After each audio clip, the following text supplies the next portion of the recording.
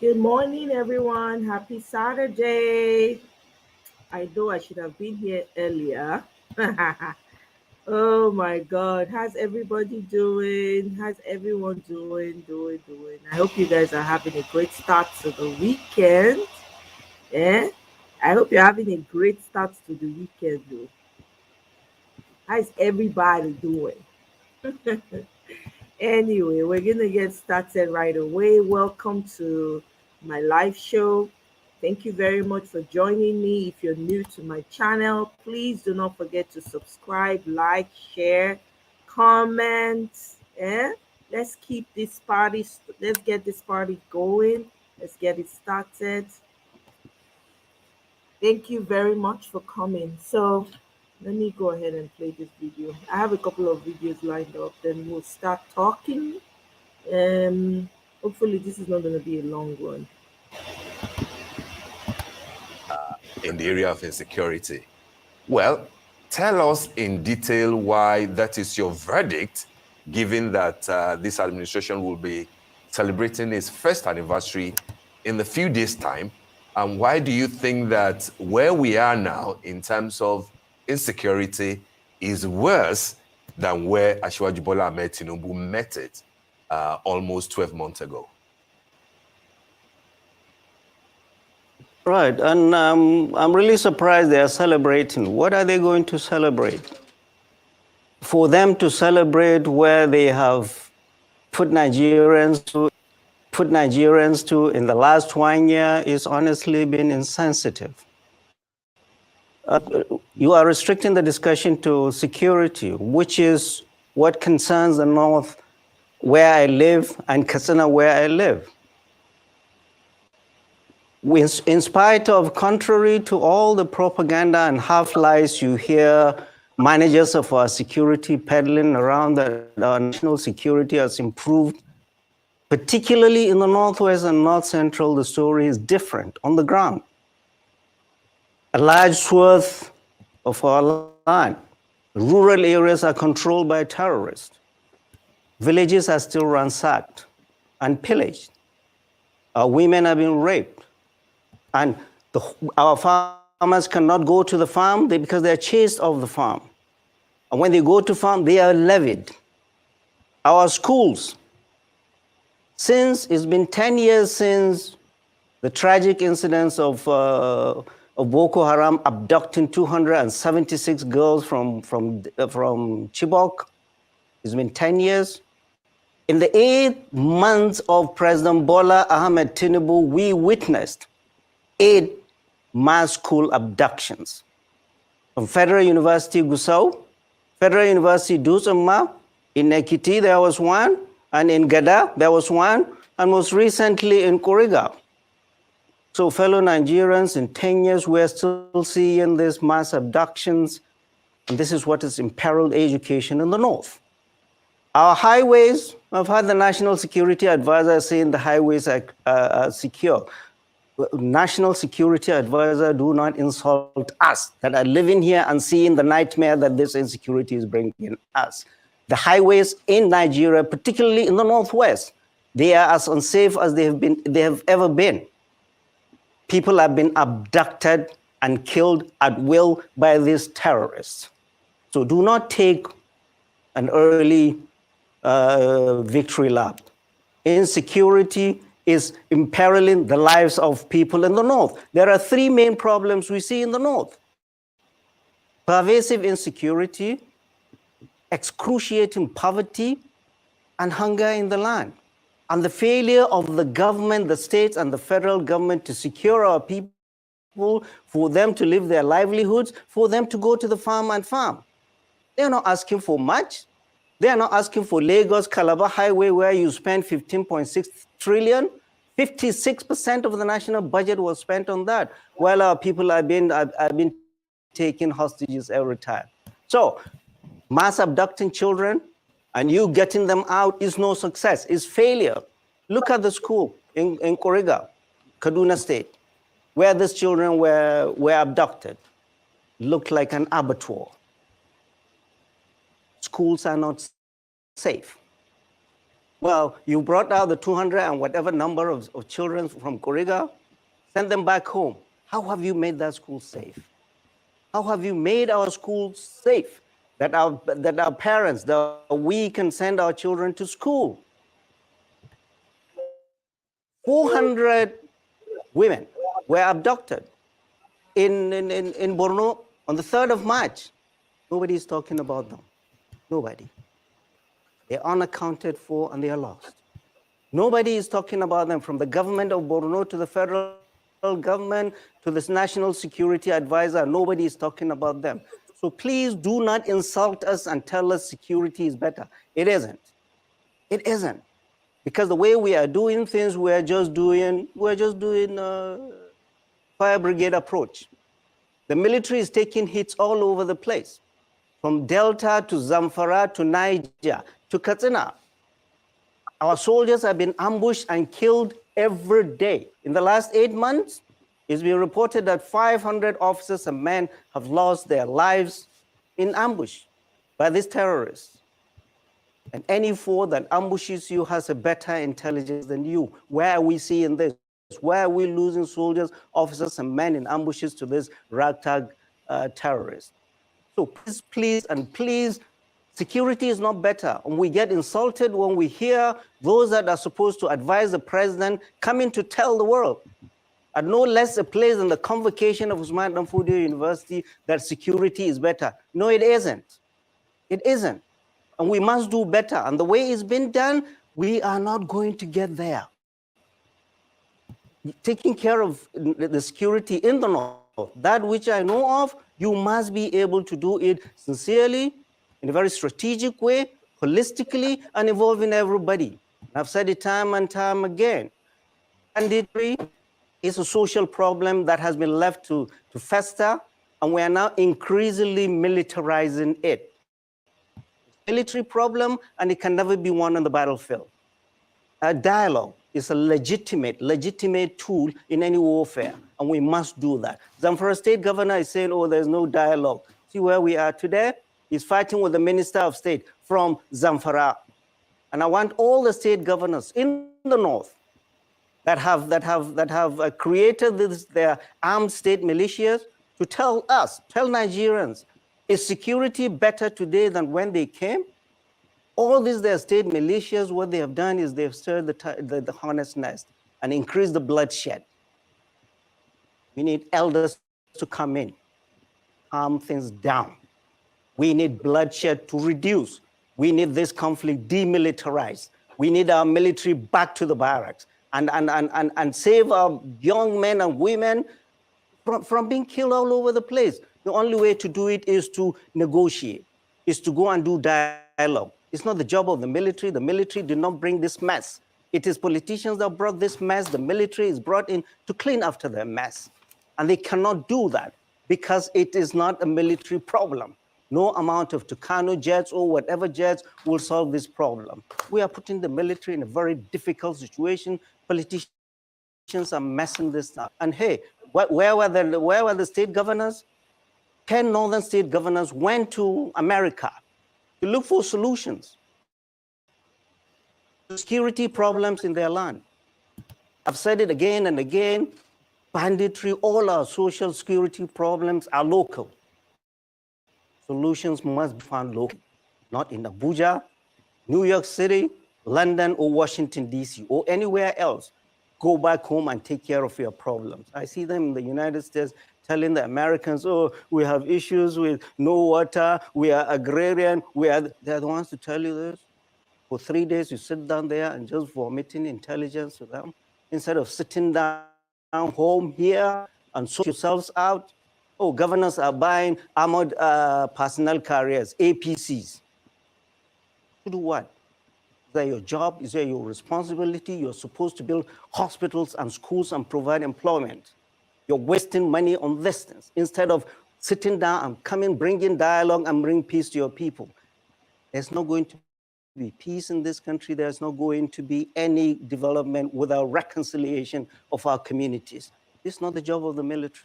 All of us must come in, reconcile, fighting communities before any development happens. I say this because recently I heard the federal government gave 50 billion Pulaku initiative.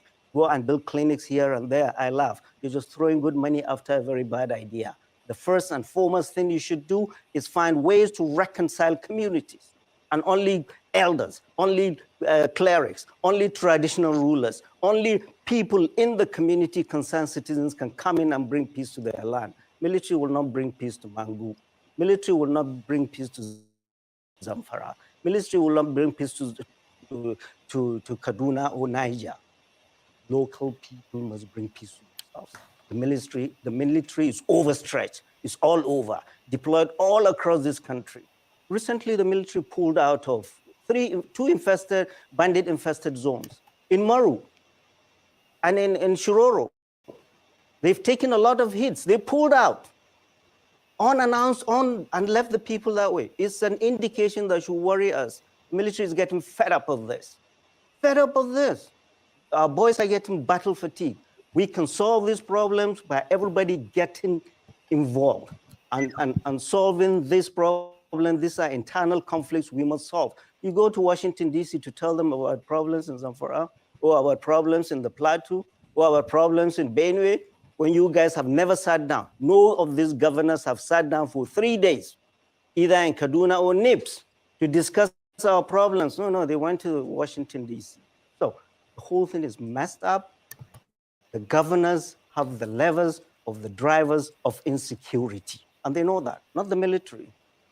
Not the military. Take care of these problems, these things will be solved cheaply. Not by bombs. You cannot use bomb to, look at, you find a place where vigilantes are killing Fulanis. Fulanis are killing vigilantes. All of them are armed. So what happens when the Air Force comes? Who do they bomb? Who do they bomb? And I hear the Air Force saying, yeah, we have decimated 1,000 terrorists. How can you tell that from the sky? Thank you, Professor. So the way we're doing it is wrong. Thank you, Professor. I'd like to ask you about something you mentioned earlier, because you spoke about the current governor of Zamfara State, Dauda Lawal, having issues with his predecessor, who is the current Minister for Defense, Matawale. Now, that seems to be a political issue. However, if there is a state governor and we have a Minister of Defense from the state, who do you believe is more responsible for security in Zamfara State at this moment? Is it the minister in charge of defense, or is it the governor? And if it is the governor, should he then be allowed to have state police to secure his people? Because right now people are feeling vulnerable. And you spoke about dialogue and how the governor of Zamfara wants to dialogue. However, with people feeling vulnerable, there has been a proliferation of self-defense militias and people self-arming themselves in these communities. So going back to Dauda Lawal and Matawale, the Honorable and the Executive Governor of Zamfara State, who do you believe is more responsible for the safety and security of his people? And should that mean that governors should be allowed to have state police? No.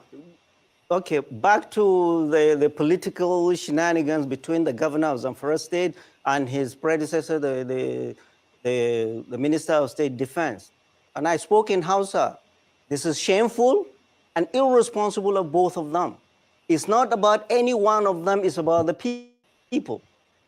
They must work together, and I've said it again and again. If they cannot, President Bola Ahmed Tinubu, GCFR, the commander-in-chief, should knock their heads and get things sorted out. It's not about their politics. People are being killed. Zamfara is near and dear to me because that's where I spent my formative years, my secondary school years. This is not the Zamfara. They need to show some maturity, and I don't see that. What you see them doing around is going on media and fighting each other. How, for goodness sake, can the governor control security without the center helping him? They must work together. They must. We have seen the benefit of dialogue in Zamfara, and currently people are saying, go to Shinkafi. Shinkafi is quiet because the villagers have dialogued with the bad guys. But go to Zurmi, go to Maru, go to all these other places, they're all killing fields. What's the governor doing? Half the time he's not in Zamfara. And what do you call them? These vigilantes, you give them pop action guns, and they are taking the laws into their hand. They are the executioners, they are the prosecutors, they are the police. They kill all over the place. We don't do that. We need some mature heads in governance, and I don't see that. Between the governor of Zamfara State and the Minister of State Defense, they need to look and tell themselves, this is not about them. This is about their people. And they are the ones, it is their feud, their infantile, their childish feud that is causing all these problems in Zamfara. They must work together. Well, President Bola Ahmed Tinubu will look at Zamfara people and say, what's your problem? I gave your son the Minister of Defense. Why are you not able to bring peace? Well, the governor in the state is saying, I'm going to fight him for what? You must work together and bring peace. It's not about you, it's about our people. And all the governors in northern Nigeria, where were they when state police was discussed in Abuja? They were in Washington, D.C. It was primarily meant for them, that discussion. Where were they? They were missing in action. They were in Washington, D.C., complaining to strangers, telling them to come and help them. I don't see any responsible governance. And this is why we are where we are. Bad governance and corruption. All these problems can be solved, and nobody can solve it for us. Zamfara is the nidus. Zamfara is the root of banditry in the Federal Republic of Nigeria. If we don't take care of Zamfara, we'll only be going after the branches of the cancer that has already spread. Not in Abuja. Big plans from Abuja have not worked over the last 8 years during Buhari's time. And why do we think it will work? Why do we think it will work? What are we doing differently now than what we were doing during Buhari? I was reviewing my clips over the last 4 years. In Katsina, I started with, 4 local governments are under siege, 8 local governments, 10 local governments. Now, 8 years after President Muhammadu Buhari, 22 out of 34 local governments in Katsina, 65% of Katsina are under siege. Tell me how it's getting better. And I want us to review a year in the security in the north. In those states where the governors have created this armed militia, is security better? Are people back to farm? Bloodshed less? Are women raped less? Come on, people, governors, God Almighty has given you this responsibility. You swore your holy book. You will do the right thing. All right. You protect the people. And all this state militia you see, where is the center? I don't see the federal government, I don't see the NSA, I don't see the military getting involved in them and reading them the Riot Act. You cannot do that. All right, Prof. Come on. We are not getting it right. All we have done is made it worse. Okay, Prof, let me quickly cut in there so that we can also dimension the conversation properly. You've highlighted all the ills. You've blamed, to an extent, the NSA, no Ribadu. But I wonder why you think, or what would be your view as to why the North continues to be vulnerable as far as insecurity is concerned in the country. You have apportioned some blame to the NSA, but of course the Northerner is the NSA, the same way that a Northerner is the Vice President, Kashim Shettima. A Northerner is the CDS, General Christopher Musa, who, by the way, invited Prince Harry and Meghan Markle the other time because of the Invictus Games. A Northerner is the Chief Security Officer to President Tinubu, as you know. Even his ADC from Kwara is also a Northerner. Why then do you think that those who are in authority, who are Northerners, are not sufficiently addressing the problem of the North?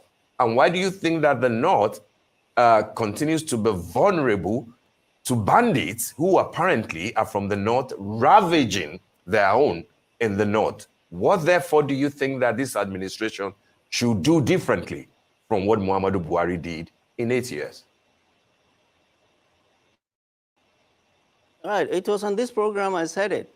I mean, we've had 8 years of President Muhammad Buhari, and now fast forward, here we are. The Vice President, number 4, the Speaker, the Vice President, number 2, the Speaker, number 4, all the Ministers of Defense, the most senior military officer, the Minister of Police Affairs, the National Security Advisor from the North. I said it. I was the first to say it on this, your program, and that we in the North, we need to look at ourselves and ask that question, why? And all these new entrants, the new NSA, the CDS, they're new entrants into this. We've had an NSA prior to that, the longest serving NSA, all we heard from him each time, just screaming and talking grammars that are meaningless. But here we are. So it's something we need to look at and ask ourselves why. I'm a doctor. Why am I into this? Because this country has given my generation more than we can ever give back. I don't see us, if I die today, I will not be able to live this country the way our parents left it for us. Question is one, corruption and bad governance, leaders of our time. They were good custodians of that which they were invested with. They trained us well. They invested in us. We went into the world from the village primary and secondary schools. We went into the world and competed favorably in some of the best centers in the world. We're back home. We are not going to fold our arms and see that. Primarily, we must look at ourselves in the North. Just don't go around Abuja, big black SUVs and positions. Positions mean nothing if you don't translate that position into actionable things to benefit your people. Your people voted you in. President Bola Ahmed Tinubu, I said it again and again, does not know our insecurity, and from his words and deeds, sees all of that as irritants. He's more interested in the economy. He's handed this thing to you, and everybody is doing his own. Governors are acting as supreme, as sovereign. Nobody will sit down collectively together, all of them. All these problems are solvable. Close the door. Why are we where we are? Pervasive insecurity that you've not been able to secure this country for the past 8 years. Excruciating poverty and hunger in the land of plenty. Our people in the North are lining up like defeated people, while in the South they are building a 15.6 trillion highway. We in the North, we are not doing well. We are here in Abuja distributing money to themselves. The Ningi Gate, you forgot? So the failure is ours. I've said it again and again. Position means nothing. All these SUVs you're going around mean nothing, because all of you, we've had chiefs of army staff, chiefs of service, ministers, whatever. When they retire, nobody can go back home and spend the weekend without these big black guns. We are all IDPs in Abuja. We must go back home and fix our land. And only us can do it. Not the military, but us. Military is overstretched. Military cannot do this. It's overstretched all over the country. So, fellow Nigerians have said it. I'm the first to say it. We have failed our people, we leadership of the North. We leadership, election and winning power mean nothing if you don't translate it into good. Prof, yes. Just in 10 seconds, yes. Do you think that the state police that all the speakers of the Houses of Assembly have endorsed will play any role, any positive role, as we wrap up this segment of the program? Do you think that it will play a positive role, state police? Yeah.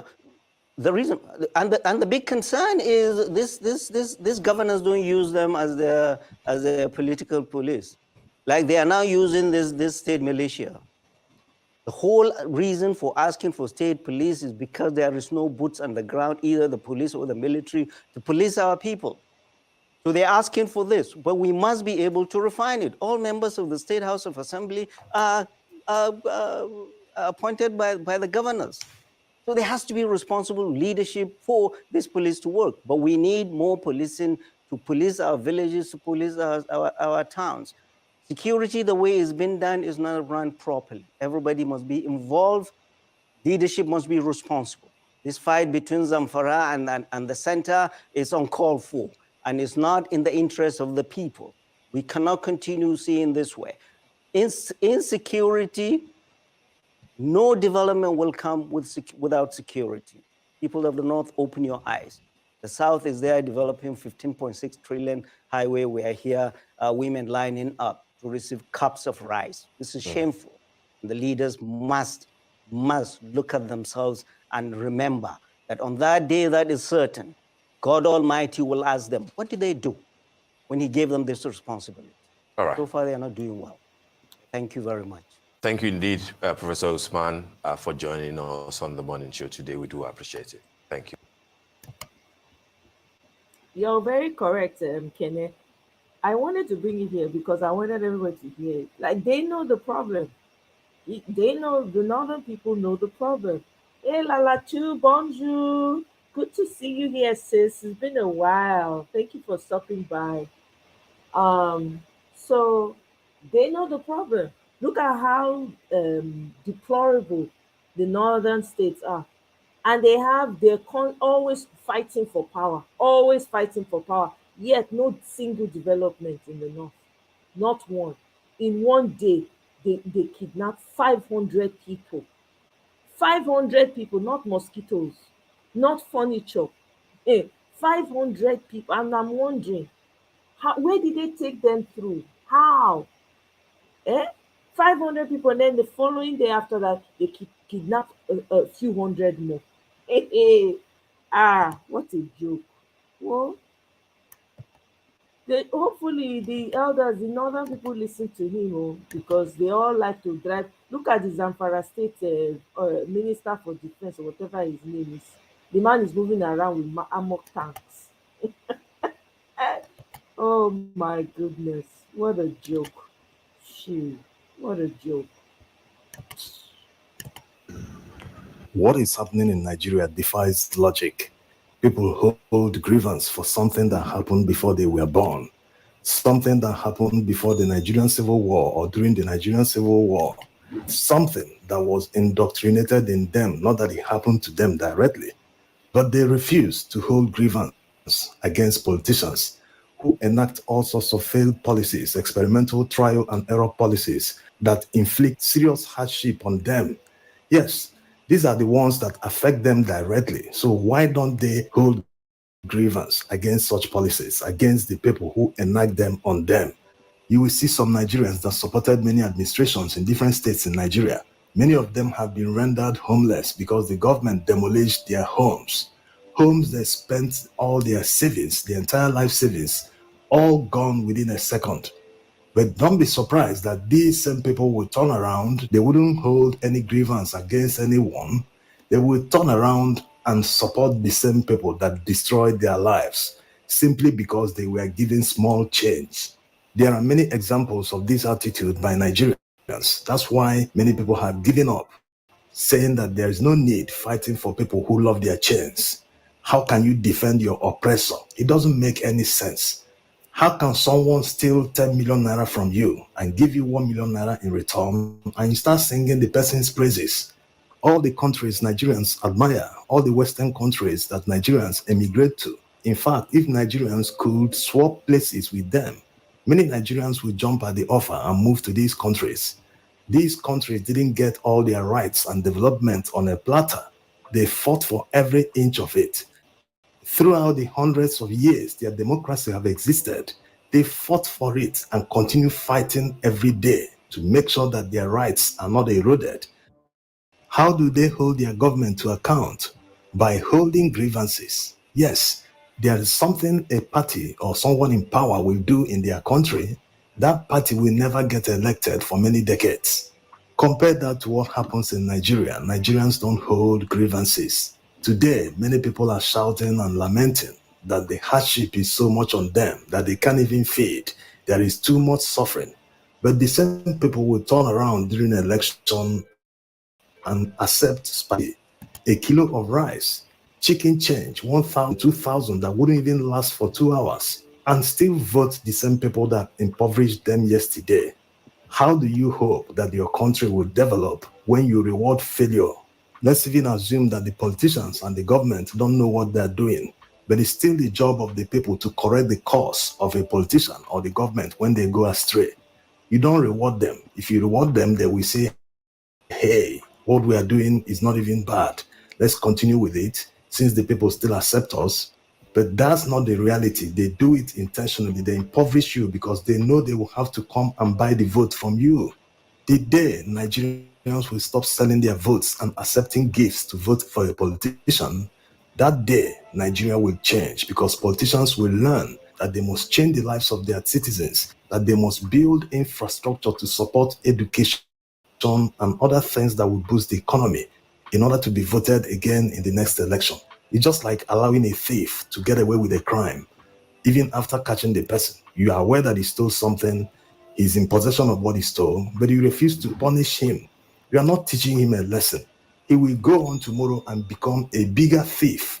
That's how life works. Actions have consequences. Now, let's hear the story of one man, a northerner, who used to spread hate online. You see, in most cases, because of the indoctrination and grievances Nigerians hold for each other, they spread the hate at the benefit of politicians who benefit because of the division between us.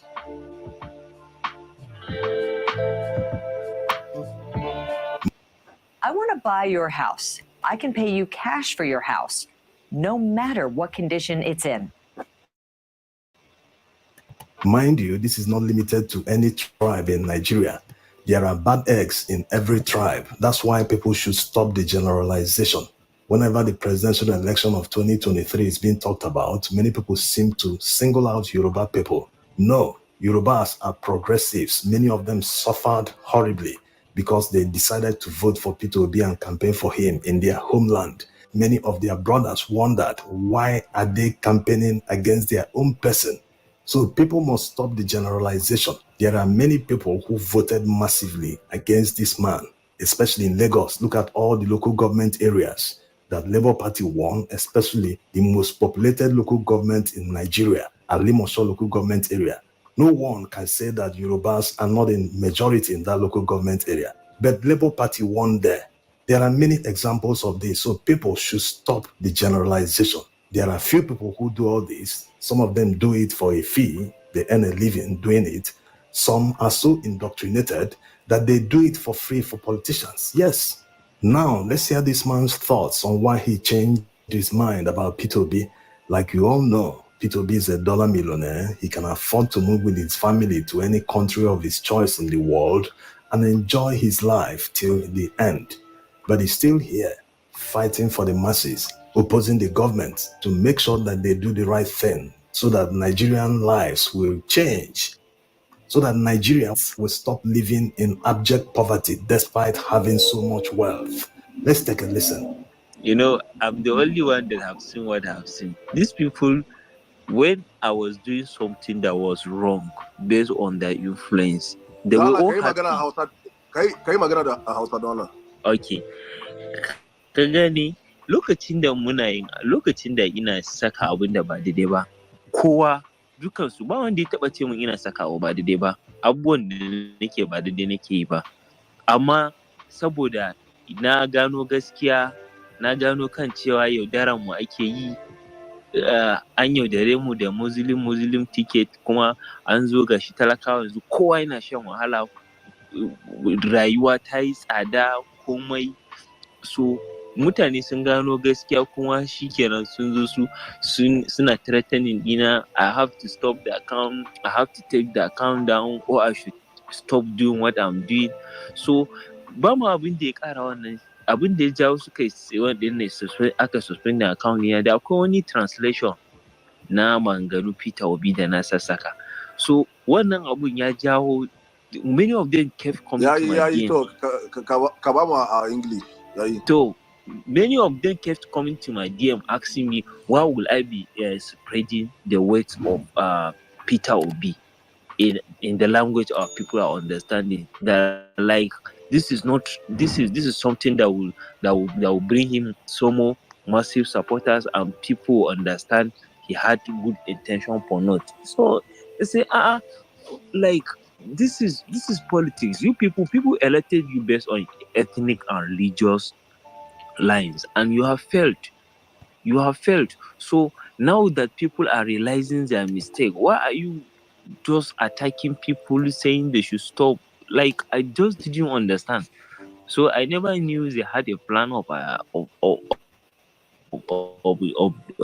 coordinating and reporting my account to be suspended.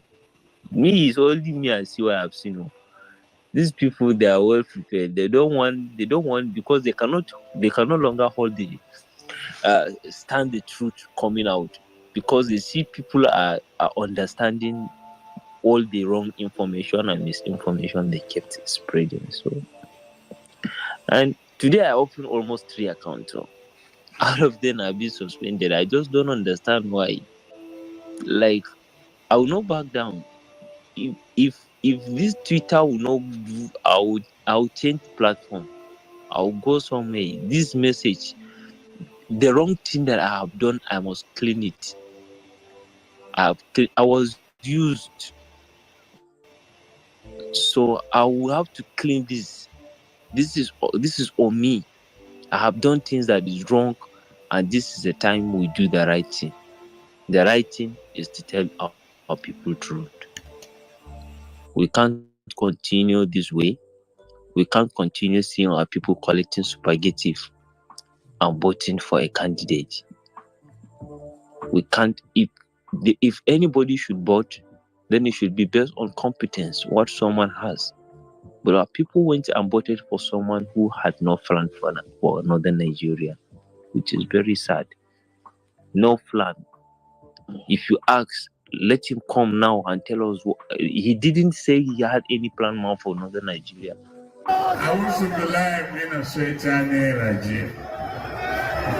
Today, I've come home to Kano. All I want to do is dance. It was all because he is Muslim. We should vote for him because he is Muslim, which is very wrong.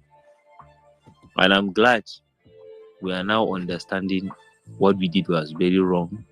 And I think it is not late that we correct the mistake we have done. But this is just the lesson that everybody is getting. So that's it. Bad governance doesn't discriminate. It is just like a stray bullet. It can hit you whether you are part of it, you have contributed to the bad of governance by collecting spaghetti and voting for a certain candidate or not. So I'm just glad that I realized what I did was very wrong. And nobody can now stop me. That God has put the lights in my eyes to see the right thing. Nobody can stop me, no matter how. They kept reaching out that I should stop, and I will not stop. If this platform will not do, we'll change to another platform. We'll go Facebook, Instagram, or whatsoever. We'll change to somewhere. Right. But we will not be intimidated.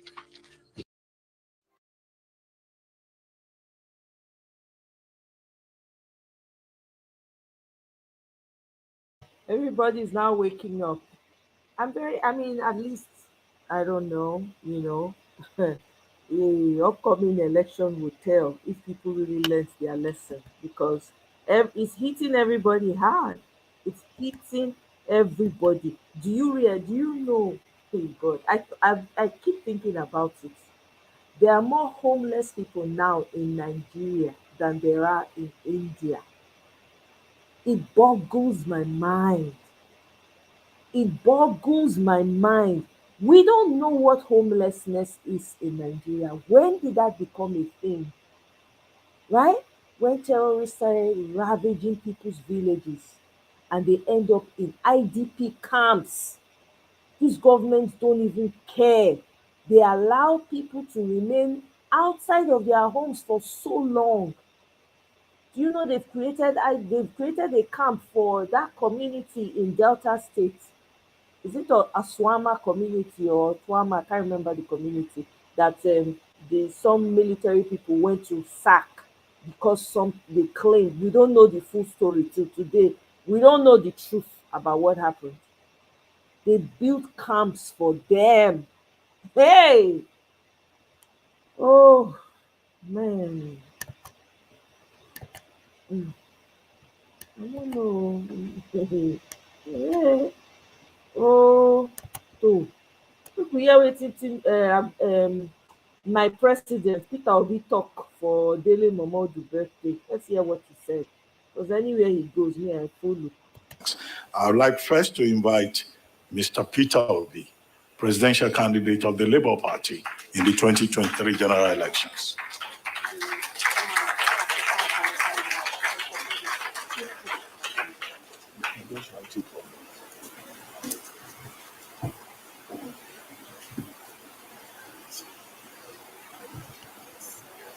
The chairman of the occasion and our dear president,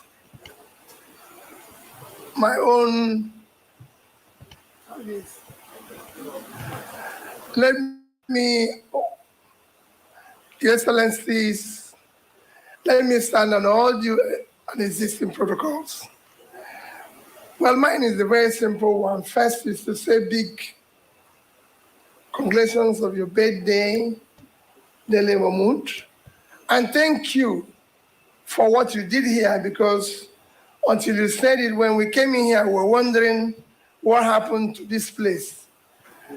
It's unfortunate that you have to be the one to change this place rather than Nigeria. So thank you very much for that contribution. He's the one who changed the carpet and everything. That's how Nigeria works, lack of maintenance. So it's important that it's noted. And thank you for showing that we need to maintain a place. Because, like you said, you shouldn't have been the one doing it.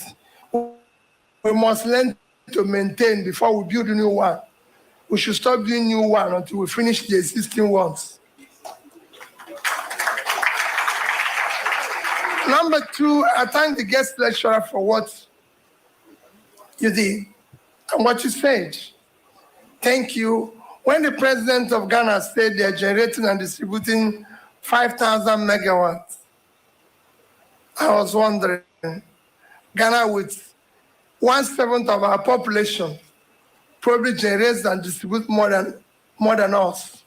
I was doing the calculation and we're discussing with Governor Duke. We must declare emergency in power.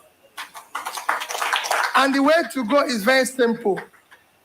Embedded power and insist on gas supply. We have gas. We have it all over the place. I do not think, yes, we need the dollars, but I think making Nigeria more productive and pulling our people out of poverty, especially in the north, will give us far more value and dollars than focusing on exports. I think it's time to declare emergency. Geometric has shown it in Aba that embedded power will help us in that emergency. We should encourage it all over Nigeria. Thank you.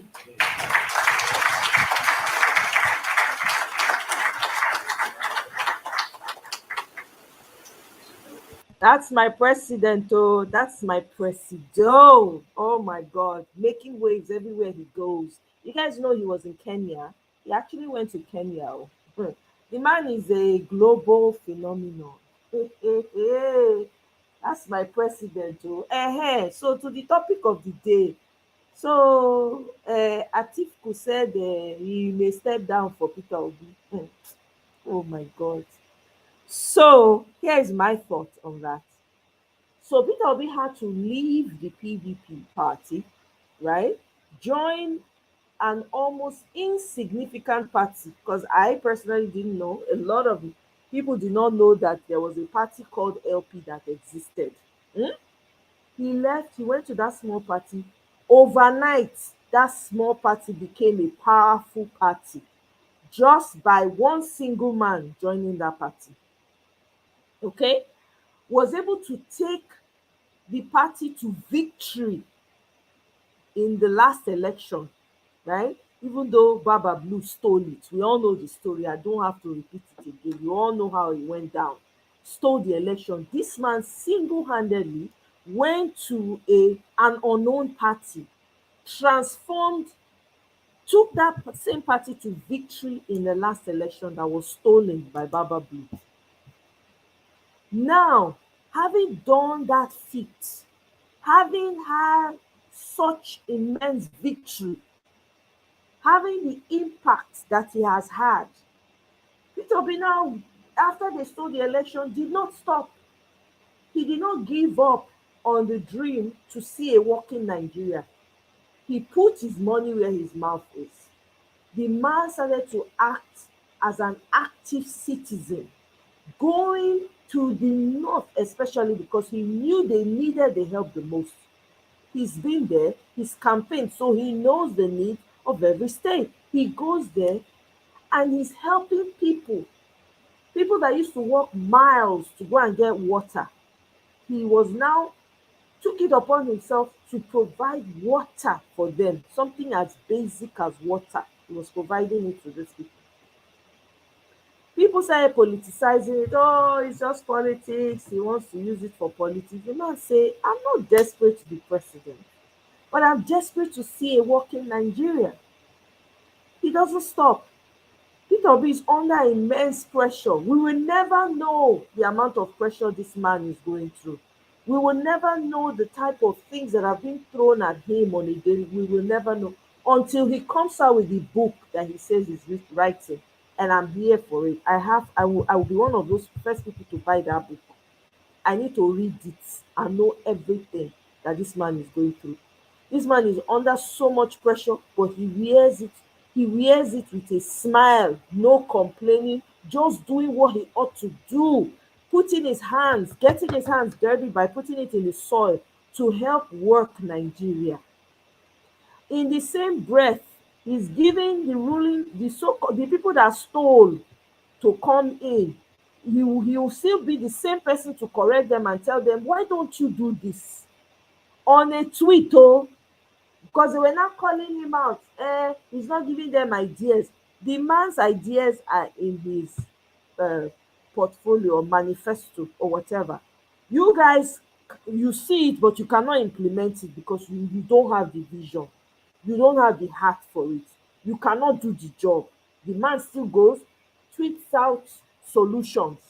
You do the solution halfway because you don't have the vision. You don't have it. You don't know it. You cannot do it because you surround yourself with thieves just like you, right? The man does not stop there. Every opportunity he gets, he's encouraging the young people. He's talking to the young people. He's impacting lives. He's making sure places that are disenfranchised, that don't have water, he's giving them water. This man built single-handedly, built how many wells? I lost count. If someone knows the number, please put it in the comment section. Built wells for northern people that used to walk miles to Niger, the bordering nation, to go and fetch water. They don't have to do it anymore because there's water right there for them. Because of that, the obedient, some of the people decided, okay, let's carry forward the work that he's doing. Come together, put money together, build another well for another community in the north. This is how much impact this man has made on the lives of people. Now that they see his popularity, they already knew, anyway, they saw his popularity during the election. Now they are all lining up behind him. Talk about integrity and character personified. I'm telling you, this man is a man to be. You cannot do any.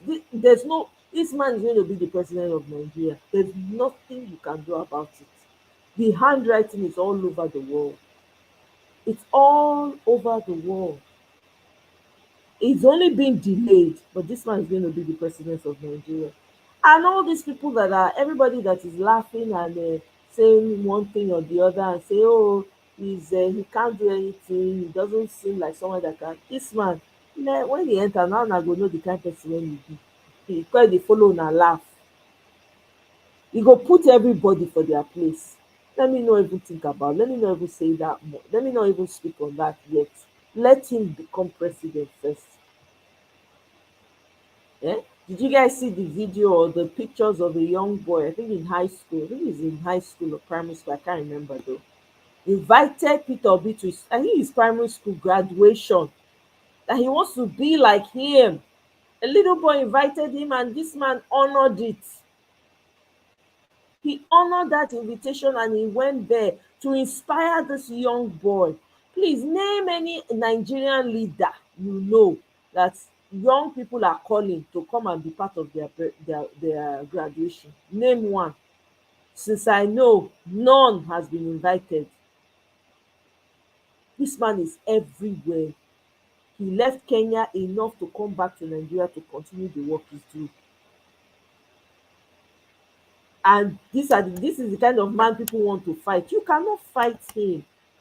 You cannot fight him. Your fight is a battle that you will lose.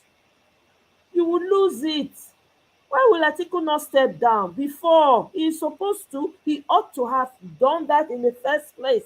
If he had done that in the first place, we will not be where we are today. We will not be where we are today, but I'm glad that it happened, because it happened, everybody's eyes don't open. Everybody now knows what's going on. A lot more people are becoming, a lot more Nigerians are becoming active citizens. They're no longer sitting on the sidelines and doing it's not my business, it's not my business. Everybody now is being a part of it. People are slowly coming in and being a part of it. If you don't fix your country, nobody is going to fix it. You cannot keep blaming centuries old problem for today. You can't. We have a very peculiar problem that we need to deal with, and it starts with us. It starts because it is an us problem. It's a you problem. It's a me problem. Yeah. The problem is not just with the leadership, but also with the people, the mindset of the people. You'll see now, it is when this upcoming election you will know whether for true, people they've really learned from this. With the madness that has gone on, there will still be people that will still come out and still stand behind this failure of an administration. You still see people come out, file out and say, yes, it is this administration we will support. We don't care. It is our brother, it is our. You will still have people with that same sick mindset that has not moved people forward, has not made lives better, has not provided food for people. People are hungry. Hunger is at its highest in Nigeria. Prior to this, people were able to go to the farm, plant their crops, eat their food. Hardly will you find a homeless person in Nigeria. Homelessness, I dare say the whole of Africa, where we don't believe in homelessness. You will always have a place to stay. You always have room and you will go to your grandfather's house or your great grandfather. It is still there. For us now to be talking about people being homeless in Nigeria, I don't even want to put this word out too much, because you see that problem, it will be fixed. It has to be fixed. I cannot imagine people who grew up in their ancestral homes now becoming homeless, and people are being stolen as if they are, as if na packet of wetin dem dey call am, indomie noodles, na im dey disappear. People go just come pack 500 people at once. Hey! Oh, kokobioko, God forbid a bad thing. And the government is not doing anything. Did you guys see the whatever UN reports on Agbado? They say, oh, that they are impressed with the strategy, or how did they even say it? Of hey God, headache. You want to tell me these people don't know the damage that is being done to the, of course they are in cahoots, of course. And did you guys hear that they are wanting to sell a syrup to children in Nigeria? They are now using pictures of the Biafran war. Na dem dey use take dey sell am, say dem wan use am sell salvation. And guess what o, na Nigerian newspaper, no be oyibo newspaper o. Nigerian newspaper na im use that image that people suppose follow that particular article until they delete that image. How can you be using that same image to justify hunger? Which pikin you see for Nigeria wey be like that today? Eh?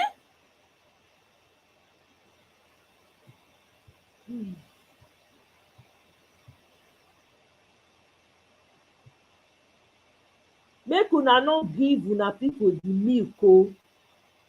You people should not give your children the milk. Don't give your children. I've seen the email. Thank you very much, Kenny. I'm going to play it now. Thank you so much. I appreciate that. Eh? No, una no feel. If you know people at home, you people should tell them, you don't know what they put in that milk. It's a now another way to decimate people. Oh, make una not gree. You people should not allow your children to take that milk. I beg you. Hey, wow.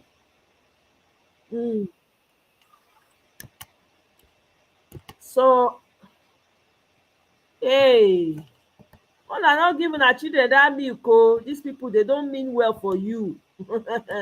They do not mean well for you. You better believe that. Hey, na children when they want collect, when they want decimate for the future, na be that. Oh, I traveled from Casablanca by road to the Engine Port just to see what is happening on the agricultural side, on both sides of the road. So this is Peter Obi in Kenya speaking, okay? So let me just... I was impressed. And I looked at the factories where they're exporting cars, everything. It's a good work. And I agree entirely with what he said here. And I think a lot is happening in Africa. There's not more to do with intertrade in Africa. We'll go a long way in helping us in what we're doing. But today I'm speaking at physical discipline.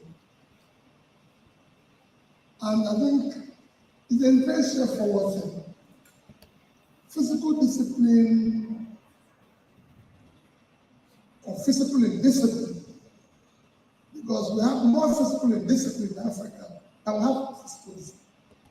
It's just a what you can call a state of expenditure and revenue. How to manage the expenditure and revenue to ensure that it is utilized in a way that it brings proper productivity. Over the years in Africa, we faced physical indiscipline, where people who are supposed to, because when we look at revenue, no nation, nowhere in the world, they have enough revenue.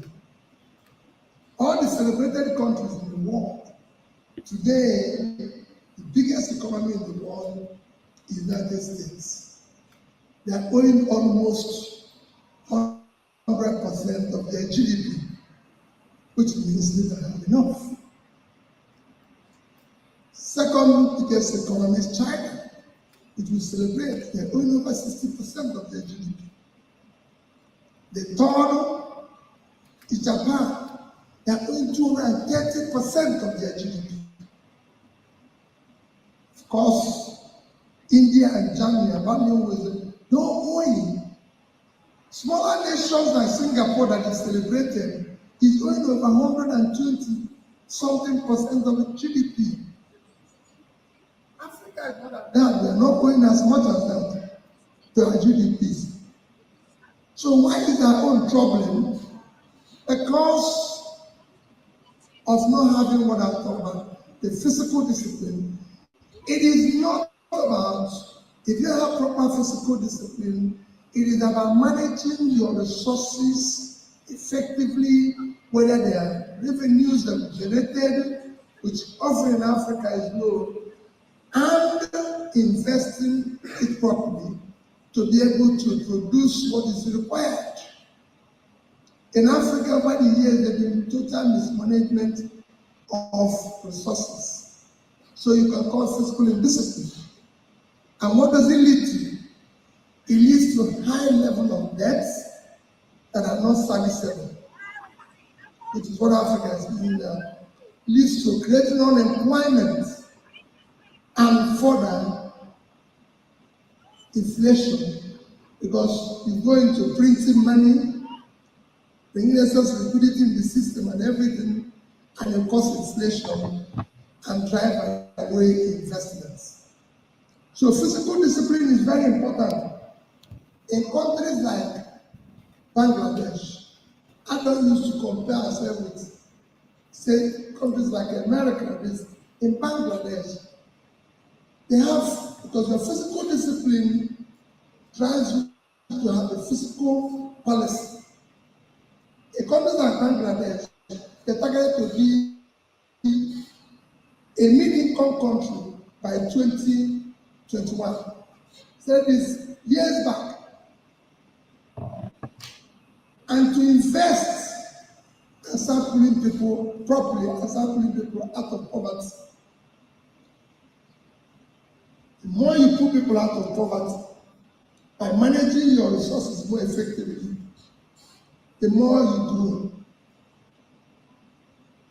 The consequence is that if you look at most of the Asian countries, we talked about MDG now, they adopted MDG, which they signed in the year 2000, and by the year 2015, managing their resources effectively, countries like China were able to pull 439 million people out of poverty. India was able to pull 276 out of poverty. Vietnam, 50-something million. Bangladesh. But in Africa, the reverse was the case. Because of physical indiscipline, they threw more people into poverty because the resources were, instead of investing in production, it was invested in consumption. So all the resources, including borrowed resources, were not invested in education, was not invested in health, was not invested. You know, that's it. And 1 week, and people call people for banquet. So when people say, we've been here for 2 years, not end of the year party. What is that? Well, people say, I don't agree with you. But why don't you call people friendly? Because everything you have to question. We want to know why are you spending, why are you going for that? People want you to travel to Abuja without people when you're the only one prevented for a meeting. Why should you do that? People are going to create a nuisance to everybody. You know, but that is, so when we talk about physical discipline, people think it's something for non-stop. It's just that the president of Nigeria, President America, can afford to take off from there with 5 persons to attend the United Nations conference for 2 days and go back. Because it doesn't have to go to the country from morning to day for them for 2 weeks, and then some go from one country to another, to another, to another. Hey, people are getting this bill. And when it's encouraged to play, nobody needs. When you play land and park, then it's like, no, you're paying a fee, you're paying this, you're paying that. If you check the cost of that travel, I always say to people, if you check the cost of just the plane, traveling maybe from Lagos to somewhere, it was into thousands of dollars. So, the talk about physical discipline is something that is within us. It's like us managing our own resources more efficiently. So, that for me, it helps in conclusion. Physical discipline has economics, microeconomic stability, which in turn trust investment. Because we now manage the revenue efficiently, becomes productive, your exchange rate becomes more stable, inflation is contained, invest in critical areas, health, education, bring people out of poverty, people investment are attractive. And what they do is not to do that. But I want that. We went to see. The other way around, you did the opposite. You create problems everywhere. Unemployment, everything rises, everything. So Africa needs to manage its resources more efficiently. This is for Africa, like Nigeria, where there's huge unemployment, people there, productive aid, doing nothing. You need to manage every resources more efficiently. Still borrowing, now we borrow money. All this is started like we're doing, buying very for borrowing money. So we borrow money to do all these things and everything. So every state should replicate the one and we say we didn't borrow for 8 years. Every state can borrow for 8 years. Not 1 day. Because when people come and say, borrowing is not the one with government. But you must borrow from investment. That is why today the debt of Singapore is the problem. Because 120% money they borrow is an investment. And they can see it. They are doing by 2060 one of the biggest funds, which you can already see. That's what they are borrowing money to do now. Because they have no land. So they find that they can go under the sea and create the crops. That's what they are trying to do now. Because that's where they can find land.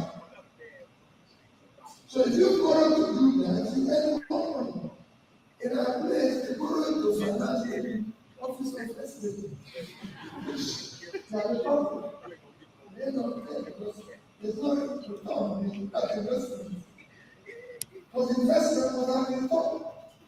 Chinese is owing. Japan is owing. So we need to manage our resources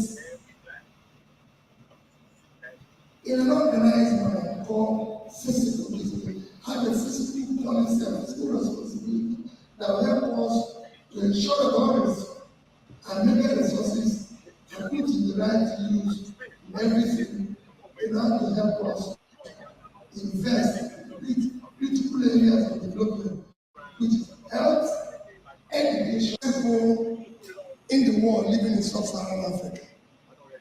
You now have 70% amount of school children living in sub-Saharan Africa. Our educational level of poverty crisis. We talk about crisis now. Social cohesion, everything got worse in Africa because of physical indiscipline, not using your resources as effectively as you. Which is, when we talk about physical discipline, it is critical even to remind the more people that becomes productive, the more you generate from taxes. It is as simple as that. So you need to pay in that taxation is a bank account. You need to pay something first, which is educating, investing in your people, investing in the system, paying your tax. And then so you have the physical discipline will allow you to do that initial investment. It's like somebody who is saving. That thing you're putting in is like saving. You invest in education. You invest in this. It is critical. And how you start that today is still relevant today by cutting the cost of governance. The cost of governance in Africa is to 30%.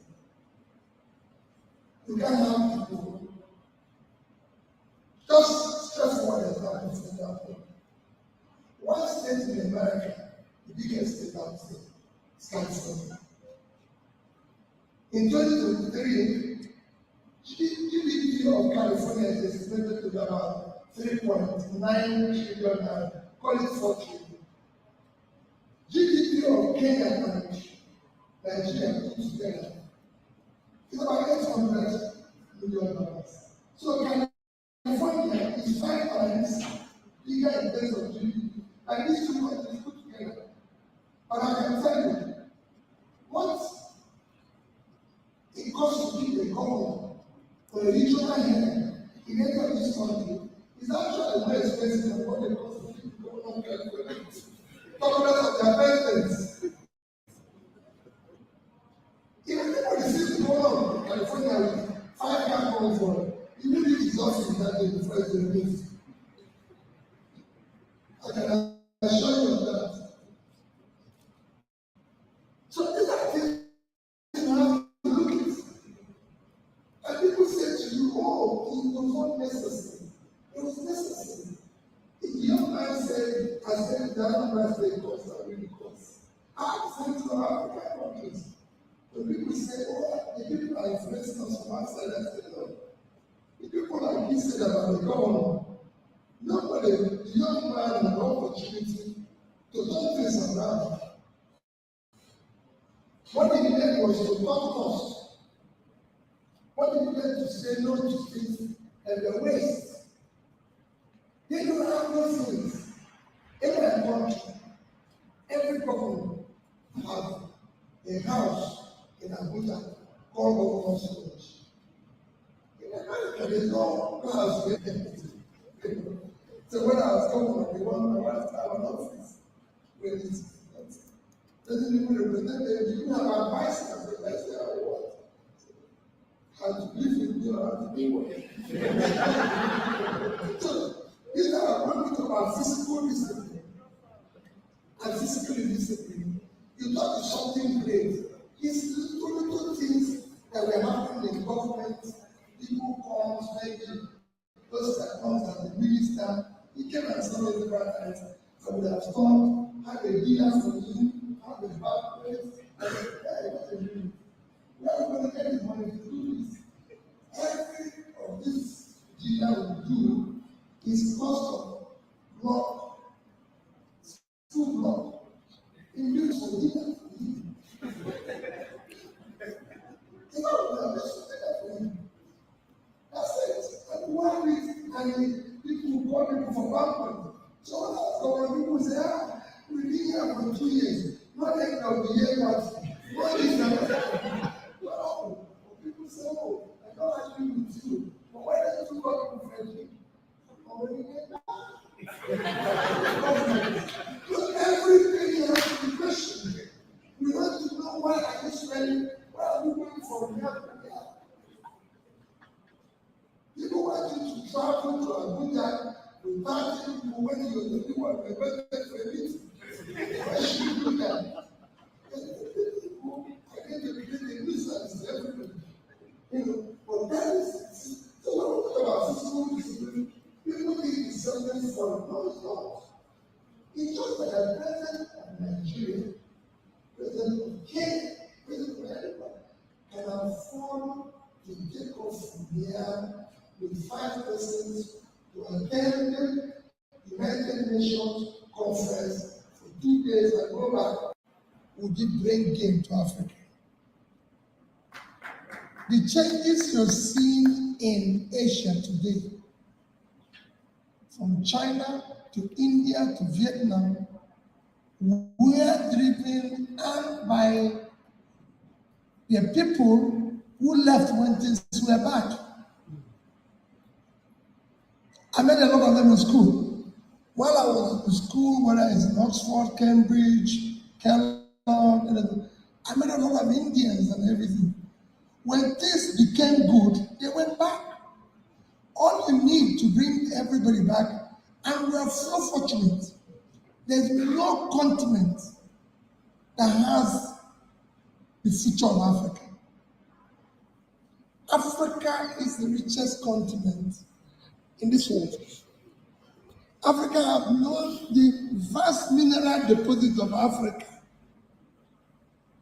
Can you imagine? Congo alone have over 24 trillion of minerals. And so as countries like Nigeria, Africa have the highest number of youth in their productive age. Africa today has 60% of their land uncultivated. No other continent has that. So Africa is just yearning for good governance. For example, in Nigeria, I say it every day, Nigeria doesn't need anybody to come and help them. We don't need any donor. We can feed ourselves. And it's simple to compare what is happening in Africa and other countries. You will see it. A country like Vietnam compared with Nigeria, Vietnam have about 330,000 square kilometers of land with about 100 million people. So they have a third of Nigerian land. We are now 136,000 square kilometers. So they have a third of our land, half of about 100 million. Their total export is about $500 billion. Ours is about 50. It's not acceptable. We can produce more, we can do more. All we need is the right leadership. So don't worry, the other people who are going, they will find home once they have the right leadership to turn it around. There's so many states in Nigeria. The most troublesome state in Nigeria we have today is Borno State. And we have an area with the called Sambisa Forest area. That Sambisa Forest area is about 60,000 square kilometers. 60,000. That's 3 times the size of Israel. Israel is 22,000 times 3, 66. So it's 3 times. So if you decide to turn it around, it's a farmland. That's what I told the man in Morocco, that I drove from Casablanca to Tajin Port. On both sides, it's agriculture. That is a farmland. It cannot be a threat to you. It's life leadership. Turn it around, and that's it. And I can go on and on and show you examples. The examples are found everywhere. So it's not a problem. I'm not afraid. Nobody knows where is what. They put fire here. All of us run away. Because you cannot stay where there's no hope, there's no employment. The job of government is to create, is like going to church. You can't go to church if they say there's no heaven. You have to, faith is driven by hope. Hope that I'm going to go somewhere. So nobody stays where there's no hope. If there's hope, people will stay. But when there's a sense of hopelessness, everybody looks for the next door. So that is it for question number 1, which I think is question number 2 is the issue of youth holding people. In what you said about South Africa, for me, it's not a, you see, again, these are what we are trying to do. I'm sure Slice One is to make the youth to understand that they are the ones. What these people are doing will take its revenge on them. So if, for example, somebody has paid $800,000 for money belonging to government, they should be the ones to be said, no, we disagree. We did everything. It is not easy. What they've done in Nigeria is that you have millions of people who are driven so much into poverty that have even lost a sense of knowing that this is right or wrong. For example, if you go to the north, I was in the north and I went to work with some people who are doctors, lawyers, and everything. Because of lack of education, exposure, they don't even know how to demand their rights. It's to make the youth to understand that they are the ones. What these people are doing will take its revenge on them. So if, for example, somebody has paid $800,000 for money belonging to government, they should be the ones to be said, no, we disagree. We did everything. It is not easy. What they've done in Nigeria, we have millions of people who have driven so much into poverty that they have even lost a sense of knowing that this is right or wrong. For example, if you go to the north, I was in the north and I went to work with people who are doctors, lawyers, and everything. Because of lack of education, exposure, they don't even know how to demand their rights. But it's coming out gradually. That's what you saw in the last election. It's a gradual rebellion. The rebellion now saying, no, we can't continue this way. And it won't be too long before you see such things in Africa. And I'll show you it will definitely happen. On issue of regional and talking about regional and all that. And the blocks of China, blocks of US, I don't think they are a problem. We are looking for the problem outside the US. No, I've said it. China is not our problem. America is not our problem. Our problem is us. Simple. If you have a leader who means well and is productive, and I say it every day, Nigerian man complains where President gets up in the morning and says, some people are manipulating the dollar. Some people are doing the don't say stop. Or some people, or we don't have availability dollar. There's only one way to stabilize your currency, by building your reserve. And there's only one way to build your reserve, by exporting your products. You have oil, you're not even meeting up your quota, which will allow you to export more and earn more dollars. And again, because of those that show you how Nigeria in a month, how much we're losing from those who are stealing our oil. You're not even doing it. So what you should do is not complain, is to invest more in export. The world is looking for what to buy. We have the vast land. You're not cultivating it. So you have inflation problem because you can't even feed your people. A state like Niger State is 76.3 thousand square kilometers of land. They can't feed themselves. They don't have anything. Netherlands, without water, is at 3,000 square. So Niger State is 2.5 times Netherlands. The agricultural export in 2022 is $120 billion. They can't even do it. You can even do an example from Kenya. You know, Kenya earns a lot of money from export of flour. Nearly over $500 million. Ethiopia does about over $1 billion of tea, of coffee. Sri Lanka over $2 billion of tea.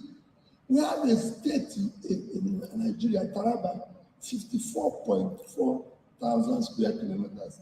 In Mambila Hills, with the same vegetation that can do tea, coffee, and everything, they are coming to Abuja to share money.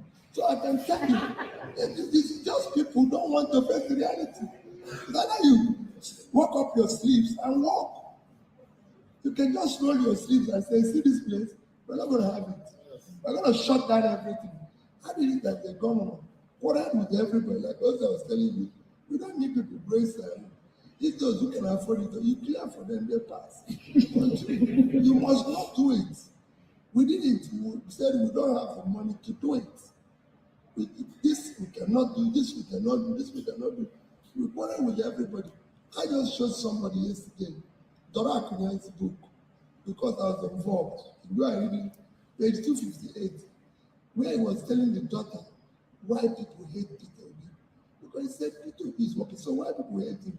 He said, you see, these things he's doing is money people have chopped. So they're not chopping him, and they hate him. So you just have to roll your sleeve and say, listen, governance is not about waste. You have to do the right things. You're going to annoy people, like you talked about change. When you bring change, you have for enemy all those who live off the old order, because they will resist it. But if you continue, you find out that more people will believe in you. Thank you. Round of applause, please. I don't know if we can take some more responses. I can. That was my president in Kenya. Mama Echo, welcome. Oh, happy Saturday. How now? How's everything going? Good to have you. Thanks for stopping by. Greeting, Amoya. How are you doing? I'm fine. Welcome. Welcome to How the is your show. weekend? My weekend is going good so far. I'm here right now. What say ye? What say ye? Let's have your contributions. Is that your man that was talking from the north that's really anger me? Oh, okay. You know the man. No, now stupid man. Hmm. Why He's you say there so? saying they approve a 50 trillion, To Hajj. 50 trillion naira for coastal road in the south. The time when Bubu was there, when he built the rain to Niger, did he come out to complain about it? No, he did not. Did he complain that that money is supposed to be used in Nigeria to help the children out of street? For where During Bubu time, were they not killing in the north? plenty, boku, on a Did he lie. come out? Did he come out to talk about it? No. You see, until we do what Amechi asks us to do, we not go get ahead. At all. We no go get. Double That's just the standard. truth. When your brother dey there, quiet, he not talk anything. If Bubu not be my person, even we in the north, they tell us, even that money when they apportion to this coastal line, we need it to maintain, to repair all the damaged road first. Is that not what we say? They know they produce oil for north. But during Babangida, they build the refinery for them, yes or no? Yep. They don't build They refinery even for put Kaduna. pipeline now. No, not be they put pipeline, they carry and go To Niger. Kaduna. Did he come Hey, out to talk? for where? Okay. 1 year, Wale Idu be waiting that they talk about 20 trillion naira to From marry, pension.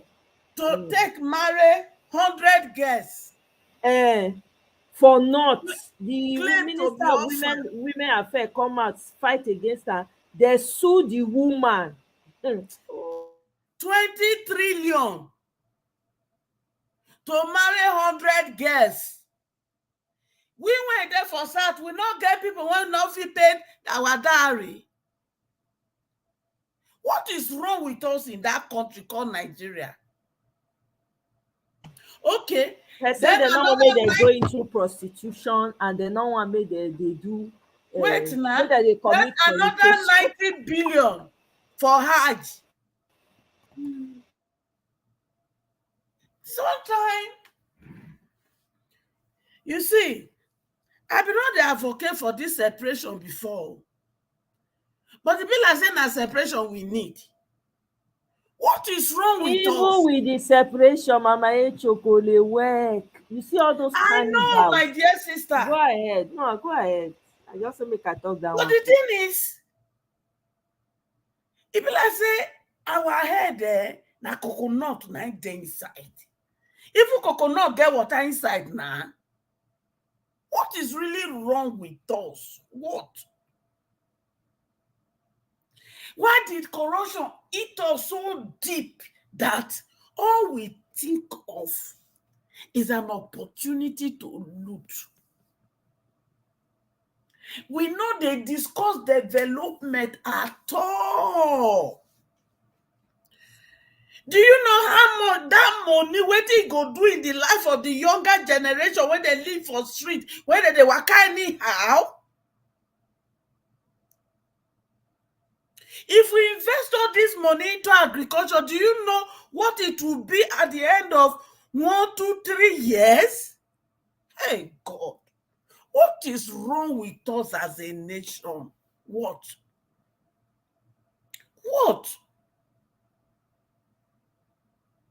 I'm just so angry. We could just call this trillion. The other year, Mumu, waiting be that senator when he go for channel TV channel, when they talk say they should do the death penalty for drug, but for corruption until the person thief reach 1 trillion before they go do death penalty. So when person is thief 999.99 billion, may they not do death penalty. It's not. What is wrong with us? What is wrong with these people? Nigeria, when are we going to wake up to do what Amechi don't recommend for us many years ago? When? Because there is no sign of change at all. There's no sign. There's no sign. Then this Chief Tinubu, if they want practice how to do student loan, when they copy from America, why they not going learn how they set the system up? They say they don't nominate 555 people to form committee on how to do student loan. Oh yeah.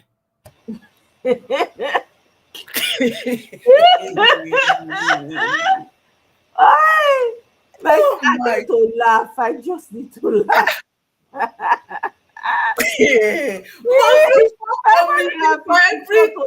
Money. That is the channel they will use to distribute the money. Of course. Huh? Oh goodness. So I beg, how much be their budget for student loan? I don't know. I don't know.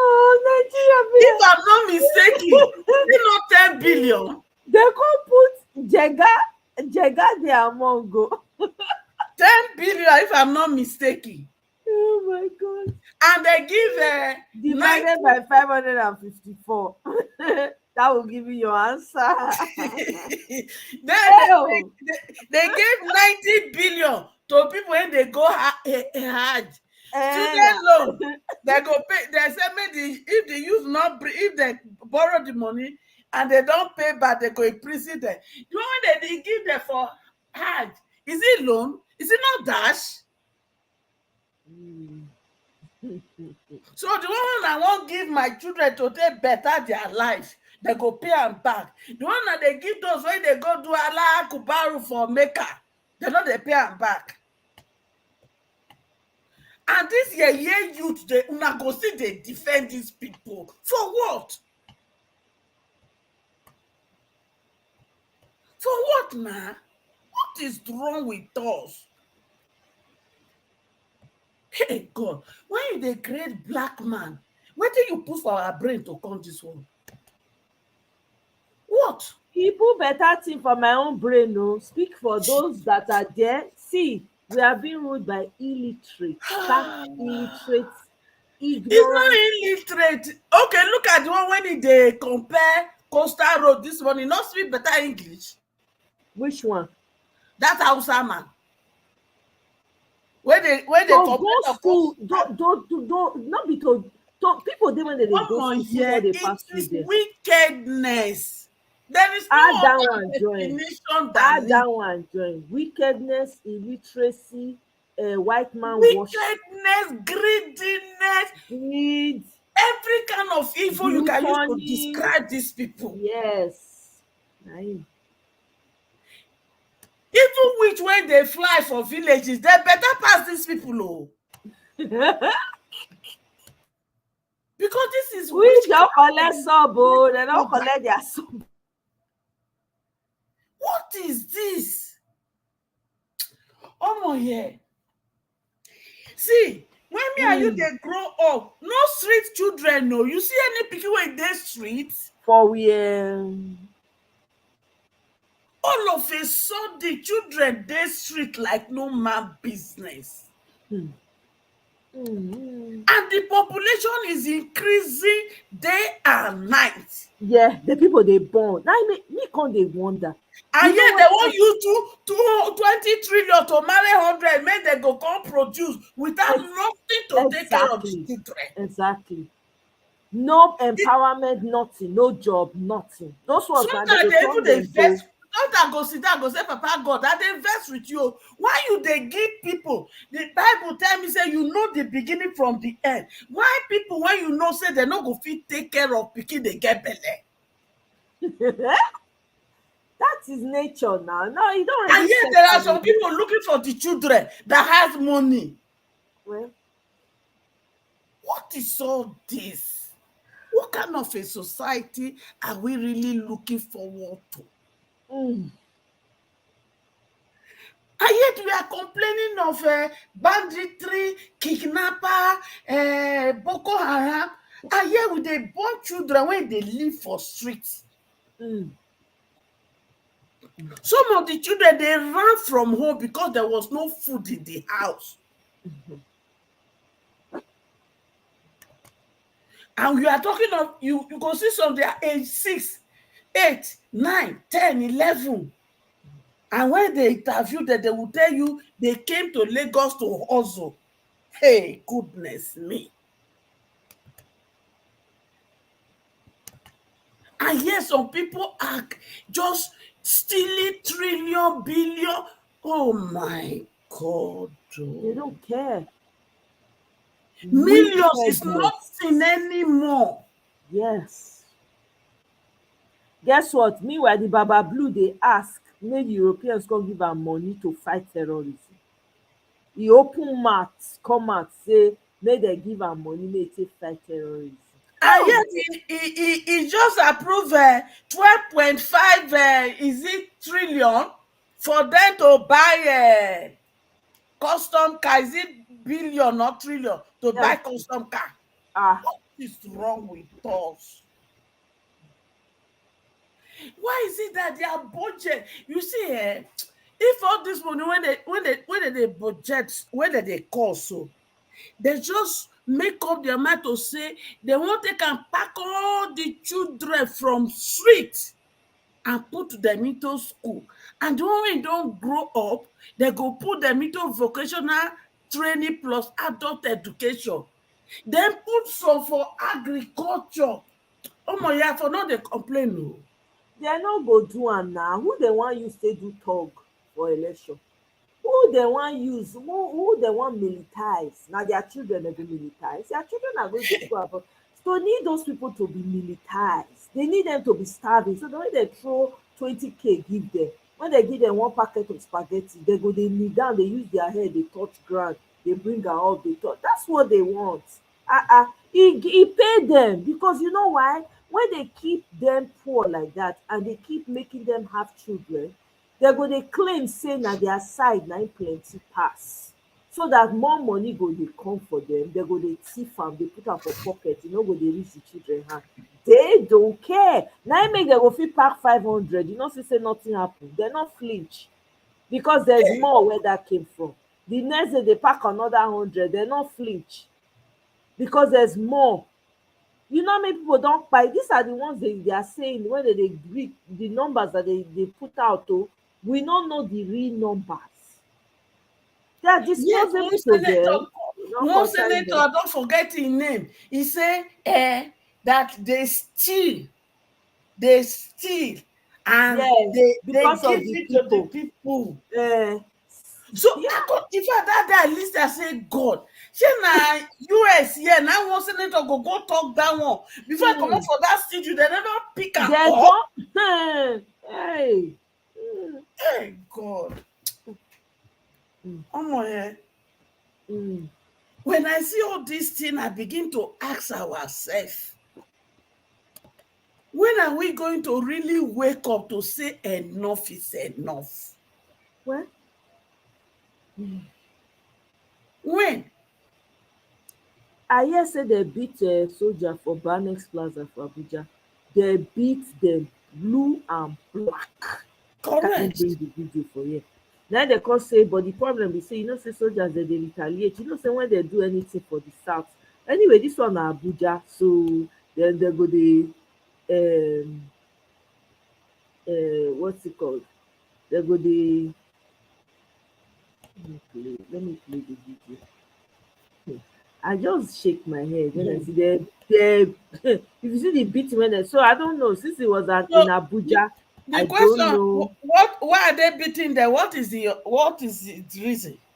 The situation. That's what I want to play the video. I had it up a second ago actually. Because they have to. What are they beating them for? Say for providing security for the looter, abi for what? Wait now, look at me. Banex Plaza. Soldier. You see, sometimes you go get small hope for this country, but when they hear all this, hear this, you know. Oh my God! I not get to. I get zero hope. I no get me. Is there more? I no even get. Oh my God! More. I hear you, my sister. Since when Baba Blue enter for May till now, if we calculate all the money, the billion, the trillion, the billion, the trillion, the million, when we dey hear, how much did you say it don't reach? I don't know. Yeah, make a clear for you. They say they don't know wetin make dem dey beat them for Banex Plaza.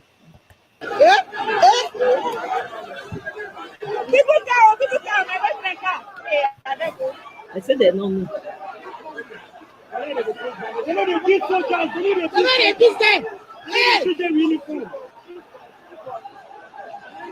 Well, I no fit comment o. I need to know the reason behind this.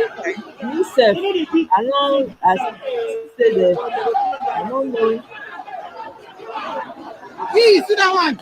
I don't know wetin really happened. So it's just the video that's been circulating. I don't really know the story behind it. If they not give us the story behind, what am I commenting for? So I just saw it. Nigerian military, especially the young officer, I beg una. I won't beg una. Una see wetin Ibrahim they do for Burkina Faso.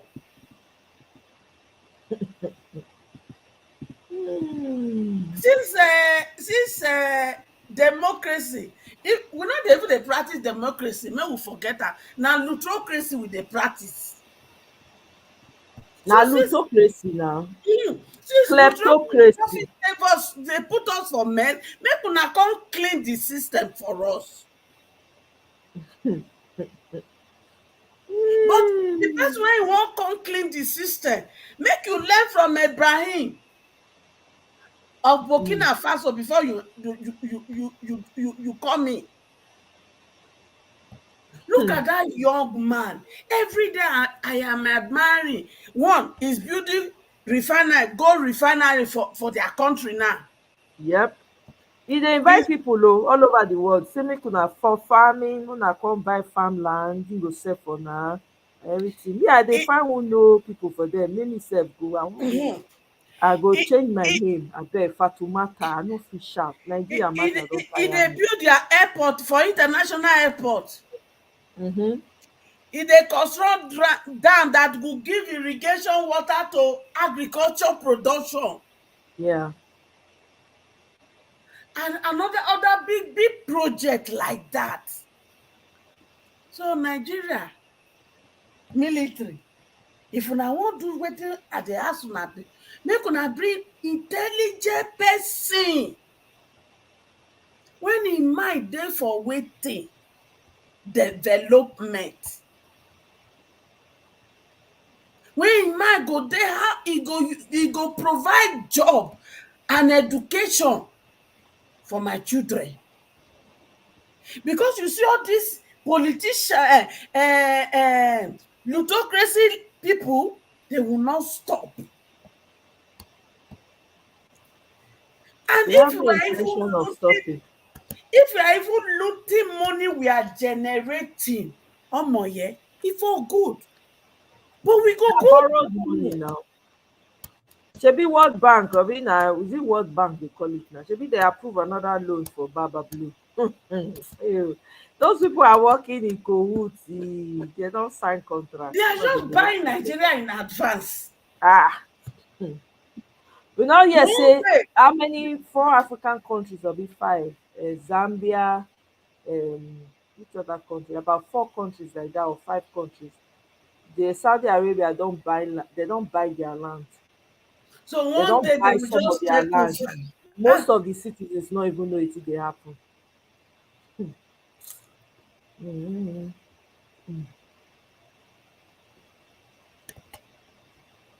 One day they will just waka come, unseat us.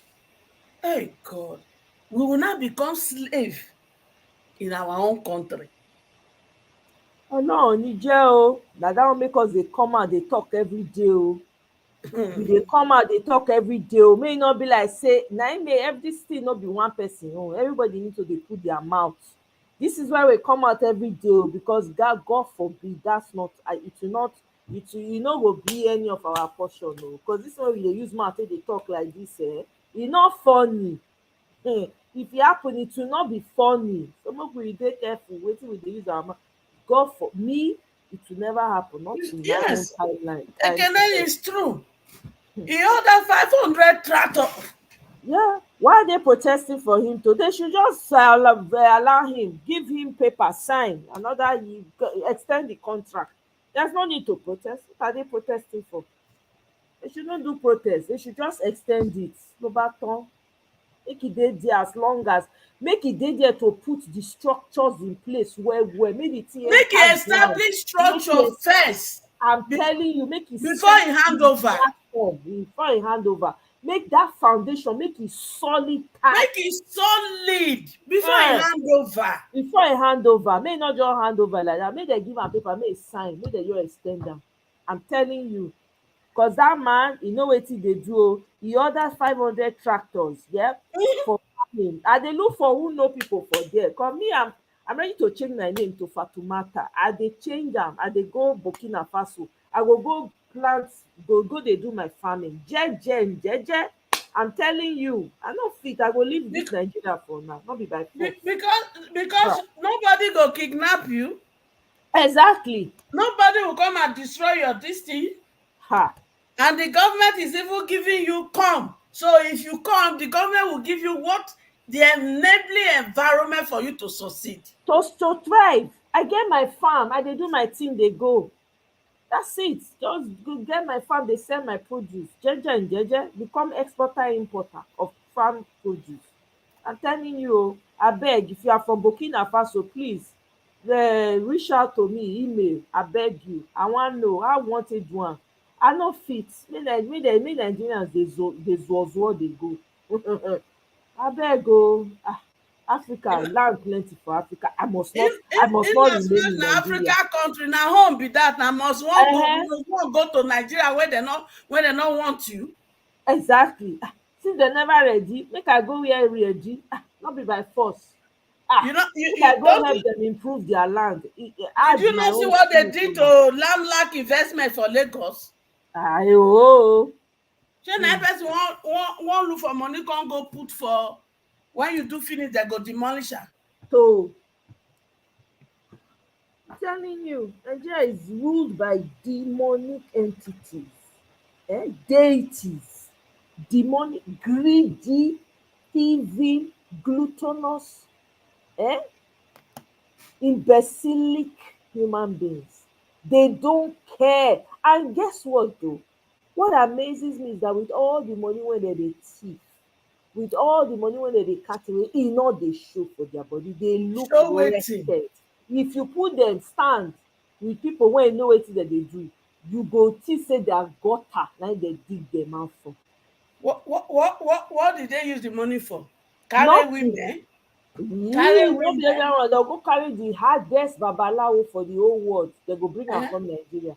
Yes, now Carry make dey do the medicine dey go for them. Dem go give them carry things to swallow. carry women. Then their wife go carry young boys. Now wetin dem dey do now? Oh, Abuja women, not be wetin dem dey do. Mm. Abuja married women. You know they see them for Sugar Mommy show. Mm. They carry young boys, and they will say, we want you to go come and be submissive. Because they don't put them for poverty. Yes, I will do it. I will even quit my education. I will even quit. I say, hey! Since when that Nigerian men come become this? The pride of a man. Now they take him away. Because the money one I want even spend, give her. No one get her. The one a husband, thief. Only in Nigeria you will collect contract. You don't need to execute the contract. They will still pay you full payment. Eh? The contract, they go, what is this man saying from Abia? Is it Abia State? No, not Abia. No, Abia State. Maybe Okay. they ask am say, the money, what you take out? You say you take a build airport. Where airport? The man say not be airport to na trade port. Okay, where the trade port na? You know, man no see market. You not see me. And yet, God. The money was paid in full. Oh God. Mr. Ferreira, good morning. No, thank you for stopping by. Happy Saturday to you. So Happy nice Saturday to you, I feel honored, Good afternoon. that you swung by today. Well done. No, is that Mama Echo that is here? Is Mama Echo. Well done, Mama Echo. I say make I greet you now. Make I put my voice. So but this Nigerian problem, it don't tire person. No, It is scatter head. Yeah, it don't tire person. But me, I believe say the problem we get now from the beginning, now in the things start. That country no be country, and then we can't adopt them from these crazy white people. We can't adopt all their beast-like behavior. We too can't these things say they do big man. They say they hand over to us. We can believe ourselves, say we be big man, and from there, from that 1960, everything does they go down the drain. Our mentality, the way we treat house help, house boy, house help, and all those things, then filter straight into the governance, the way we govern, the way we look at our property. You understand? When the white man had Nigeria initially, it was an industry for him to take resources. Then he handed it over to us. We thought, okay, it's time for us to take the national cake. Nobody takes national cake without baking national cake. And the biggest problem that happened to us was the fact that the type of education we got, we were educated to think that Mongo Park discovered the Niger, not knowing that the Niger was there way before Mongo Park was born. And that mentality has totally, excuse my language, fucked us up, in the words of Americans. Totally fucked us up. You know, all the educated people in Nigeria, they are the problem of that country. Judges misinterpreting laws, journalists wey no fit ask better question, people wey be governor wey not supposed to be governor. I mean, criminals becoming governors and president while everybody sit down, they look. Everybody join hand, they join cooperate with evil, and the thing just they was. Now for 40 years, fella don't they talk about him. Nobody listen to him. The man, they say the man they smoke igbo. You know, everything on they come out now. We are in deep mess. The whole state has been captured. INEC, electricity, everything. We don't have a country anymore. We don't even have citizenship. We just have an attachment to a geographical entity. That is the greatest tragedy of our situation. You know one who know what thing can be funny. They don't train us to say, as long as we feel blame somebody, nah him. Say, for example, dem Obasanjo no know say Tinubu forged certificate when they Thank you very much. They don't know when they did there. They know now they're supposed to get intelligence report. They know say in forged name. Even Jonathan too know. But because all of them, they do paddy, turn them together. Now, we did where we did today. Now it's clean. They want to clean the states, borrow this, borrow that, borrow everything that they can borrow. The delusional situation of the moment is that they're not even doing anything with the money. Nothing. They are so delusional. Look, I have had opportunity to talk to people in corridors of power. Some of them are a little bit close to me, my family. When they talk or when they come visit me here in the state and they talk, I just say, oh my God, this my brother is so delusional, so deranged, so mentally unstable, and so criminally minded. So the saddest part was that 1999, where they say they give us democracy, me, I talk that time, but nobody listens. Although I don't get medium, I call they talk and say, this thing is not democracy. This is a permanent coup d'etat by the ruling elite against the masses. 25 years later, time has proven me right. But 25 years, no be small time, my sisters. This is a whole generational loss. Total generational loss. Obasanjo that has the opportunity. Yes. Opportunity to put things right for the 8 years. 8 years. Did not. Didn't do it. Because of selfish interest. Did he see the constitution? Did he? He saw it. He saw it. And not just that. Didn't we have opportunity lawyers who saw the constitution and saw that they will swear in somebody after before a court case end, and all of them sit down there, they say they go law school, nobody objects. Exactly. Nobody objects. Hey. I beg, tell me, which kind of education be that? So these people have failed that nation, and I don't even know where to start on the solution. But I just think that continuous talking, awareness, I just want to thank all the good people like you, people like Niger Watch, people like Mayegun, people like Rudolph, where they talk, people like Dele Farontimi, because everyone else are now on their side. It's a total state capture. And for us to get it back. The question is this. Because today we just calculate this useless trillion when they put for useless thing. Yeah. For example, una want you 20 trillion to marry 100 girls to some people. That'll be madness, be that 90 million to go do Hajj.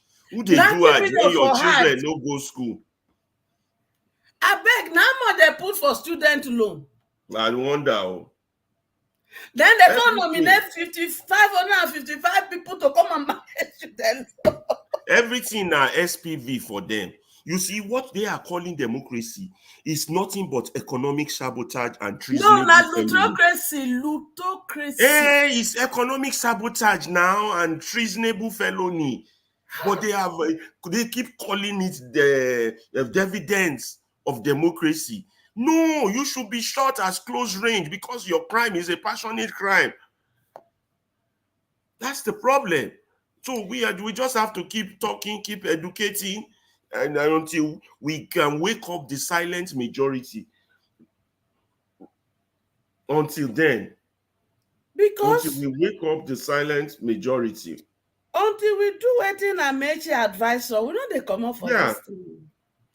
Amechi said, we stone them. But if we not stone them, until we do that, we're not going anywhere.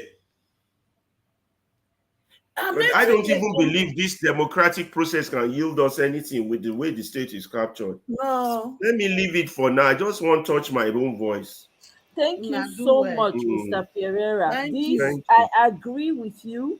This democratic process, that's where I've been standing. It's not going to yield anything. Everything that people are saying is, for me personally, whatever contributions I make towards the so-called 2027 election, is just so okay for example. Wait, because how do you win in a captured state like that? No, wait, now you're not being win. You can't win, no. If their rumors not true, Atiku from PDP, you want to merge with Obi, he go step down for Obi. what will be the agreement of this step down? My sister. I'm asking. Hey, we will know now. We will find out. That's if they, because I think, I don't know, from No, I want to just let's end let's the play discussion like with that. okay. Yes. Okay, let's play it out, sir. Let's just say that is the discussion.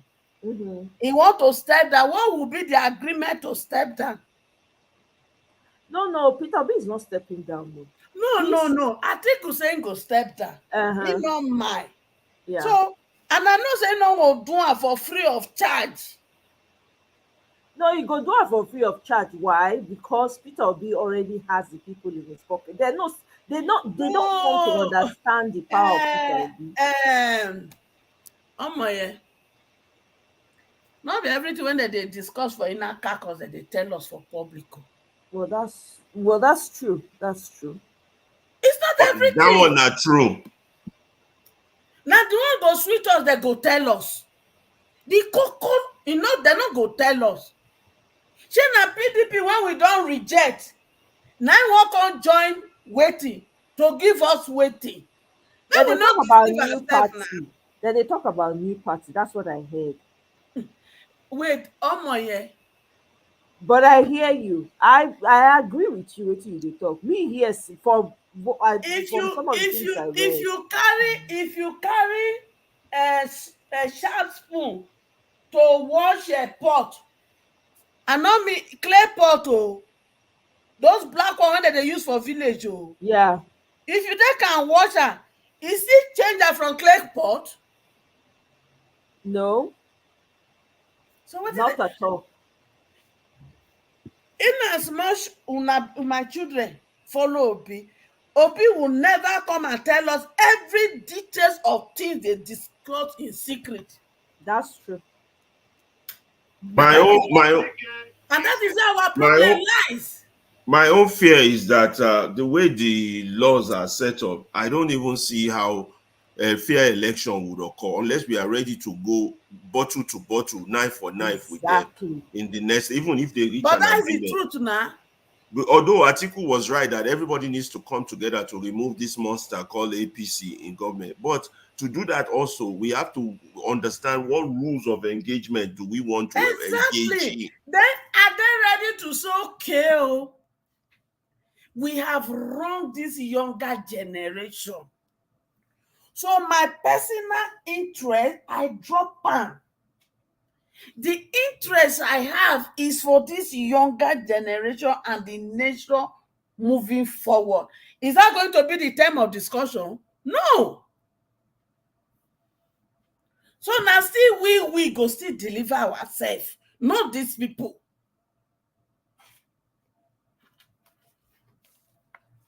I get what you mean. Absolutely. Me, that not my stand.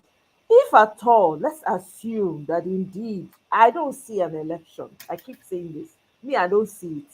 But for the sake of argument, let's assume an election takes place. It has to be fire for fire, bumper to bumper. You cannot come out and be saying, "Oh, look at what they did to me." They'll be taking picture and I'll be watching your crime. No, it has to be fire for fire. It has to. Everybody needs to be ready. Like it has to be fire for fire. Yes. Yeah. If before 2027 we don't have revolution, and young military officer like Ibrahim did not take over, if none of those one happen, election go hold. Whether una come out or una not come out, exactly, they go still do their selection. That is true. That is true. They go still do their selection. That's true. That's true. It's so sad, man. But we have to change the rules. We have to go back with them. When we are not planning any other way to take ourselves out of this. We're not planning any other way. We just they follow their rule, the rule where then they manipulate. Now that one, they vex me pass. Now that one, they vex me. They come since like we just they sit down like sitting ducks. Just they wait for these people to. The thing they, if I tell you, say, if anytime I remember, go they pay me. We go just fold hand like mumu. Just they mumu the highest order. Our life. It's still terrible, go. I don't even know. We have to change rules of it has to be bagbozo, bottle for bottle, knife for knife, gun for gun. Until we get to that stage, we're not going anywhere. You see, Ekene says a student loan not reach 10 billion, but Hajj na 90 billion. You see? And yet they nominate 555 to come manage 554, and Alataro Abuja they call her that Jegama na ide the board to come share the 10 billion among the 554. Zero, like education law in Nigeria, it has gone. When you have people like that sharing education, it is over. Their intention is to marginalize the entire Nigeria. Sorry, Mr. Ferreira, you were saying? So it's just a terrible situation for the country.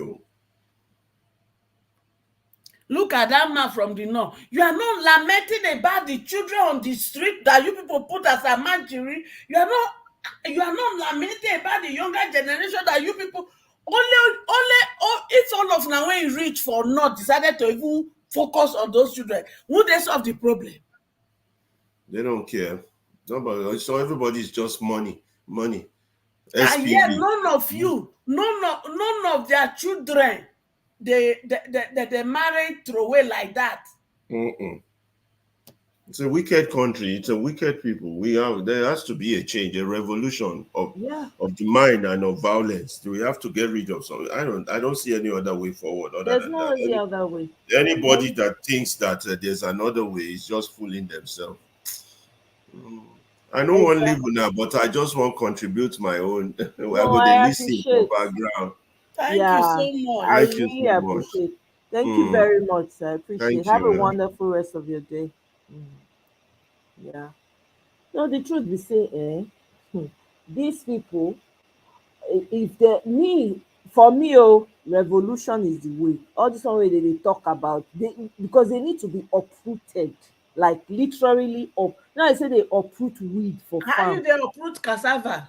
They need to be uprooted. That is the only way, right? Okay, since they are not going the revolution way now, and everybody is thinking about 2027, okay, how do you want to win the election? You got to be ready. Exactly. You have to be ready. You cannot go with lazy come out. Number one, like that. There must be plan at the collation center. The ward where they do the voting, the collation center. For inside INEC office when what did be name?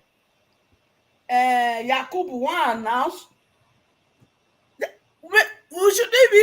shouldn't even let going to court cross their mind. They even want comot Yakubu Mahmood. They want comot, and this guy want comot and put a more loyal person. Una hear say the judge, na wetin they call that man, justice, that justice when what's his name again? The man swearing a week to his retirement. He's swearing his daughter-in-law as judge. They wan remove Yakubu. Who they wan come put? Agbado wan put a more loyal person. They don really do, because I think Yakub term dey come up soon, so they wan remove and put the guy they look for. Na another loyalist na wan put for there. How you wan take win election like that? How? Just Ariwola, thank you very much. Ariwola, he wan almost retire. He don quick sneak in his daughter. He put his son, he put his daughter. They increase the salary of the Court of Appeal justices. They renovate their offices or whatever they called, some billions of naira, and then they want to renovate for their children. They don't increase their salary for their children.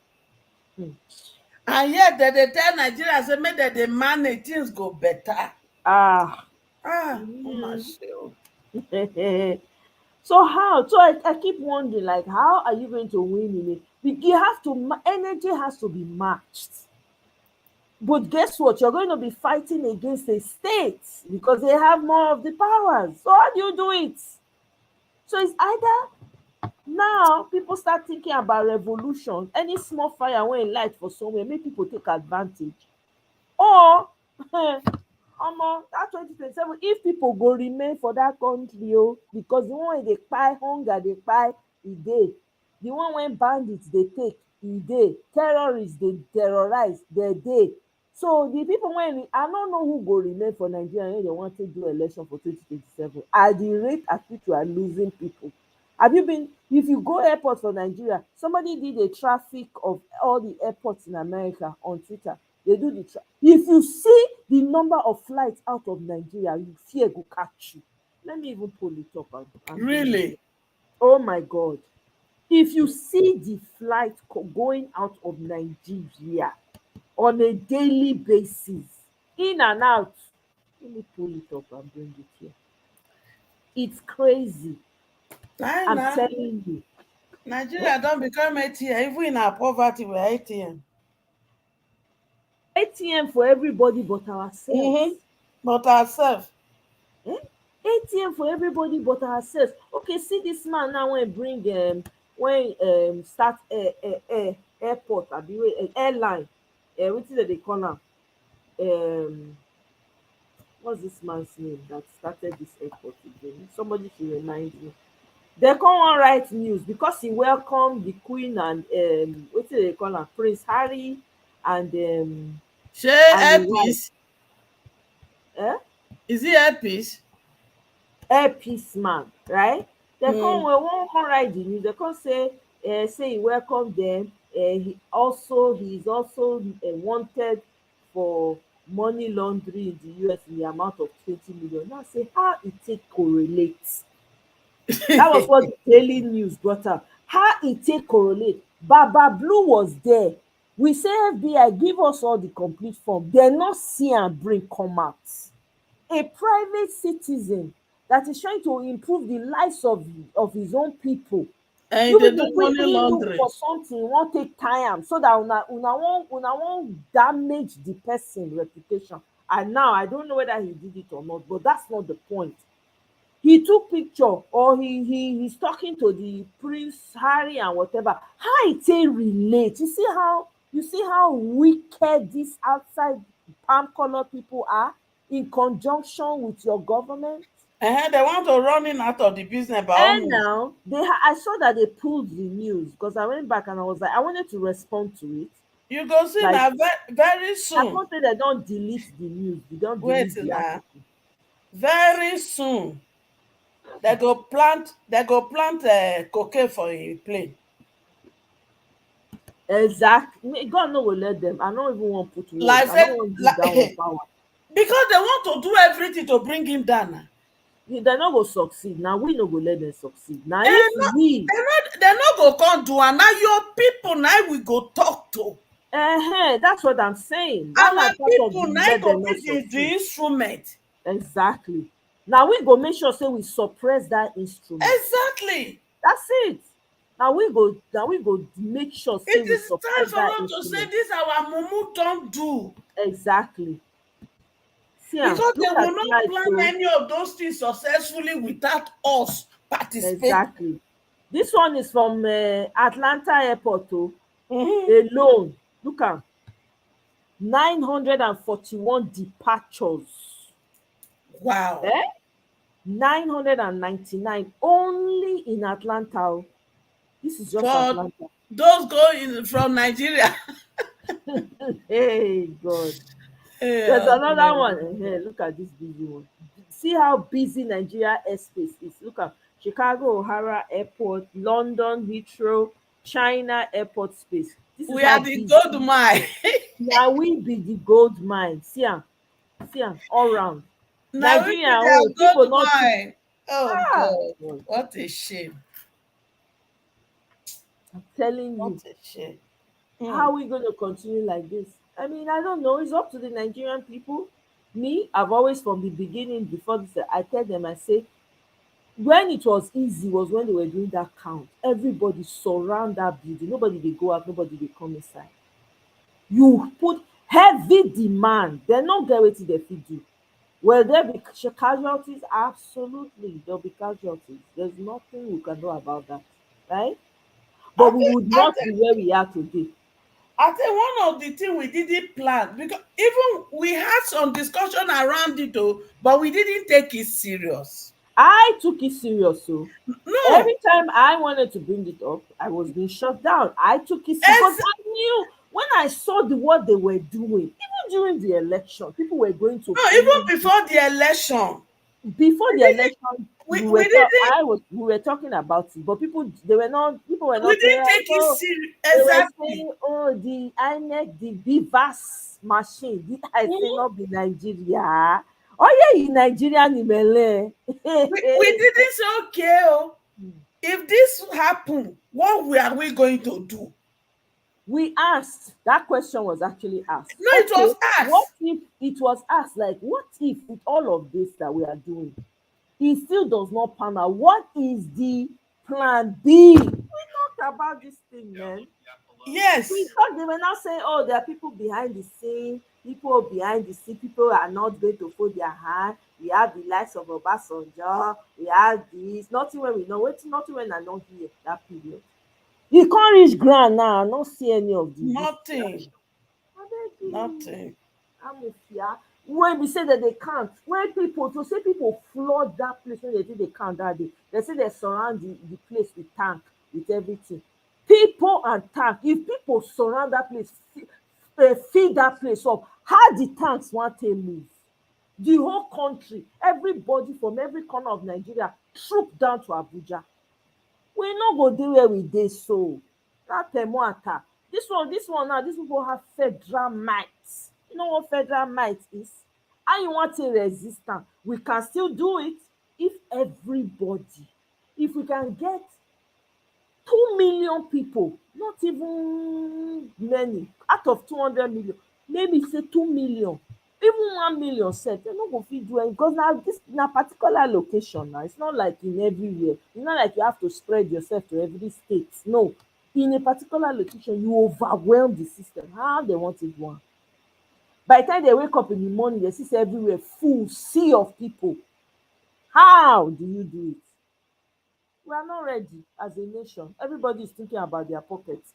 To the common person on the ground, they don't care. Everybody is selfish, greedy, gluttonous. It's all about what I can get. As far as me and my family, we are okay. Everybody else can kick rocks. That's the attitude. That is the attitude. Look Uh, at this man, uh, Sanwo-Olu, giving one of these barrister musician daughter tourism somebody, somebody of some minister of tourism, whatever position he put am, in a country where you have ó mà ṣe o, it's a pity o. is it the lady that do to solo travel? No, this one na one of the barristers, one of the musicians. I no know, I don forget the name of the musician now.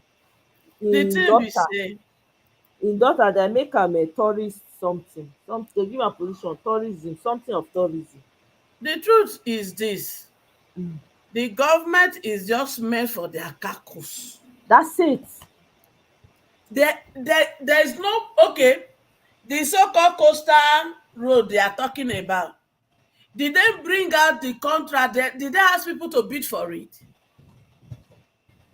Was it not the company that Chief Tinubu's son be director that they give it to? Did they bid for it?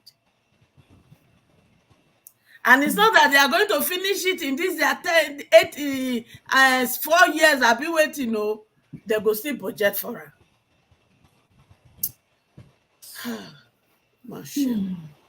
Well, I don't know. It's a pity, but it is what it is in Nigeria. Again, please, if you are from Burkina Faso, abeg, there is a prospective Burkina Faso citizen here. Abeg, I'm doing it publicly. Abeg, make una reach out to me if you are from Burkina. Farmland, I dey interested. Biko, make I go dey farming dey hungry me sef, make I know wetin I dey Abeg, chop if you for hear inside from body. them, make you reach out to me. Oh, I will o, abeg, make we plenty, make we even gather go form community for there, make we know say okay, we don form our own, make we go there go help dem, make we go help their own society grow. Since Nigerians no ready, make we help dem So please, if you're from Burkina Faso, get one guy one time when you comment when say na Burkina. Abeg, if you are from Burkina Faso, a prospective citizen here, abeg, prospective citizen here, send me an email, reach out to me, please. I want to know about your farmland. Bikoni. Abeg, I no fit shout. When Nigerians are ready, they will sort themselves out because it's not the Nigerian situation is not for lily liver people.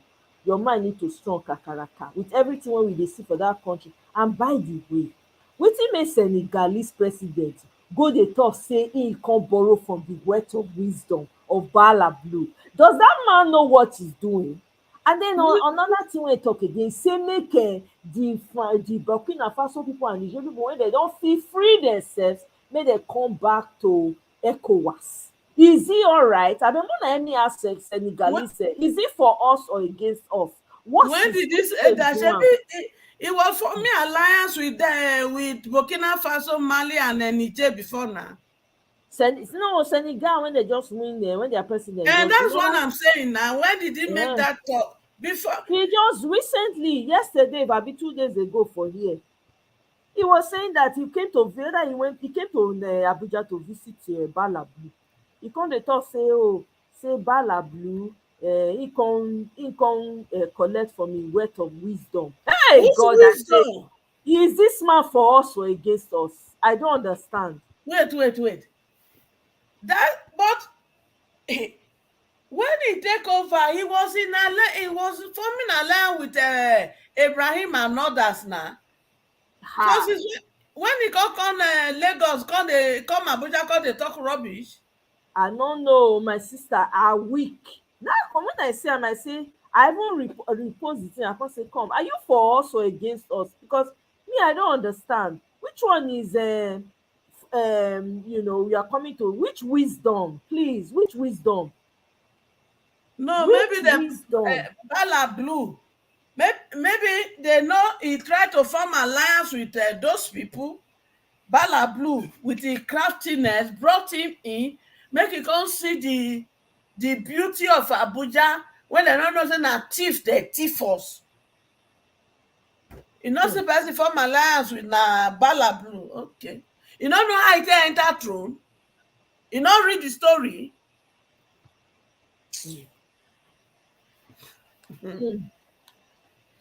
Anyway, I'm going to switch over now to this thing. Violence space. They get some northern voices when they talk. I want more we hear them. Okay. So because this is very important. Hope we know whether I want to take join together to ensure I want even hear from the north. Make I see what it did their mindset. Yeah, now then they talk. Okay, more we share. Make I share. All right, thank you very much, Pedro. Say hope you get more. All right, let me quickly switch the mic to Madaki. Okay, good evening, Saddam. Good evening, everybody. Dan Bello, good evening.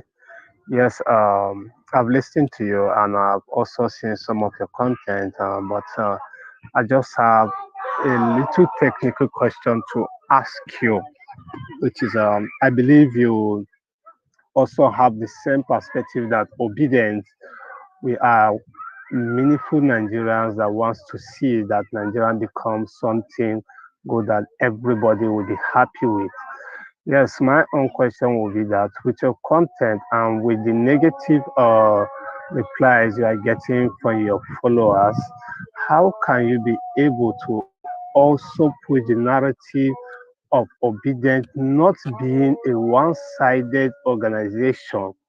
Let me put it this way, to our northern folks, because our northern folks strongly believe that obedience is an Igbo-based agenda, that we are only here to push the agenda of Peter Obi and Igbo people in the country.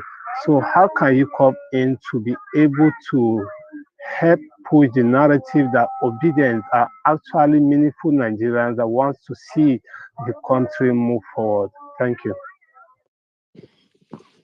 Action speaks louder than voice. I believe with more action, with more things that you do, I don't even have to say anything. My role is not to shed positive light on any party or any candidate or any government, but my job is to point out where people can make corrections, where government administrations can do better. There are a lot of people in Nigeria who can also, show and do PR for candidates and parties and any kind of organization.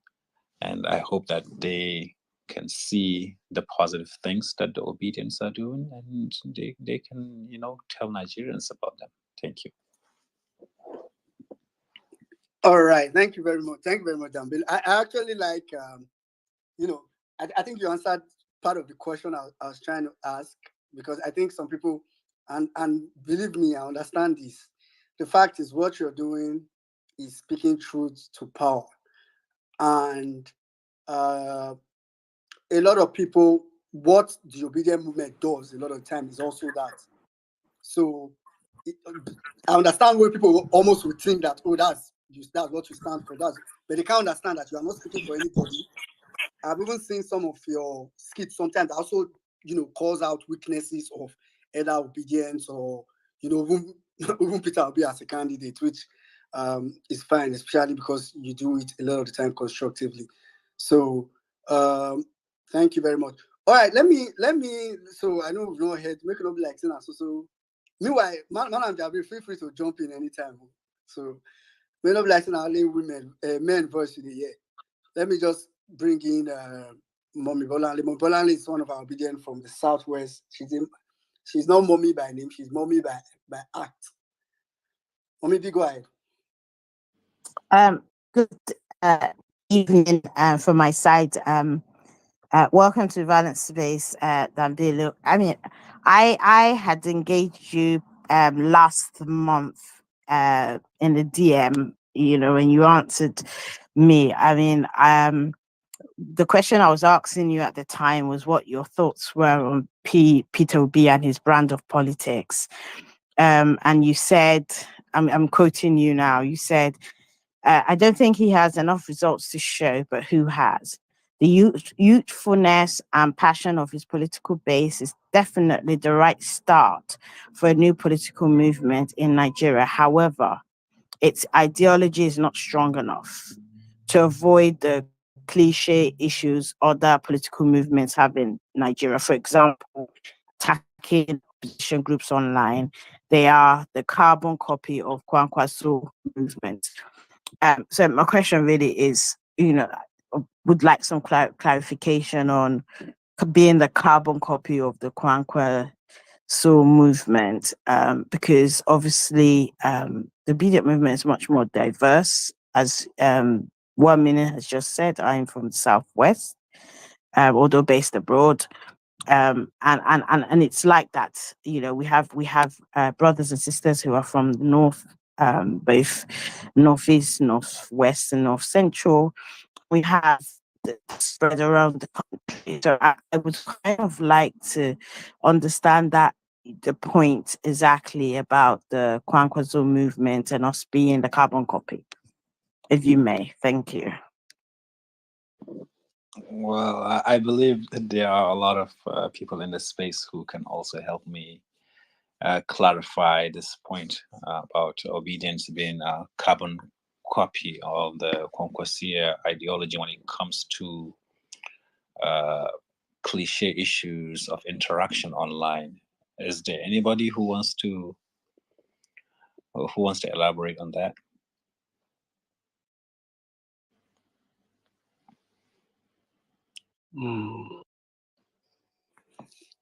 Dr. A, are you trying to say something? Yeah, okay, sure. Let me say something regarding that. Okay, thank you so much. The Kwankwaso movements kind of I've listened to them, I've interacted with some of them, and they are kind of like also very strong, especially in the northern states, but they're trying to create some inroads into the southern states. And also, and they're really careful about.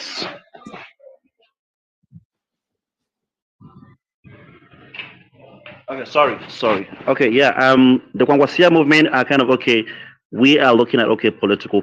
They are looking at okay. It's more of a political movement, and they focus on elections and all that. And what I also noticed is that they are not really kind of active on spaces or online because they are limited by even what they come out to say or discuss. Because I was like, okay, why are you guys not really coming out like okay, talk about the issues in the societies and everything? But no, okay, we can. There are some even things they can't even talk about, and maybe their approach, right? So they try to like okay, engage you and all that. While the obedient movement, that's okay when when it comes to the obedient movement, we tell our people that okay, can we because we understand our people. Our people are kind of like also very conservative, and they want to hear from their own people. Like just like Bello said, okay, our people want to hear from us, from some northerners, okay, to get the message because there are ways you can pass the message that they will understand. Trust the person that is bringing it, right? If they don't trust the person, it's also another barrier as well. Thank you. All right, thank you, Dr. Yeah, I don't know, Dambele, does that fit the picture you were trying to paint? I doubt. Please, I doubt. I'm sorry to chip in. I doubt. Perhaps you are not a good follow-up, Dambelu. Basically, maybe Dambelu is trying to say when it comes to violence, the Congosia guys are very, very, very violent, and they basically don't have respect for any guy. Anybody. They can just useless you at any point. So basically, maybe Dambelu is trying to relate such kind of way of doing things. The obedience can be very, very violent sometimes. And I do support that. Sometimes you have to move a little bit mad. And perhaps Lambelo is trying to, relate such things with the Konkosia movement because they are similar. They don't really stand criticism, right? And sometimes the obedience also don't stand criticism. So perhaps Lambelo is trying to relate the two. Perhaps, maybe. I don't know. Jira. Okay. Please, if I can comment, I'm sorry. Yeah, but go ahead. I just want everybody that has like a clear. Because I think what Dambelo is trying to get is some whatever anybody's going to say. Then before we get his own perspective on it, go ahead. Okay. There's one adage in Hausa that said, "Bula liyar kan hanya or suma kan hanya."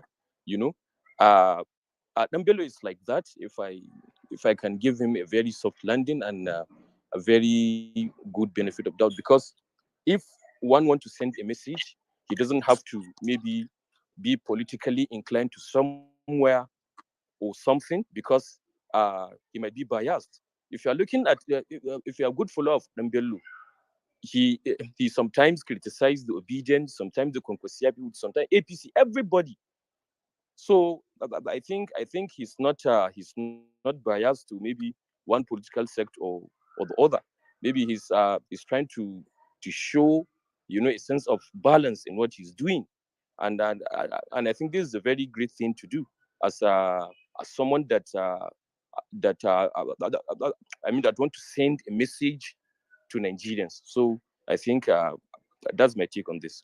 All right. So Dambelo, I don't know if from what Dr. A.I. Abdurrahim and Abu Kinagri said, what best fit into your picture that answers Momi Bolanle's question? Yeah, I think they've done a wonderful job from their own understanding, which is fantastic. What I would add is I observe a lot and see how, for example, obedience interact with the APC supporters from the Yoruba side of the country. And sometimes you cannot differentiate them based from how they talk and how they respond to each other. There's a lot of insults and calling slaves and idiots and mental issues. Lots of words that just makes the line blur as to which group has a better ideology, and it's very similar to the Konkasia people in the north. They also are very aggressive when it comes to criticisms. They just go for insults and personal attacks. So for anyone, not just obedience, anyone who wants to start a political movement in Nigeria, I will tell them, work on the ideology. Work on the ideology, because if your people don't even know how to interact with others and take criticisms and showcase what your party is all about online by yelling out slurs and insults, then the ideology is weak and it's not very attractive. I think that should be a summarized version of the answer. Thank you, Bolan. All right. Thank you very much. Malam, do you want to say something? Yes. I just want to shed more light on what he said. You see, this is what I've been saying almost all the times. It is good to drag people. It is allowed. But what I'm always against is, most of our people, they lack emotional intelligence. They don't know how to control their anger when something happens. Even today, I tweeted about it. Politics of insulting parent. I said it is good to drag people, but what? We are insulting our parents, we are insulting even people that are dead. That's not politics. You should try as much as possible to be tolerant and how to control your emotions whenever something is happening. But what? When you say any small thing, you drag people, you insult people. There are people that are not commenting. They are always silent. They are just watching your ideology, your political ideology. That is what will attract them to follow or to support what you are doing. But every day, all you know how to do is to insult. There is a simple way that you will drag someone. You will push that person to the wall. You will make that person angry without insulting that person in a logical way. But sincerely speaking, Konkwasiya movement and our movement, they have so many things in common, which most of us lack emotional intelligence, which is something that is we should work on. Is very, very important in politics. Emotional intelligence is one of the important keys that will help in achieving the desired goal in political movement. Thank you. All right, thank you very much, Madam Jabri. Okay, I think I'll just switch up this space a little now. So I actually like what is going on. So I want and this is for everybody listening. I want us to see this as an external auditor, right? So I'm going to see Dambelo now. Is more like an external auditor that is trying to tell you that okay, your company this, your company that. And usually when there's an external auditor in your office, what normally will happen is they will tell you based on what they've studied, and it's left for you to also probably explain. And I'm talking about general, I'm not just talking about finance audit. It's left for you to also clarify, not even explain now, where things are going on. So Dambelo, you probably also permit me and probably a couple of people that would come up to clarify. So there's a difference between trying to clarify and the difference and playing defensive. Because I know people usually mistake cross that line. But before that, I'm going to correct a perspective, right? And that's the perspective of violence. I think one of the person that was speaking said the obedient movement is very violent. You can say the obedient movement is harsh or is I don't know what you want to call it, but when it comes to violence, I would beg to differ, because I know that the obedient movement, nobody till date, there's nobody that is dead. There's nobody that is lying in the grave. that was killed by the obedient movement or by somebody associated with the obedient movement. So I also understand the perspective of what's happening online. So you can say the obedient movement is aggressive, like someone just said to me now. You can say, okay, we are aggressive and all that, but it's important to clarify that the obedient movement is not violent. The obedient movement has never. As a matter of fact, we have people associated with the obedient movement that have been beaten, have been killed, but nothing happens to them. And one thing is that if you are from, this is another thing. I think the way we operate in the South and the North is kind of different. Because I listened to Malam Jabri's comment. If you are from the South, you know that the South, when they want to go against each other, and I mean the general South, whether you buy Igbo, it's kind of like, it's in the different kind of way. There's sometimes no point of honor. But I'm just going to ask you, Gamble, because to be honest, when people say we are the movement like Kwankwasia movement, I almost consider that a compliment to an extent. So I really want to ask, I don't know, I'm sure Gamble, you followed pre-2015 election and probably followed what happened before 2015 election. I think that was like a turning point. I bet David Dunde speak a lot of time, and that's a reference point for him. I personally, I don't think Obidem may have done quarter of what happened close to 2015 election. But one thing that 2015 election showed, and 2023 election also showed it, is that you almost cannot get power through being outrightly gentle. You almost cannot get power through an outright line of peace. And I say 2023 election because apparently the Obidem movement was probably not that thing you are wishing us to be enough. That's why today Ekanu still has the person that they voted in power. But all over Nigeria, the person that we obviously know won the election is not in power. So that's why I consider it a compliment, because I kind of wish we were that Kwankwaso-ish or Kwankwasia-ish. So but I really want to ask you, do you really think, I mean, in all honesty, do you really think from what you are saying, there's a possibility that you play 100% gentle, just speaking strictly on just 100% gentle and get power in Nigeria? Just your perspective on it.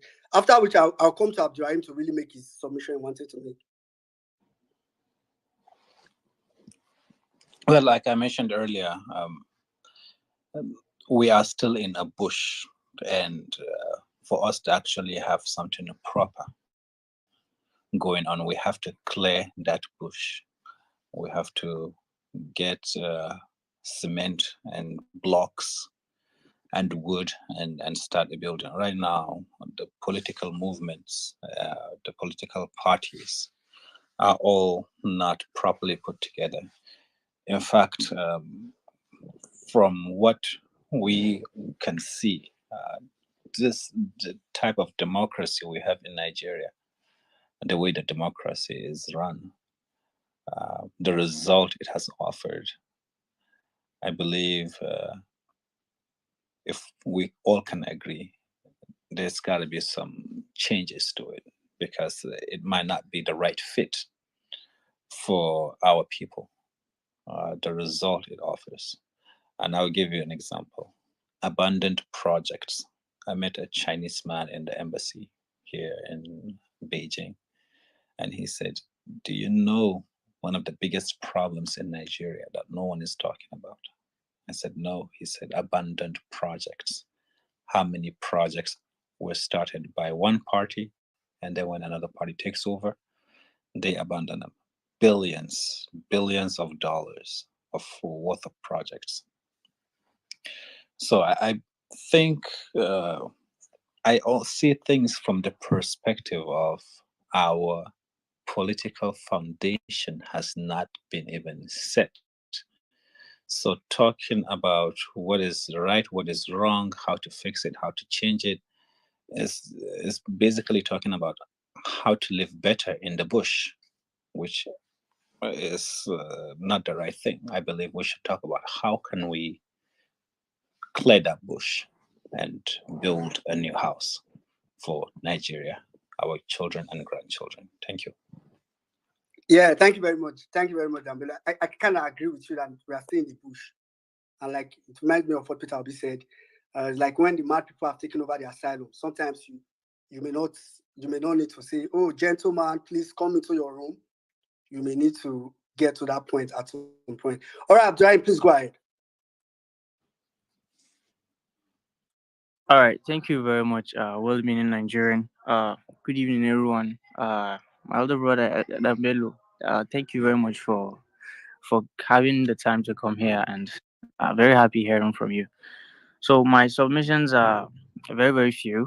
I'd like to say that what Dambelu is doing is what we need in a very very large scale in Ariwa, because what he's doing is creating awareness and educating the populace. Now, if you look at the way things are in Ariwa, I'm sorry to say this, I'm more passionate about seeing Ariwa's development than Nigeria, because I believe if Ariwa gets it right, the entire nation would definitely follow suit. Now, where the issues are centered on education and that awareness, right? For example, I am actually an advocate of restructuring.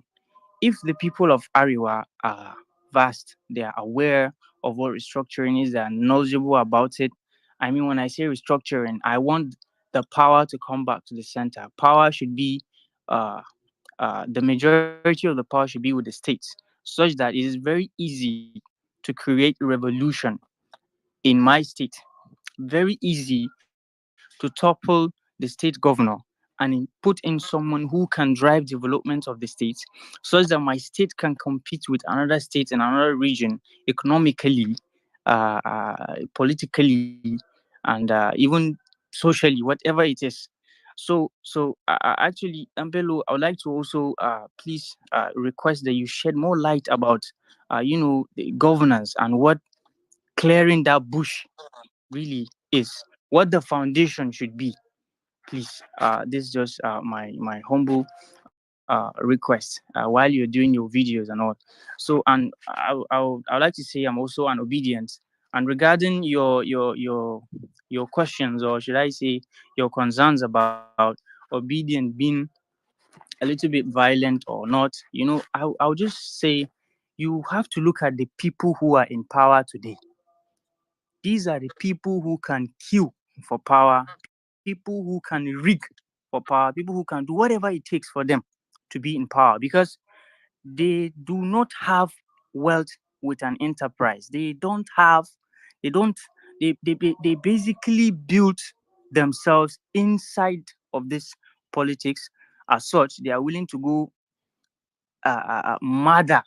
So when you are dealing with this kind of people and you want to uproot them from the system, you want to clear them off from the system, you have to be willing to go murder, even murder than them, so you can get it right. So you can actually, so I'm 100% in support of, sometimes you have to be very violent, so you can, I mean, you can't just meet two people having a conflict, and then you plead with the other to please be calm, while the other one is throwing punches at him, just because maybe you want the other person to be calm, so that you portray himself as a very calm person who is democratic and what have you. I don't support that, Nambelu.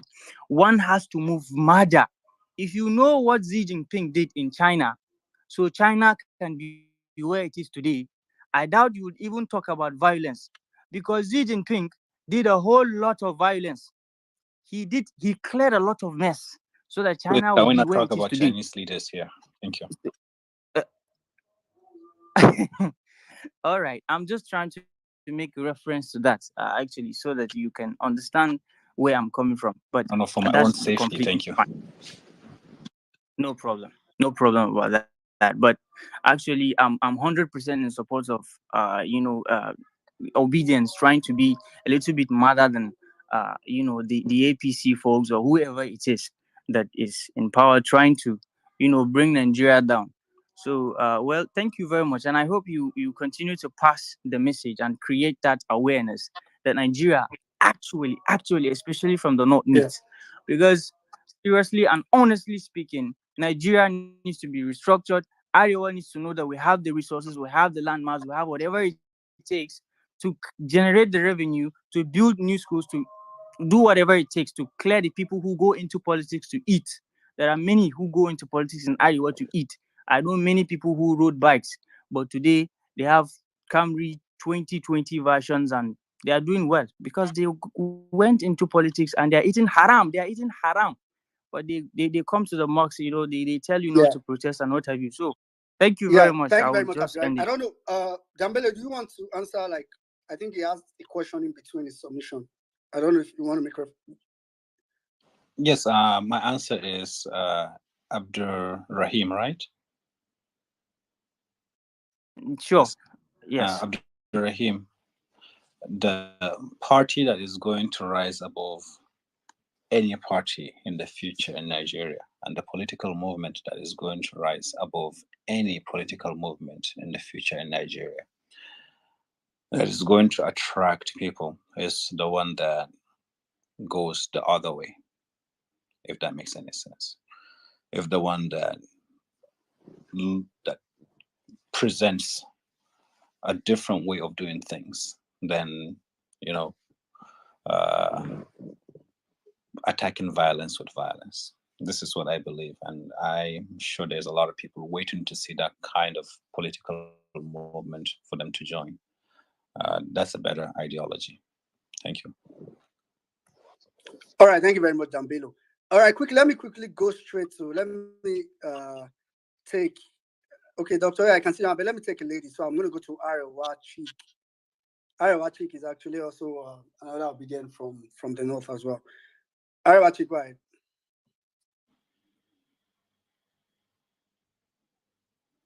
Okay, I know I caught you on fresh. So, Arewa Chik, are you there? Okay. If you're not close to your phone, then I'll just okay, I can see you here. So I know you raised your hand at some point, so I don't, but I'm going to come to you. Let me just Okay. Yeah, I'm going to come to you. Let me just get some of the people that are here for some time. Dr. AI. Okay, thank you so much. Thank you so much for that. Dambelo Mongodi. So say, I looked at your profile and I also see that, okay, you are a journalist. And at the heart of the journalism, professionalism, objectivity, and political correctness. And you have chosen not to be politically correct, but to tell your story the way it is, with all sense of professionalism and objectivity. And this is something that is really, really missing in some of the reportage from the north. So, what can you say? What would be your advice to the journalists who are putting professionalism and objectivity on one side and try to be politically correct? Is it for their safety or because of the the what they want to get? So, what would be your advice? Thank you. Dr. AI,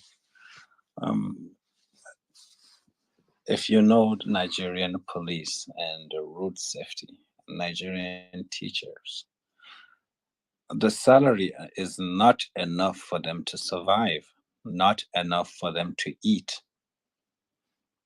In fact, for example, the road safety, they have to collect money from people just to buy fuel for the car, just to run the office.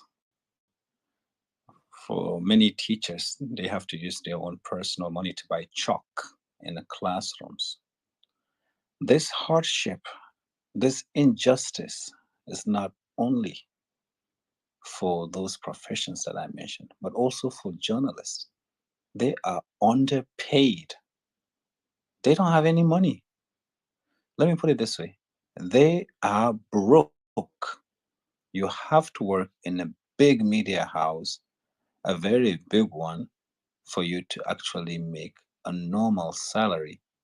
And when I say normal salary, that's 400,000 and above, and that's not a lot of people who have that opportunity. How can you be a proper journalist, being objective, with almost no money in your pocket. The politicians and the leaders, knowing that you don't have any money, how can you stand on them? How can you expose what they are doing wrong? It is now a culture, not just a culture, it's almost normal. I've gone to Nigeria and went out with a few journalists to meet some politicians and office holders. And it's normal after an interview for them to give you something to put in your pocket. Now, when that same person does something not proper, how can you be objective on him? While he's, might be the source of your next dinner. So like I said, that bush needs to be cleared and a foundation needs to be put so that in the future, journalists actually can get properly paid. And when they know that they don't wait for their next meal from a politician who might be corrupt, then they can be professionals, they can be objective, they can be thorough, and they can do their jobs properly. Thank you. All right, thank you very much, Dambelu. Let me just quickly go to Akin. Akin, please go ahead. Yeah, thanks for the mic, Dambelo. Pleasure. Big fan here. I love what you do with your storytelling, using satire to paint a very good picture of a lot of the rot we have to contend with in Nigeria, not just the political class, but society in general. And there's something you said that was very profound when you're even talking about journalists who often have to betray their code of conduct and ethics in profession. You talk about not even betray. Some of them don't even know this code of conduct. I mean, they're not even taught. First of all, yes. So you even talk of a country where we don't even have social studies in our curriculum, where people can be even educated to understand the tenets of democracy and what a citizen ought to know, given the responsibilities of elected officials or even civic servants. So it's civil servants. So it's a deep problem. But there's something I want to say, and I think a lot of what you've done in the past few months it's created a paradigm shift. Nigerians are very ignorant, and I'll say this with a lot of confidence. When we exist in our own bubbles or communities, and we don't step outside of our region to see what others are doing. And I say this because, as much as we talk a lot and we interact and we like to project wisdom, we're equally very foolish about each other's way of life. There's this thing that again plagued a lot of what I call opportunities in terms of how we could collectively confront a monster. But then you find people, spewing ignorance, in the most horrendous manner that even just, makes a conversation that would have been valuable become one that you didn't want to, put on the table. And what am I even getting at? A lot of Nigerians in the South, and I'm going to just be very focused here. I'm not going to sugarcoat my words. I'll say it like it is. Are not very versed with the culture and the attitudes in the North. So where I might open my Twitter account, I'm very vocal. I express my thoughts. I say it like it is. I say a comment on someone who's in office or perhaps has some influence, and I quote unquote, bring out my dragging tools. In the North, is very different, right? Where people interact differently, given the hierarchy in society, cultural attitudes, norms, and let me just call it, way of life. Yes, there's opportunities where we can expect Nigerians who are being oppressed and suffer the most ills when you look at bad governance. But then you don't alter the face of society overnight because I can tweet a certain way because I grew up in Warri, and then I expect a kid in Meduguri to tweet the same way. Very different attitude. So I think a lot of what you've done equally shows sort of a nuanced way in which culturally, regionally, we are able to speak truth to power. And I say this because, I equally, I find a lot of Arewa TikTok influencers, to be equally very, very knowledgeable, very profound, very, provocative in how they speak truth to power in a measured way. So there's the criticism that is to come across that people don't really understand because they don't understand the region. The poverty in the south equally plagues people in the north. The dollar is 1,005 in Kano, the same 1,005 in Port Harcourt. Because I scream in Port Harcourt and I stand outside my house and I yell at Wike and I call him unprintable names, does not mean the kid in Meduguri equally has the same luxury or is unwilling. It's just, again, there might be ways that they do it, but then you can find it, effective, or if you're not as exposed, you might call it ineffective. So I like what you're doing there because at some point people need to become a lot more educated about other regions. Someone talked about violence and how obedience interact. I call it aggressive. I won't really call it violent, right? But then on Twitter, people ascribe it to be violent because maybe it pushes people in a very uncomfortable direction. Again, talking about people that form a bit of the political establishment. But I think there's not one person or friends of mine in APC in group chats where I would share your content, I would not agree. The message is sound, it's resonating. What does it do to really alter the direction of how we have constructive conversations? I would say it's been very positive. So keep doing what you're doing. I know it equally comes with a lot of exposure, right? I'm sure there's probably a human being somewhere hoping they can figure out who you are. But I think, for many of us, I would just say, hey, look, find that balance. You can push the envelope, but then let's make sure that we have you around here for a long time to keep doing this great work. One parting comment I want to make. Someone referenced Kwakwansia movement. I love what they're doing. Their own flavor of politics is very, very unique to the region, right? Where they can wear the red cap, wear the white outfit. I have stores in Kano, so I've got employees that are Kwakwansia, hardcore, diehard. We talk politics, we argue on group chats some days, but then the attitude, the objective, the goal is the same for each person. And I've never seen a deviation where, oh, they are that way because they are crazy, or they are that way because they just want things differently. No, they want a Nigeria that works.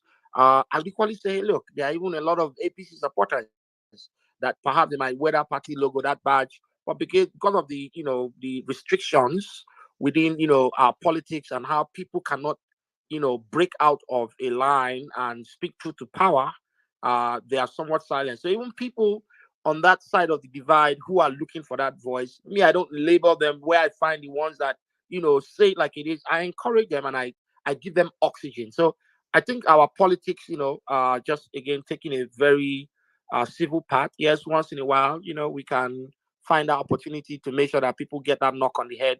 But I love what you're doing. Keep it up. And as I said, you bring a very different perspective. You create insights, because where people thought that, oh, the average northerner does not care, they don't speak out. No, it's false. It's just, again, the attitude, the way they will do that. When we say northerner, you even have to look at the geopolitical region, right?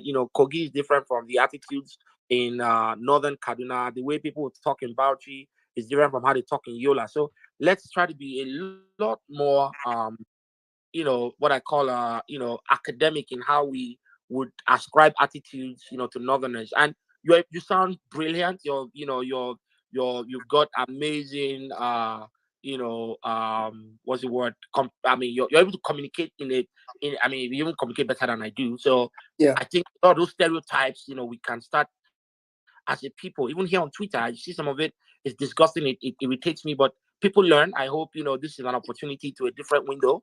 yeah. And just keep it up, man. Thumbs up, bro. All right, thank you very much. Thank you very much, Aki. That was pretty much a compliment. So, Dambela, I know you have like very limited time. I think Saddam also mentioned it earlier.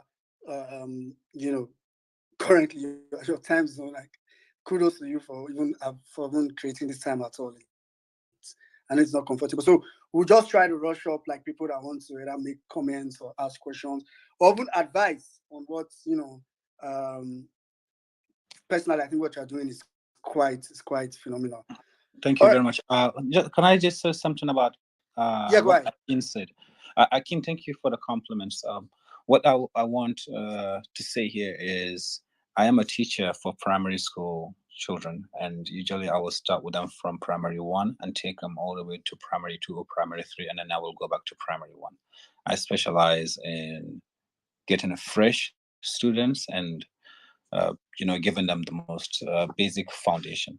So please, one thing that we can take away from this space today is when people don't know stuff, please don't blame them. We can educate. And you'll be surprised how many people, even older than you, that are not very educated about some issues, or they're not very clear about some issues. And let's not jump to conclusions when we meet them, especially online, and attack them. I've learned that here I could just not be angry at a kid and just say, okay, let me show you again, let me teach you, and let me explain it to you. And I will take them through, the lesson one more time, and then they feel much safer, and they feel comfortable and happier, and they feel like I'm somebody they can rely on, someone they can trust. I didn't express my anger. Why didn't you know this? How did you not know this stuff? So let's also exercise that to all kinds of people online. I believe you will attract a lot more people, and you will change a lot of minds. Thank you, Akin. All right, thank you very much, Dambelo. I think I like how you put it. So I think this is like a clue. Anybody that is spilling some, I don't want to say nonsense, you can just imagine that the person is a child, he doesn't know. But this also applies. There are some people this also applies to, and I'm sure some of you know those people. Some people are actually intelligent; they know what they are doing. They just want to gaslight. Those ones, I don't know. But maybe the ones that I'll just imagine they are kids and try to correct them. Thank you, Dambelo, for that idea. All right, where is Arewachik? Arewachik, don't go. Go ahead, Malam Jabi. Then we'll come to Mary White.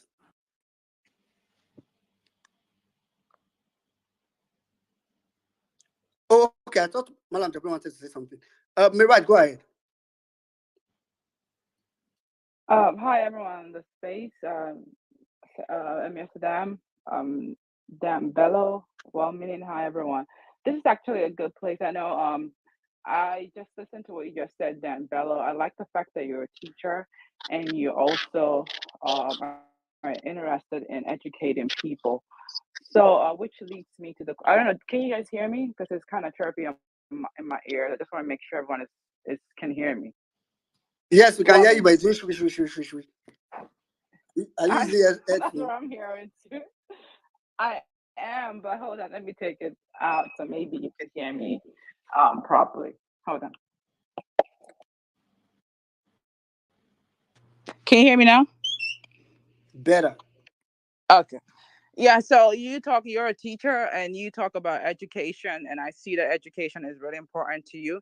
So this is what takes me to the next question that I'm gonna ask. So I like the fact that you are, I guess, the biggest, if I use my word correctly, the biggest content creator in the country now, that at least every Nigerian, no matter the political party you divide, you belong to, listen to. So my focus is security in the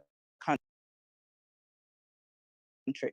As you can tell, in Nigeria, there's no day that goes by that you don't hear that people are killed, whether it's by bandits, whatever you want to call it, terrorists, or even the so-called security. And it's Bad not roads, Mary. Bad roads. Okay, okay, bad roads, including bad roads, but Yes, other factors. they are just as dangerous and also deliberate as the other things that I already spoke about. So the thing is, like, we know that we don't hear in the mainstream for whatever reason. Maybe it's being blacklisted by the government. I do not know, but we don't hear it for some reason. So since your message goes wide, can you, I don't know, because I haven't literally seen all your content creations. Have you really thought about doing something on security so that people who do not know can get to understand what's going on. And not that I think when you do create such stuff, people can actually help spread it in their different platforms so that Nigerians in remote places can get to understand. And this also it's not just, I know most times we do hear that it happens in the middle belt. In Zamfara, we just heard 500 people just kidnapped just a few days ago. And prior to that, a lot of people were also killed and nothing happened. And it seems like we're all numb to this. And which is what scares me, that we are numb to people dying in Nigeria, which to me is not good for our future. So it's there, and it's not just like I said in Arawa. It also happens even in the southeast, name it southwest, but nothing is being done. So for me, can you use your platform to create more contents and security so that more Nigerians can get to be aware of it? And also I'll end by saying thank you so much for what you do, and I think it's a good thing that you're doing. Thank you. Thank you, Mary. Yes, I will. All right.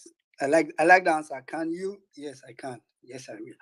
All right. I mean, thank you very much, Mary White. That's a I think that's very, very important. And the propaganda that the current government spreads, which is what's kind of really annoying. It's very, very sad. All right, quickly, I'll just go straight to Dr. Olu.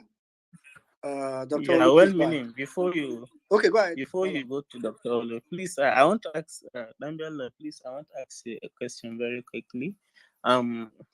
Based on your perspective, and I know you have studied all the political movements, right, from APC, Labour Party, NMPP, and whatsoever. But now, me as an obedient and also a Northerner, and you too, you are a Northerner, what do you think me as an obedient I should be doing to attract more Northerners to join obedient movement?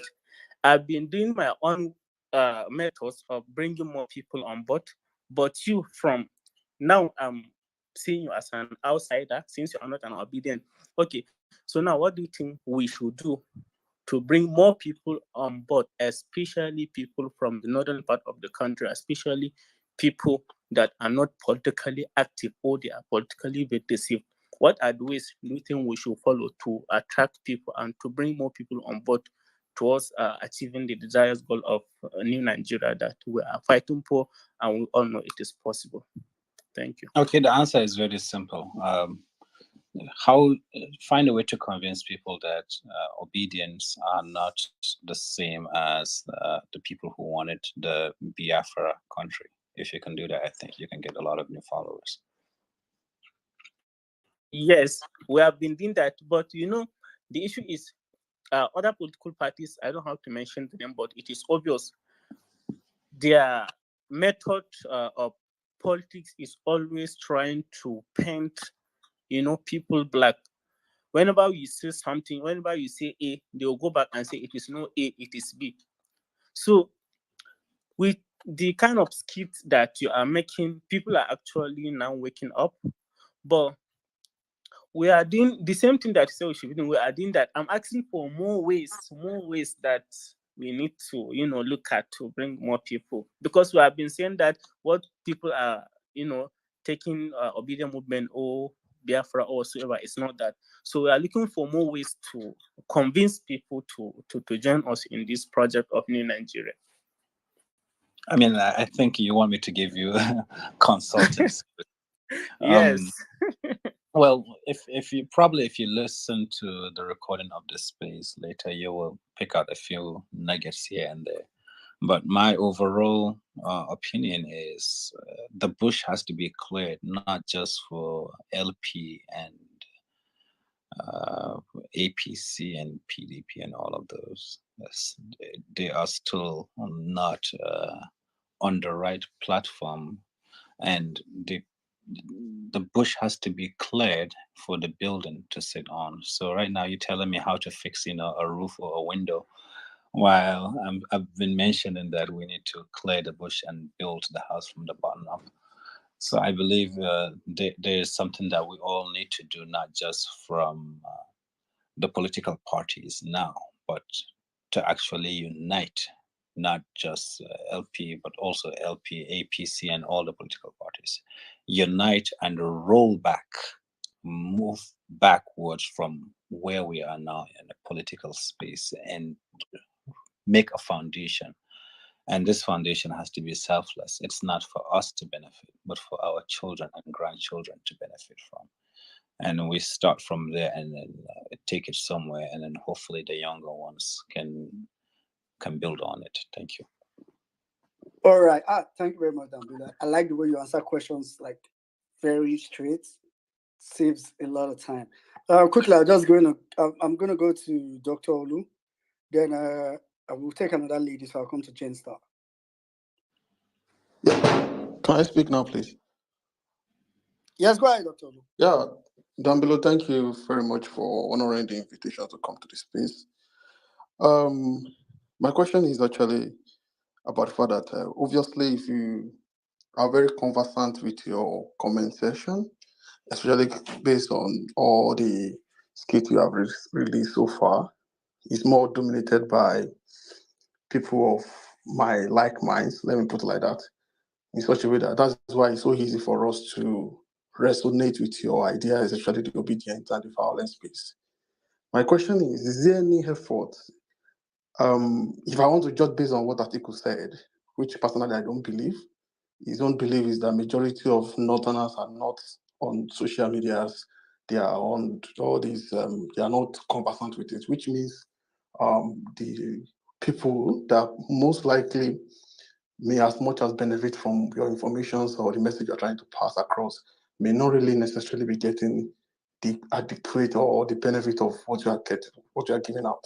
Which means, is there any way or any effort that probably that can be put in place to ensure that your information is passed across even to the grassroots? Because obviously what you are trying to do is to sensitize, to clear the bush, to change people's mindsets, to make people understand the power they have as a citizen.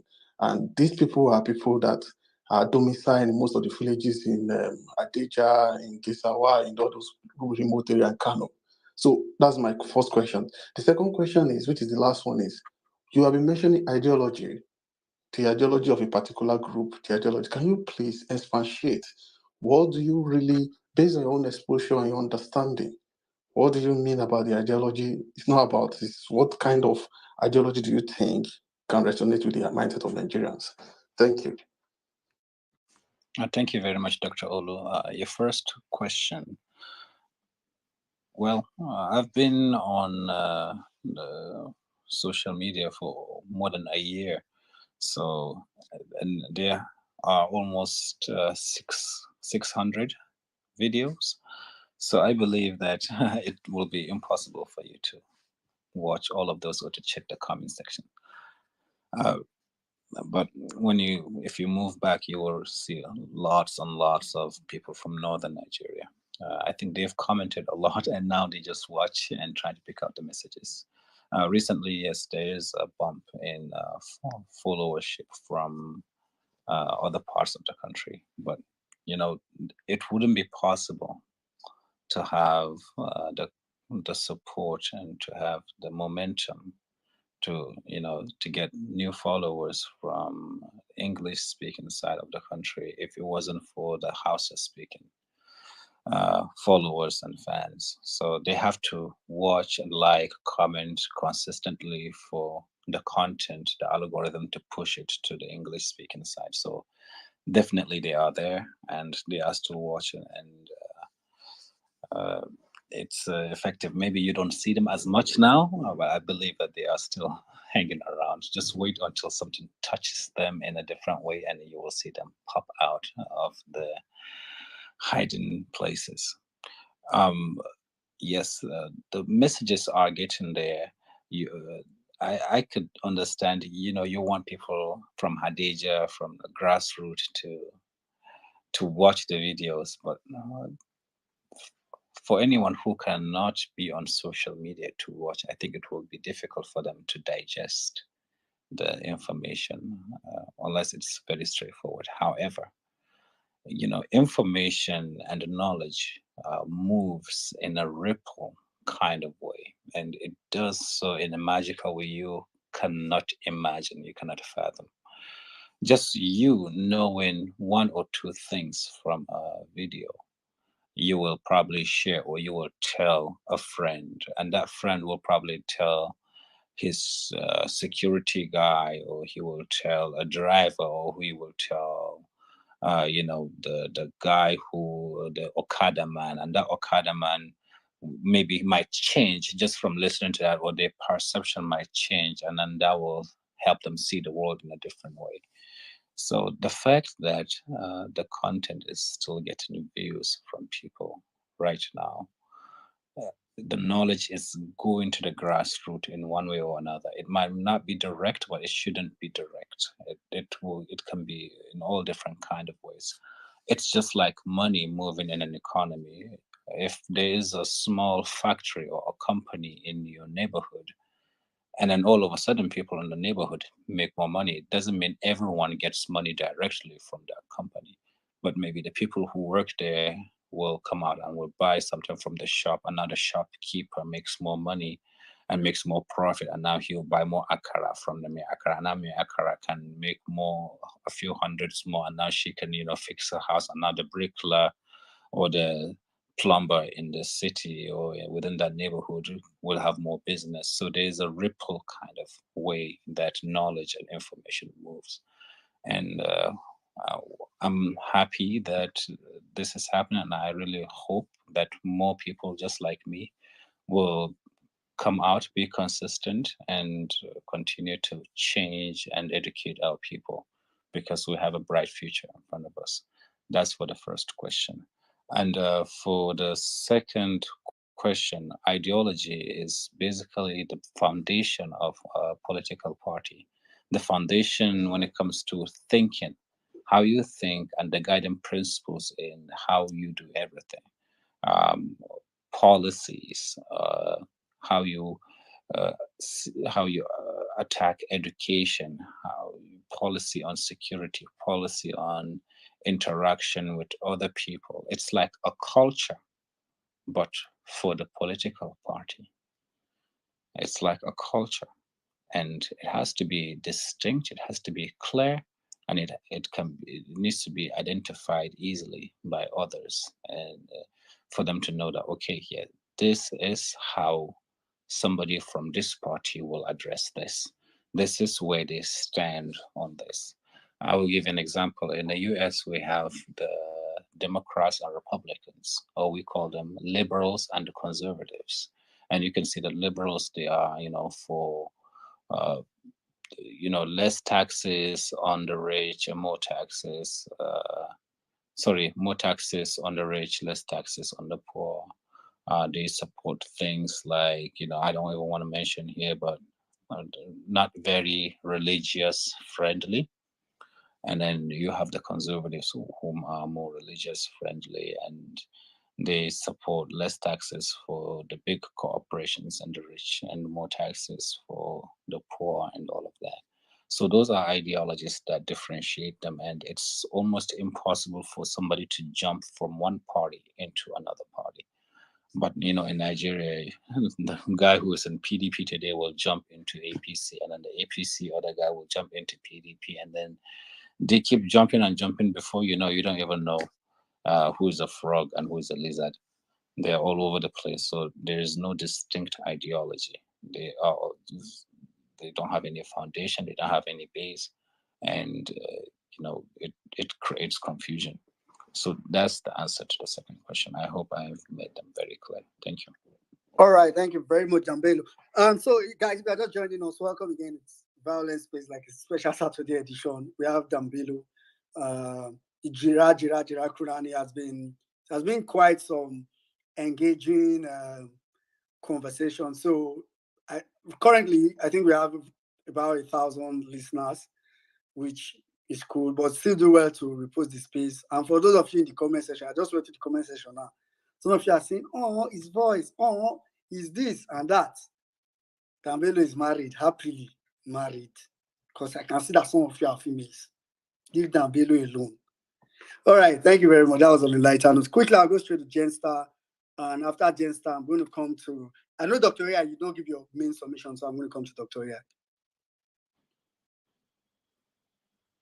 Hi everyone. Good evening. Hi Dan. Thanks for the work of educating Nigerians across board.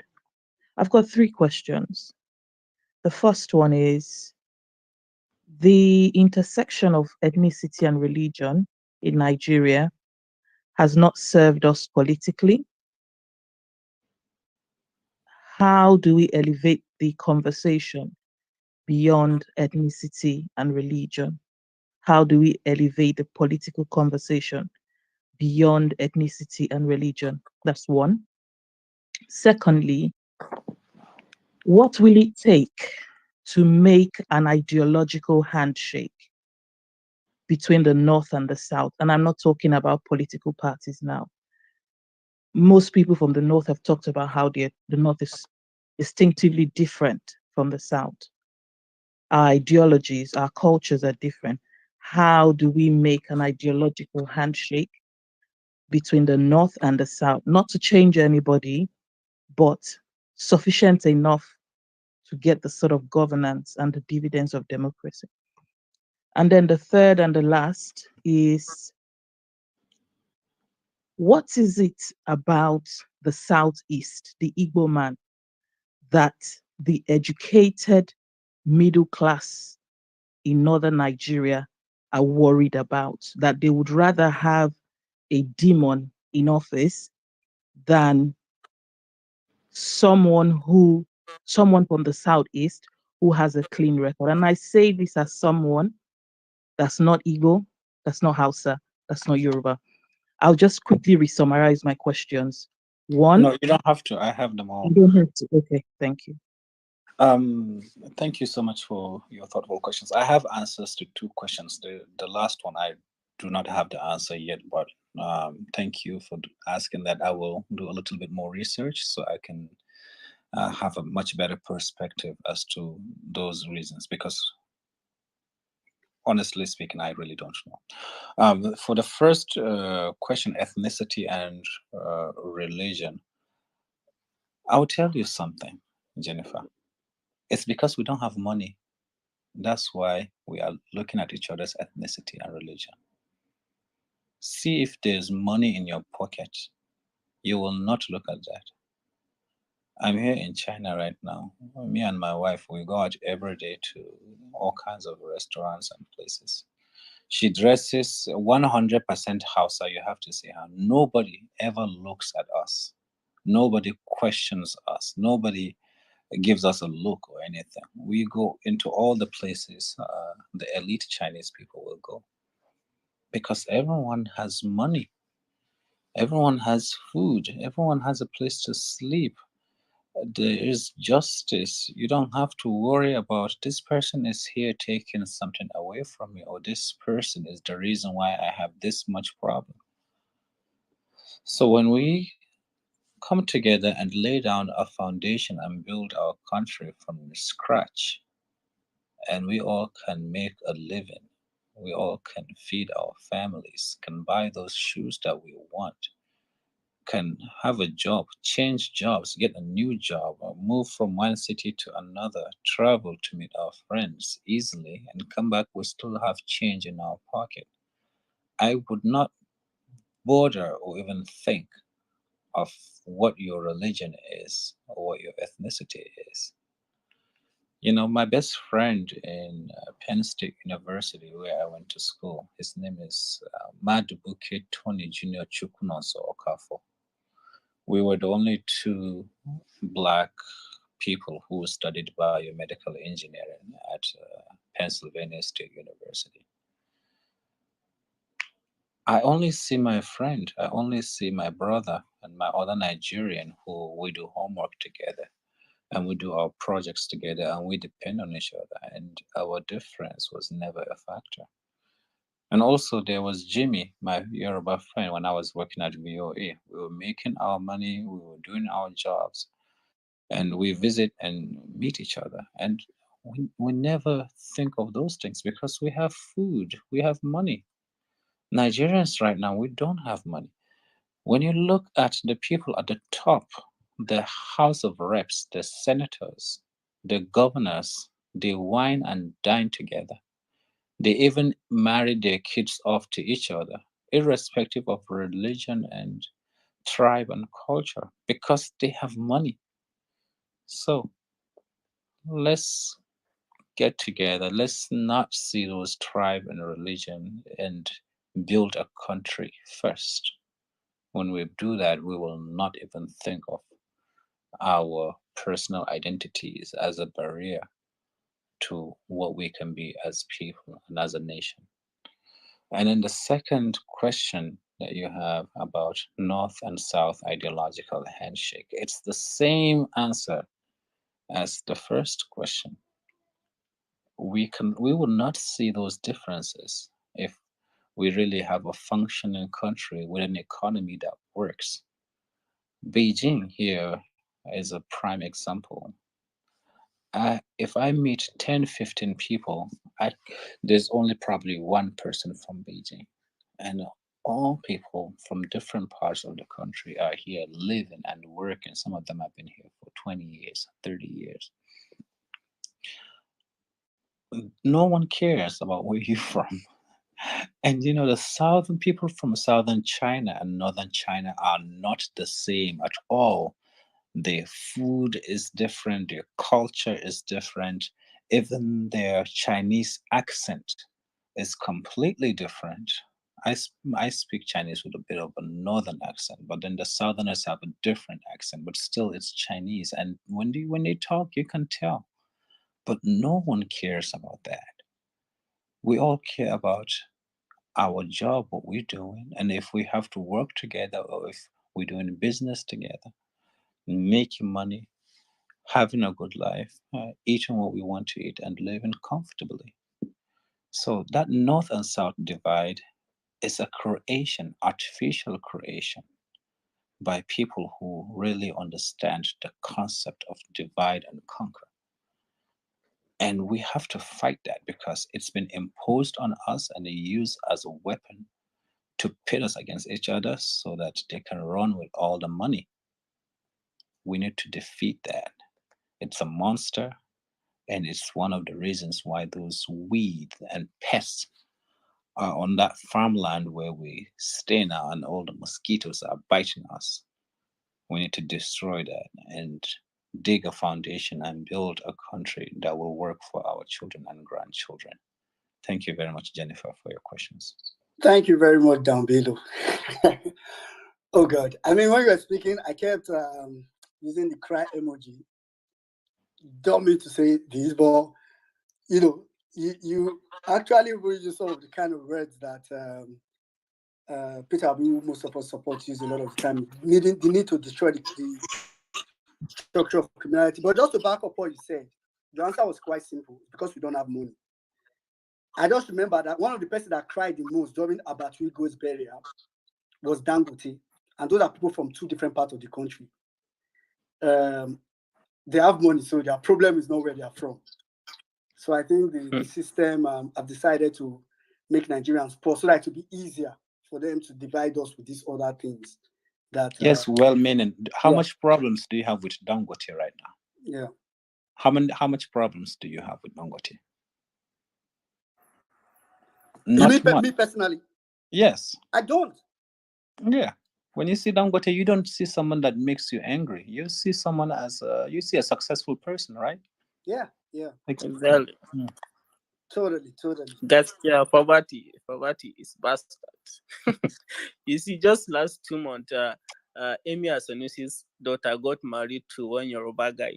But poor people are here fighting each other every day. Even today, when I went to the farm, when I was coming back, I saw some people fighting, on the road side. All the first thing that came to my mind was poverty in a bastard. It is all poverty that caused all this nonsense.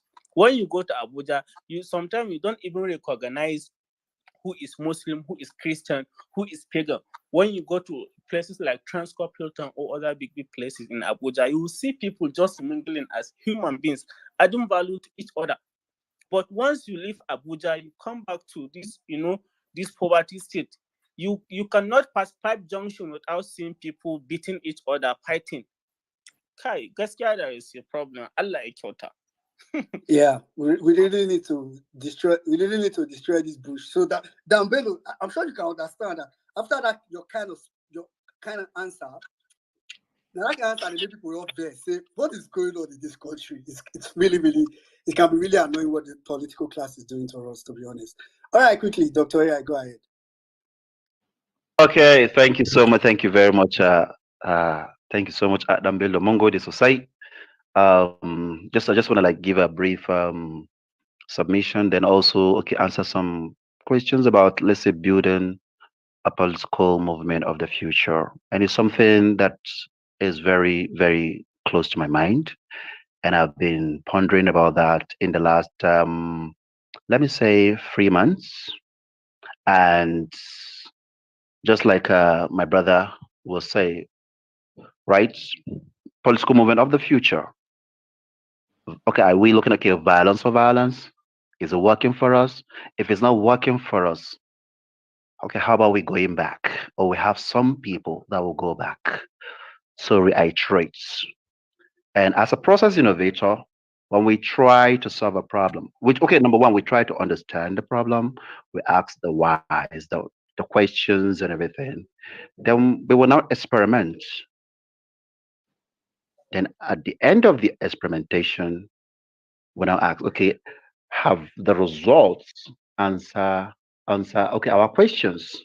If it is no, you go back again and reiterate the process again, right? So I see the movement like, okay, like an innovative process, like innovation process. We need to iterate, and at the core of that is our messaging.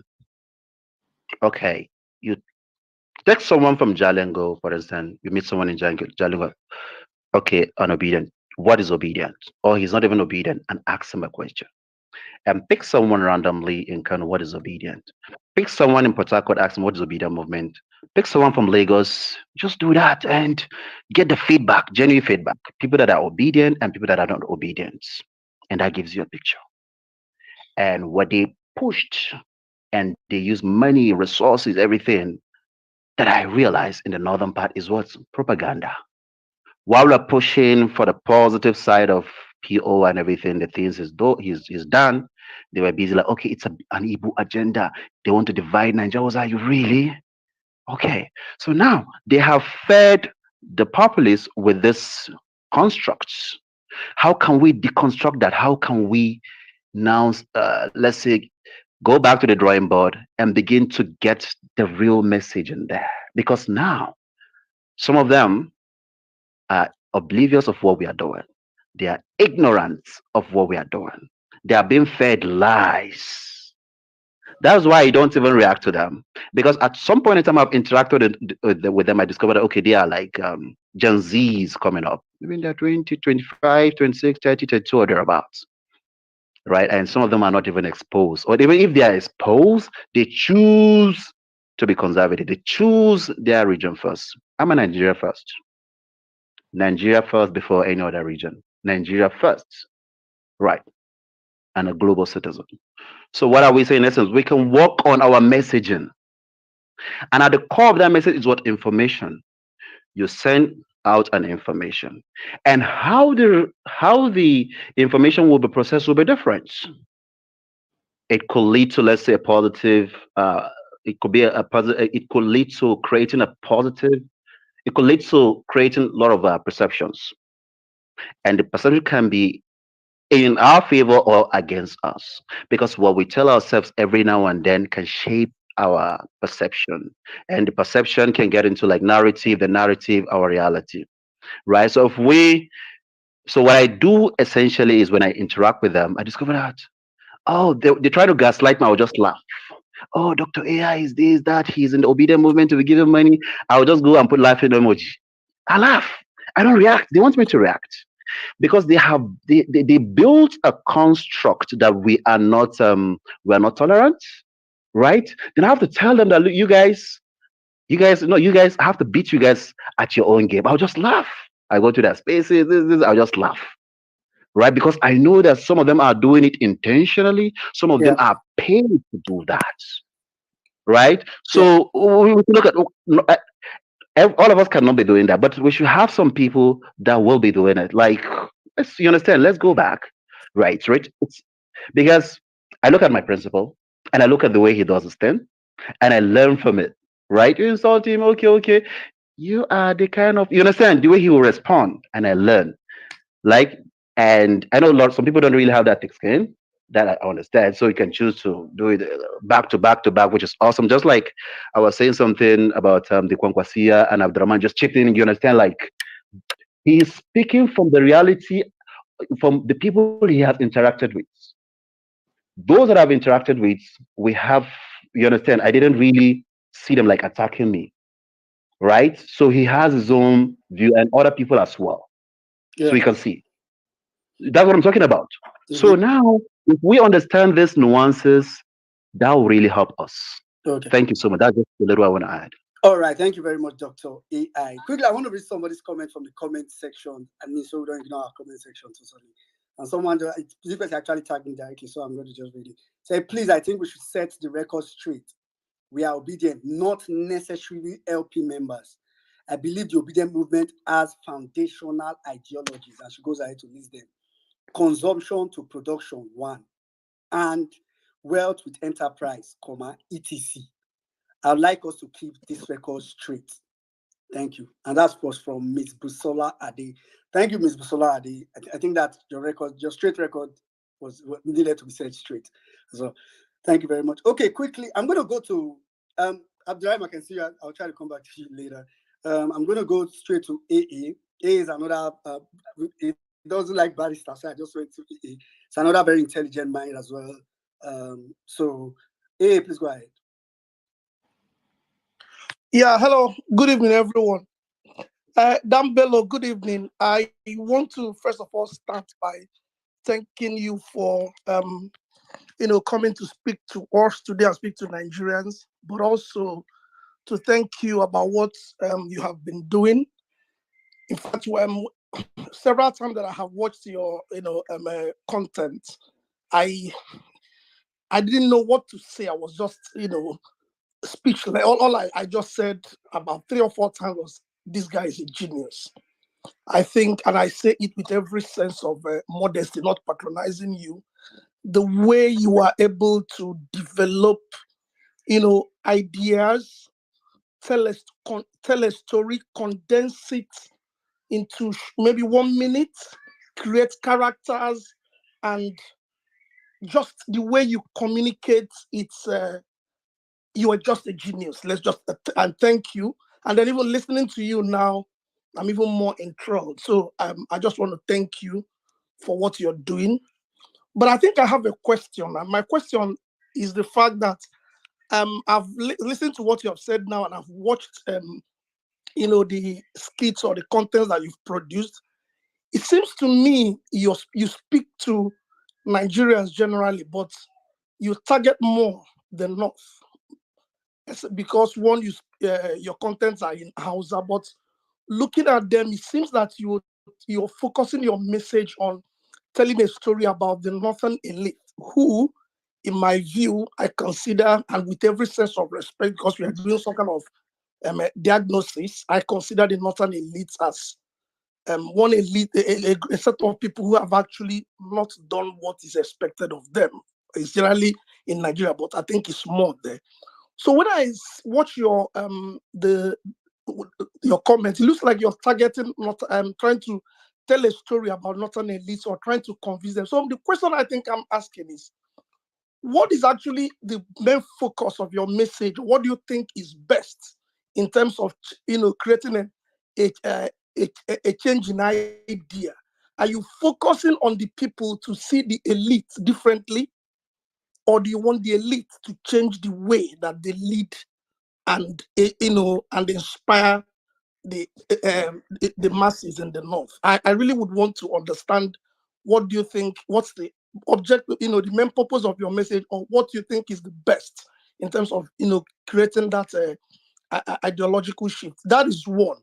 Then the second question I want to ask, because you're such a brilliant communicator and educator, and you have taken this style of telling a story in this short way and adding humor to it and satire, what other storytelling mechanisms or methods do you think you can recommend to help advance the message?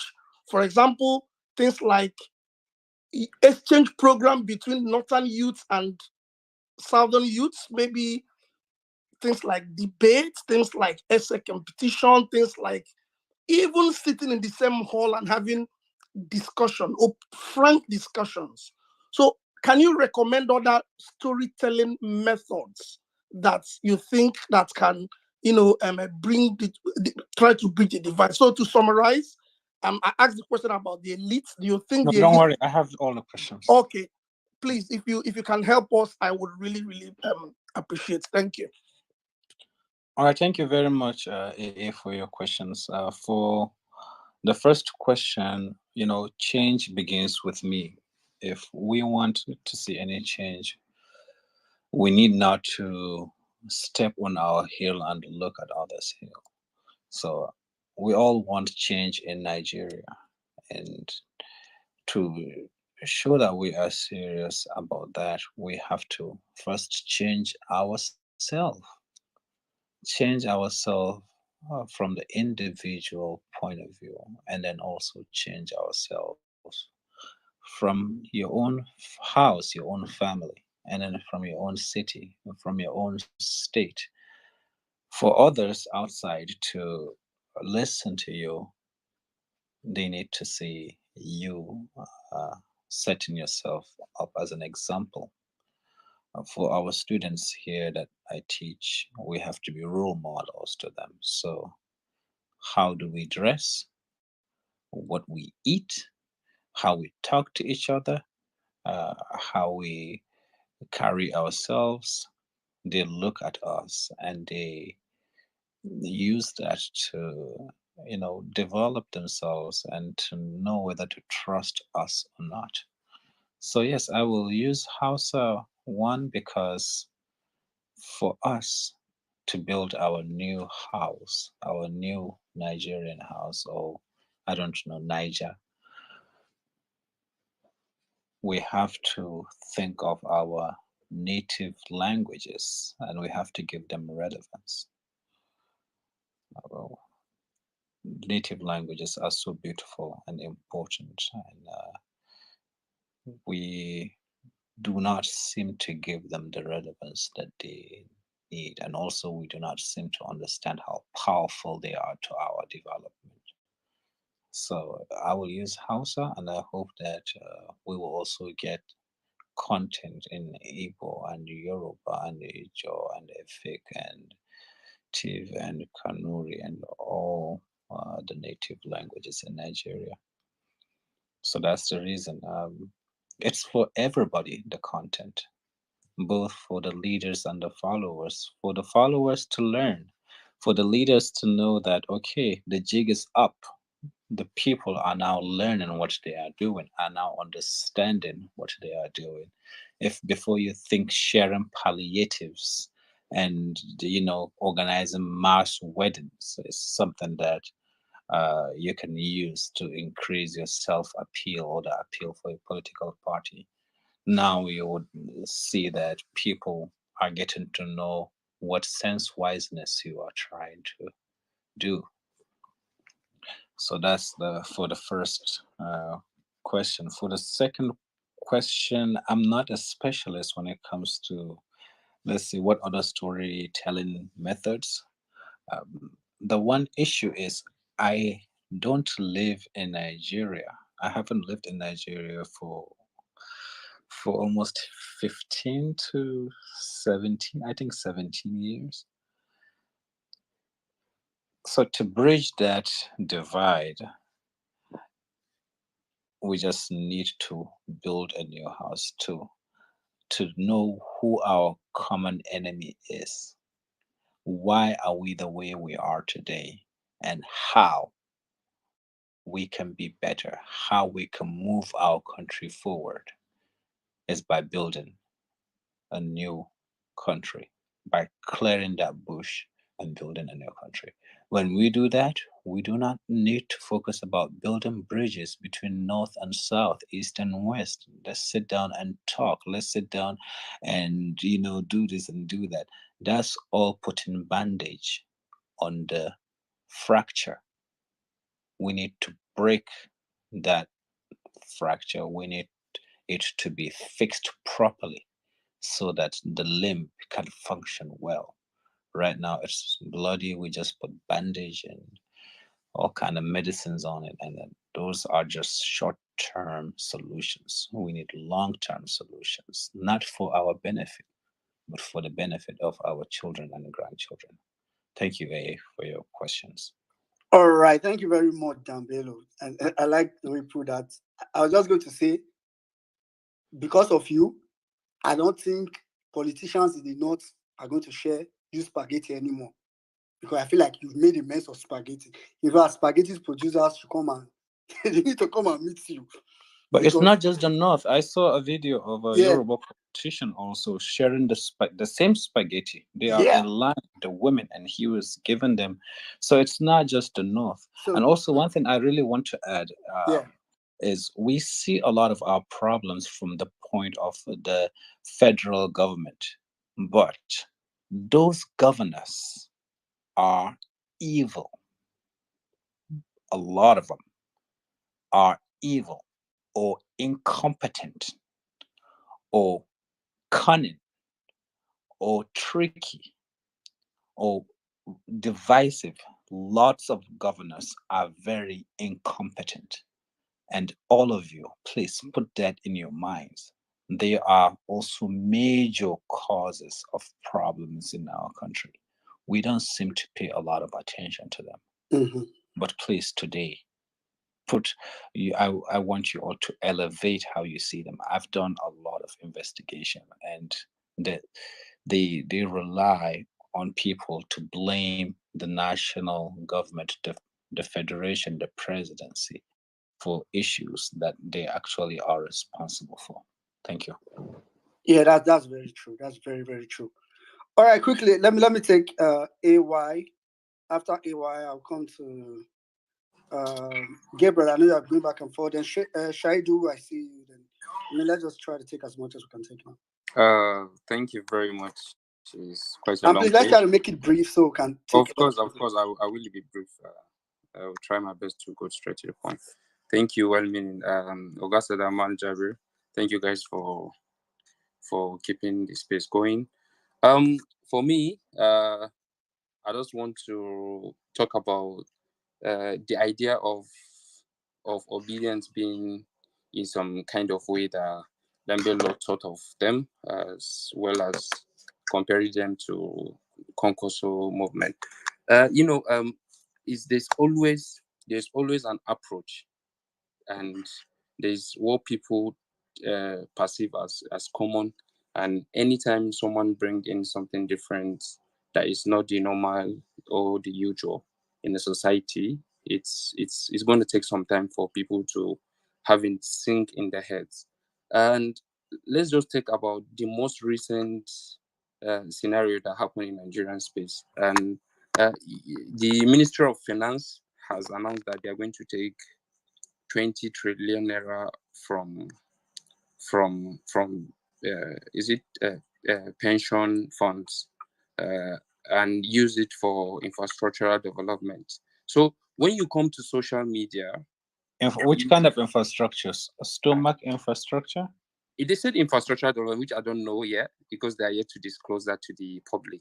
But they term it as infrastructural development, as much as 20 trillion, and they don't know where to pick it from. Is from hard-earned money that people have struggled for a long time to keep, which is that is an entitlement. It's not something you have to beg for. You want to make it in 30 seconds? Apologies, I haven't even asked him the question. So I just want to tell you, if when you come to social media spaces, you'll find that most Nigerians are much reluctant about that. But the few, I won't say all, but most people talking about it, you find that are obedient. Those are the people you find talking about such things bordering the Nigerian populace, mostly crying and timeline, pouring out their minds and everything. And if you picture the way governance is being run by the government, it's something worth triggering you to speak. It's something that it will push you to the wall that you won't handle it most well. Minute, just please, if you can just give me a minute to round up. I even have a question to ask in closing. So there was a northern governor yesterday that had a delegation to go and commission a school which was renovated. A part of the school wasn't renovated. Like, let me just say, they may take half of the school, have it painted and fixed, have benches and everything, and the other part isn't even touched. And the whole gathering was in that other part. Pictures were taken and everything. And this is a tweet I saw from someone from APC. He tweeted it that he's waiting for them to post the pictures of them commissioning those properties they came to do, and he has taken his own pictures as well to kind of prove them wrong. So just imagine you as a common person seeing that the approach you're going to use in talking about it. I don't think if you're sensible and well-meaning and thoughtful enough, you take that lightly, because it isn't their money they're using, but they're deceiving people and portraying themselves in some kind of way, being decisive, there's, like you mentioned, being evil. And if you look at the funds allocated for such projects, the percentage, they have taken that percentage even before making payments. Okay. Lastly, the question. Yes, Sadiq. The last question I have for you, Dambello. If you look at even the kind of approach you're using to pass your message, a lot of people that are in that section that are you attacking, they'll find it offensive. But because you are doing something very correct, and the way you're passing the message, you are right. But they will never ever accept that way you're doing is right. So it's the same approach if you look at it. If someone has brought something that is not a norm to the society, or is not a common thing that is being done, they definitely, you find people finding that office. Thank you very much for giving me the opportunity to speak there. All right, thank you very much, Sadiq. I don't know if I don't know if there was a question in there. So, but Danville, I don't know if you caught the question. Did you catch any question particularly? Unfortunately, I didn't. I think yeah. So he has so much wisdom. The question is, I got a little mixed up. I was meant to ask you. So, Sadiq, I think I understood what you were trying to say, and which is true. I was going to say maybe towards the close of this space that Dambello, you are here with predominantly obedient. Let me be very honest, and this because these are people that mean well and they know you kind of share their ideology. They don't care who you support, whatever it is. Nobody really cares. But just seeing someone that means well for Nigeria makes a lot of obedience happy. And you are here, you can have this conversation. Nobody's gaslighting you. I can bet you. It's just that your timing will not allow you. If you jump on any typical APC space or where they're having conversation, I can bet you will leave so pissed, so annoyed. They're going to tell you that all these things you talk about, all those things you make in your videos that you draw out, someone will tell you something like, well, he did not try, he just built this. It's very, sometimes it's not very easy to take in. So I think that's what AY is saying, that sometimes it's quite difficult, and I can relate with what AY that Sadiq is saying. I'll just go to Gabriel. Then, because I know we need to start winding down now, actually. So I'll go to Gabriel. After Gabriel, I know Tijani was here, so we'll try to take Tijani. Abdurrahim, I can see you. Maybe we'll take you towards the closing, like just to make your submission like a closing phase. Especially because Dambello needs to leave as soon as possible. Gabriel, please go ahead. Thank you, well-meaning. Emir Saddam, it's been a long time. Space on violence, and today I was thinking I was not able, I will not be able to talk because my network has been so crazy. Danbilo, Jira.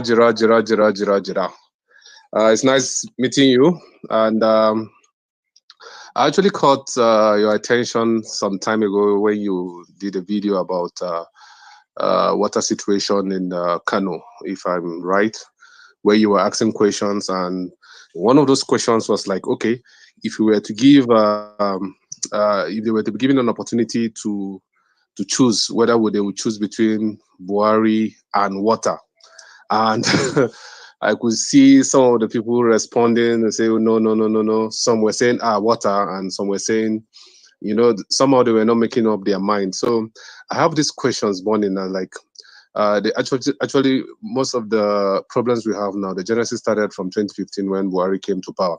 And from your own perspective, what do you see the Northerners, most especially like the audience you were actually interacting with in Kano?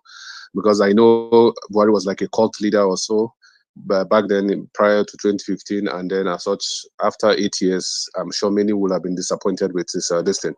So I wanted to know what's your perspective on that. And then secondly, as regards water, water is where where my specialty is, and just like we're talking about Nigeria as a case, it's really unfortunate because Nigerian situation when it comes to water. And some time ago, the space was all about water and what the PO was doing, most especially in the north. And it's really a sorry sight. We have a company here in Jos. I posted on the Jumbotron where just a few meters away from where we operate, a community where about 15 to 20 children were hospitalized all of a sudden because they couldn't afford to drink water from either bowl or whatever. They were taking water from well, and somehow that well was contaminated, and 2 children died as a result of that incident. So it's our reality today, but it's unfortunate. Actually, many deaths are actually needless. Many deaths are avoidable, but then this is Nigeria. Thank you. So what's your take on the perspective of how people see Buhari prior to 2015 and now? And relating it to the video I saw you doing with the people of Kano in regards to water. Thank you. Thank you so much for the questions. The first, when young people were going crazy about Buhari a while back, there were some older people who came out and said, you guys are crazy. We remember Buhari's time when he was a military president, and we know what kind of person he is. We don't know what euphoria you're having to really be crazy and supportive of this guy, because we know what he can do. I believe the young people of this time, a lot of the people, not just in northern Nigeria, but the people who voted for Buhari, right now will talk just like those older people, and they will talk based on wisdom, not based on imagination, based on experience, not based on perception. They've experienced Buhari, and they are still experiencing Buhari, but this one is, let's say, Buhari Pro Max Plus. I believe people have learned a lot, and hopefully in the future they don't make the same kinds of mistakes they've made, and also the leaders would not make the similar mistakes as Buhari made. And the second, when the problem of water is not just in Kano, but it's all over. I'm not sure. I haven't lived in the southern part of the country, so I don't know how water is there. But in the north, it's almost everywhere, the issue of water. There's so many issues that I don't even know where to start, because almost every state has its own problem. For example, Gombe. I have a friend from Gombe, and he shared with me pictures of his village, people drinking water, and it will blow your mind, just the kind of water that these people trek to go and get. While you have many famous people from Gombe, there's a lot of money in Gombe, and it could be used to alleviate such kind of issues. So the main point here is we do have governors that really do not pay attention to some of the most fundamental welfare of the common citizens. And that's why it's not an APC problem or a PDP problem or an LP problem or an NNPC problem. It's the kind of leadership system that we have in Nigeria that has a problem. And you give baby breast and baby food, and when they get a little older you give them normal food, and when they get older you give them a different kind of food. Nigeria at the stage it is, it's a baby and you are giving it old people food. Something has to be done to fix this problem from the foundation, and it all starts with clearing that bush and putting down a new foundation to build a country that we can identify with, and we can tell that this is our own home and this is a place where we can live in. Thank you very much. All right, thank you very much, Bello. All right, quickly, I'll just go straight to Tijani. Tijani, please go ahead, and then I'll come to like Doge. Tijani. Tijani, are you there? Should I do Tijani? Okay, I don't think you're there. Like Doge, are you there? Or Lidoge, Yes, I mean, I'm sorry. right Go ahead. here. Yes, it's good to be here at a time like this. I just jumped into this space after a very long while. I've been out of space. So I want to thank all the handlers of our DRS violence space and for still bringing people who are still on course to actualize the big dream of Nigeria.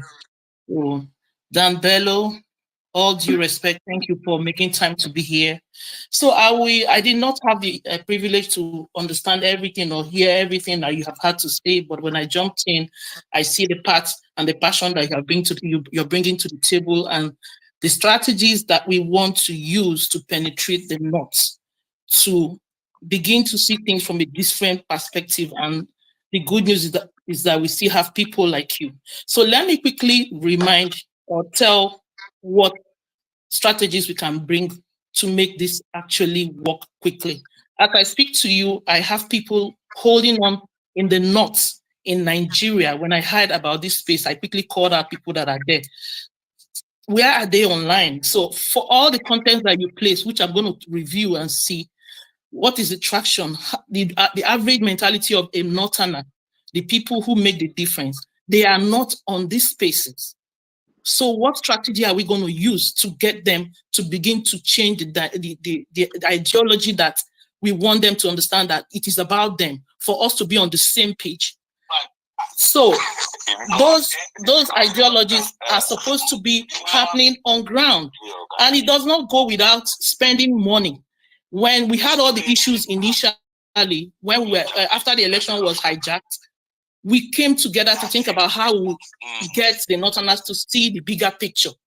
We didn't get to actualize some of those things because we needed funding. I would think, first of all, for an average person in the streets of Kaduna or Kanu to know that things are changing, to even know that the pension that he has saved over years is about to be hijacked by a government who doesn't care about them. It will take some resources to be put on ground. An average person spends a minimum of 5,000 naira to get data to come and view your content. Are you looking at, would I say kind of crowdfunding? Would I think about anything outside of the box to fund people on ground in the north for them to get this information that we are talking about, that the ideas we are talking about to push to them? They need to be involved. There has to be some ground soldiers. There has to be foot soldiers. And if you give me the opportunity, I have one person on ground in the north right now who doesn't have the privilege of being on Twitter, who wants to contribute to some ideas. I have Doe Junior. Please, can you take opportunity to give an input based on what ideas you have about how you can make strategies to work? All right. Good evening, everyone. I've listened to the contribution conversation, and I want to thank Bello for everything you've done. I'm going to be following you after this, and then probably we get to talk. I'm in the city of Kaduna. I live somewhere called Bagibila. Now, I've never heard about what your content is all about. I'm just hearing it today. Well, you know, just like Lydia said, the average northerner is still seated, deeply seated with some sort of mentality that it will take only revolutionary measures to correct or bring them up.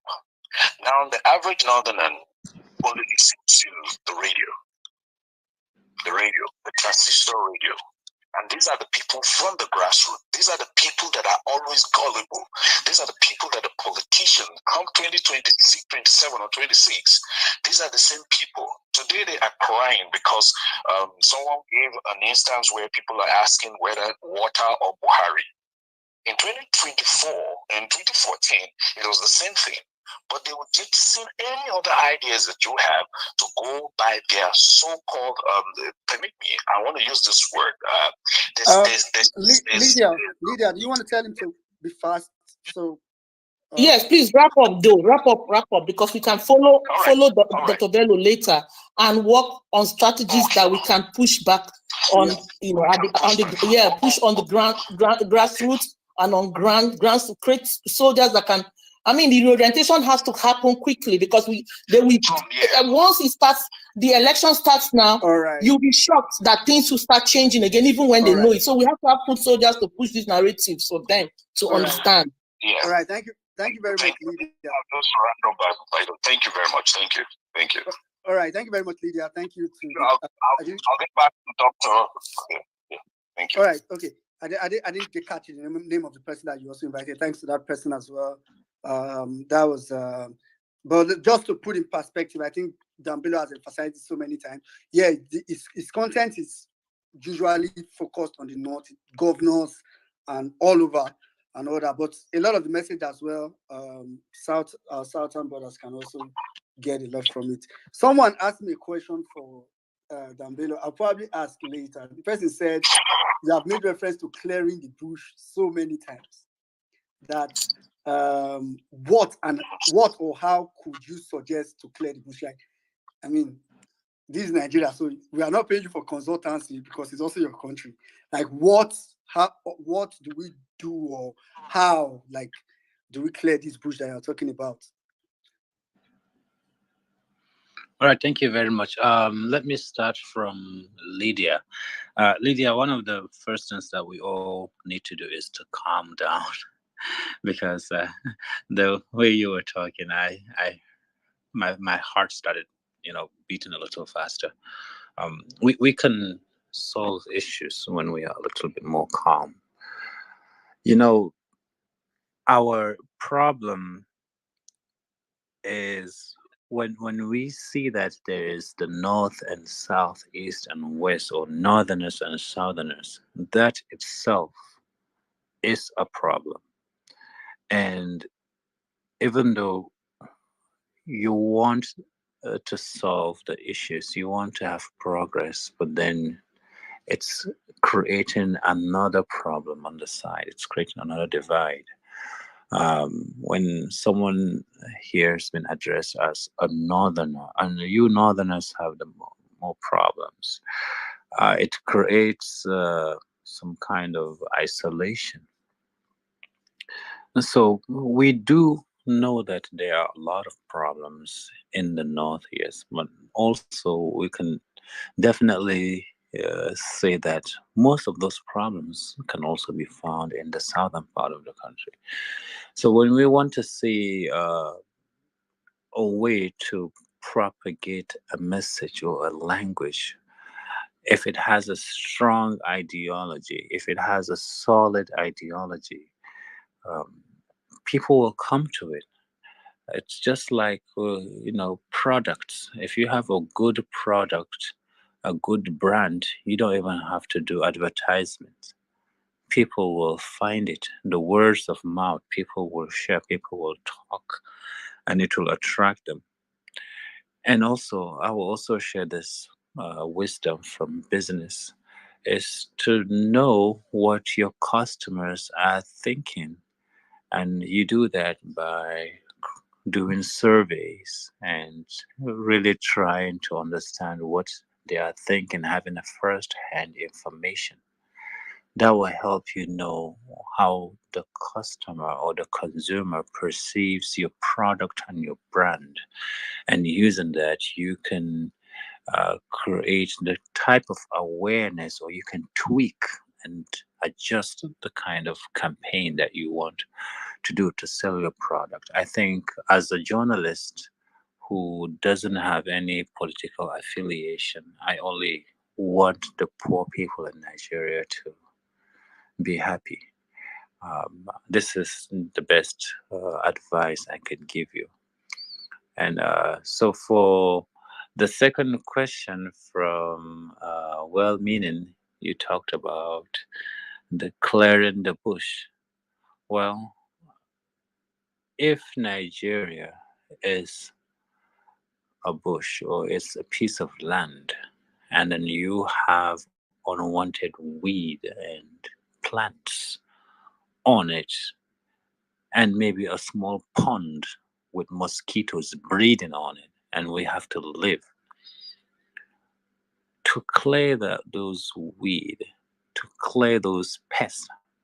What does that mean from a Nigerian context? I don't want to go too much into details, but we know what it will take to clear that piece of land. And that's what we need in this country. And it's not going to be pleasant. The mosquitoes will not like it. The environmentalists will not be okay with it. The people who are benefiting from selling mosquito coils and selling Panadol and chloroquine so that we can cure the malaria we are getting from that land, they will not be happy with it. But once we have our house and we can go inside and sleep, we don't have to think of them.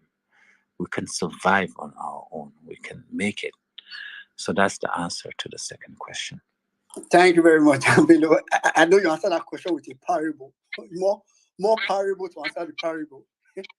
But I want to believe the person that asked that question actually got the parable. You know that video where the slaves were like, that's what I was actually doing. All right, quickly, I'm going to come to Tijani again. Now we're trying to round off. Tijani, are you there? If you're not there, then I should just go to Abdurrahim, who has had something to say for a long time. Tijani, are you there? Tijani, not Babangida, are you there?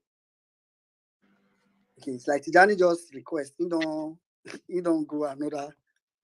Tijani don't go another place. All right, that's fine. Let me just go straight to. Let me go to Abdurrahim.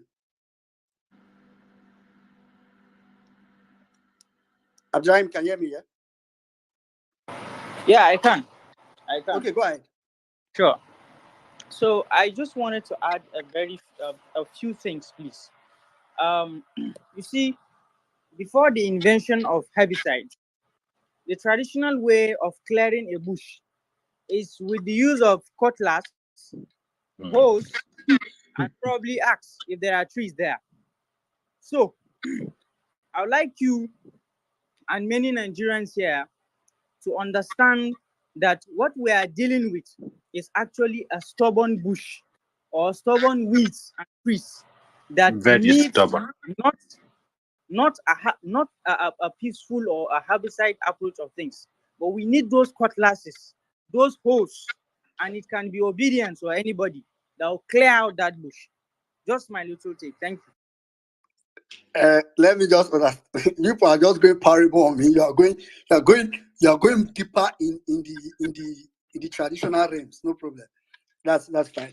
Anyway, somebody asked a question on the comment section. The person says, I want to ask at Bello Galadanchi, does he believe that obedience are people that want Biafra? So I think this born out of this thing earlier. I think he's just asking about you, not the general perspective now. So he's just asking you, do you believe that obedience are people that want Biafra? Do I believe? Well, I mean, obedience is not one person, right? There's a lot of people, so I don't know the different opinions or what is inside the minds of all obedience. But you cannot rule out that some do not want any kind of bear for a while. Some really believe that the country should be divided. I cannot tell. I don't know. Do I believe? I don't know. But I think there are people who have different opinions, and we cannot tell what their opinions are or what their ideologies are. Okay, I'm going to rephrase this question, Dambelo. I understand. You are correct with your answer, actually, because obedience, there are different people that claim to be obedient. But I want to believe you know Peter Obi. I mean, not personally, but I'm sure you'll be following. So you can judge his character, really. So I just wanted to ask, do you think obedience that believe in Peter Obi's ideology, from the one you have observed as an external person, do you think there are people that should want Biafra? If Peter Obi wants to be the president, why would they want Biafra? Exactly. Yeah. So that's why I said I wanted to rephrase the answer, because you're a very smart man. The way you answered the question was based on the way the question was asked. All right, quickly. I just have two people here that will just ask question, and they're going to make it very fast. Then we'll round up. I have Real Level Best. I'll go to Real Level Best now. Then I'll go next to Sadiq Kabir.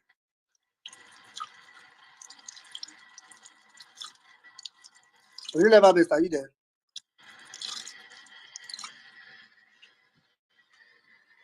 Real Ever Best. Okay, Sadiq, go ahead. Yeah, I agree to know. My question goes to Dambello in Ageswa.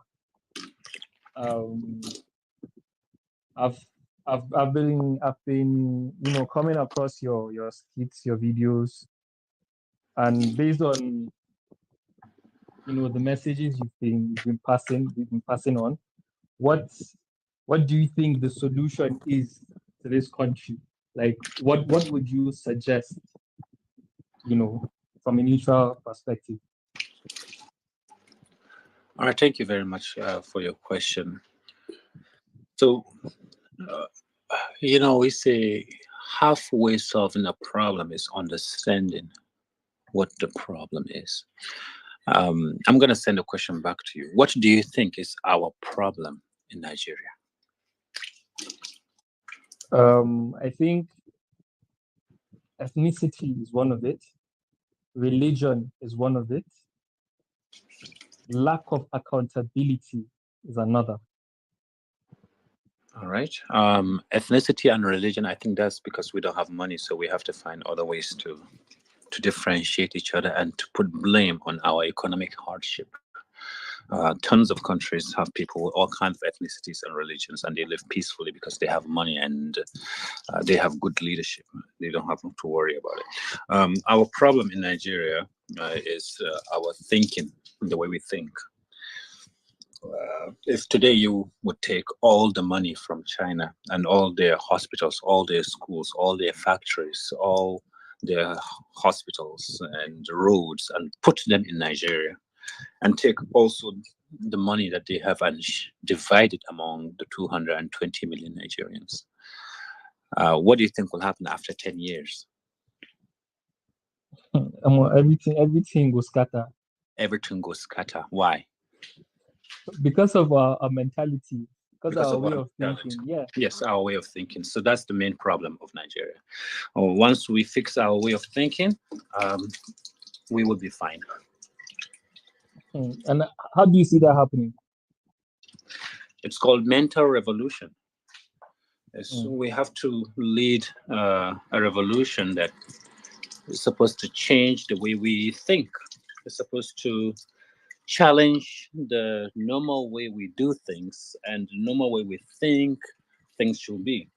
For example, one of the guys today here said he believes that, when someone comes with violence on the on Twitter, when it comes to discussing political differences, you should counter that with violence. So that's a very normal style in Nigeria. Yeah. It's not just from the young people. Also, when you go to the House of Reps, when you go to the Senate, when you go to the State House of Assemblies, they do the same thing. So that's the thinking. So what do we do But different? this see ever changing, because I believe like most Nigerians actually benefit from this sort of thinking, especially those that have made it to an extent, economically or financially rather. Like we all, I think most Nigerians have this I don't know how to put it, like most Nigerians do think in this manner, and some of us actually benefit from it in a way. I don't know if you understand what I'm trying to say. I do understand what you're trying to say, but then you might have the answer to yourself, right? The problem and how to solve the problem. Some people do benefit from it, but then if we want to solve the problem, we just have to change the way we think.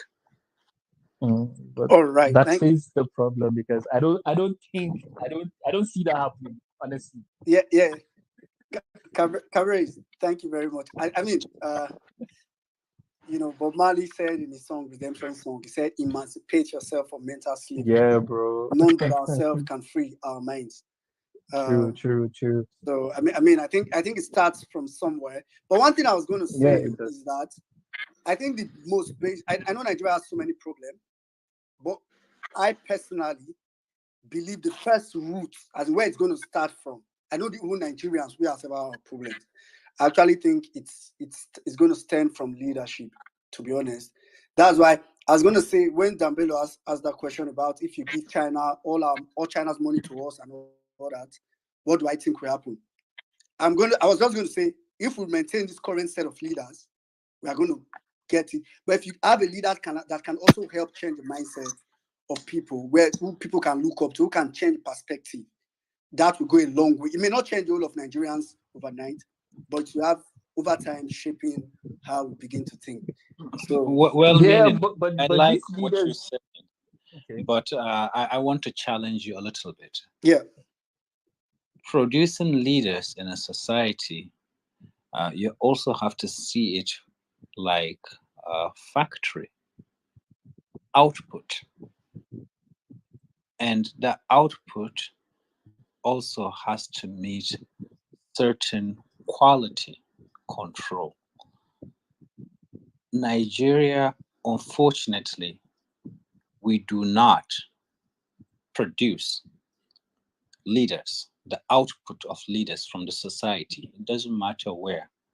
Peter Obi can be a great leader, but the people that can surround him, we just do not have that factory. The raw materials that we have to produce leaders is not there. It's bad raw materials.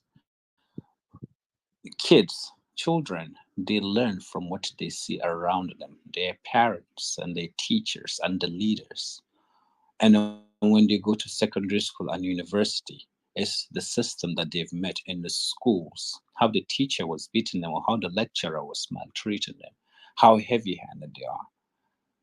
And then when they graduate and they go to NYSC, how exploitative it is, and the little money, and how you go and work your ass for a country, and then you realize that no one cares about you, and then you lose hope.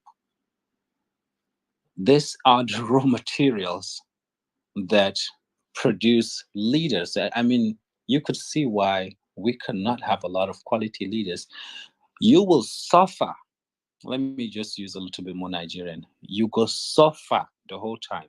And by the time that you have finished and found an opportunity to be a leader, you will think of how you suffered and how the system doesn't care about you and how you've lost faith in the system. And all you want to do is get your own share that will keep you safe and secure, you and your family, and just get out of there, or stay there forever. So to have leaders, we need to change the way we think. Once the way we think has been changed, then we will realize that the way we run our schools, our primary school curriculum, our university systems, our everything has to change if we change the way we think, if we see it practically, including our leadership system, this kind of democracy, you know, all has to change if we change the way we think, if we think more logically, more proactively, not the way we usually do as of now. That will help produce good leaders, and those leaders will be the ones to get the country to where it is. Please let me add one thing. Here in China, they start grooming their future presidents and governors from grade one, from primary one, right in front of my eyes.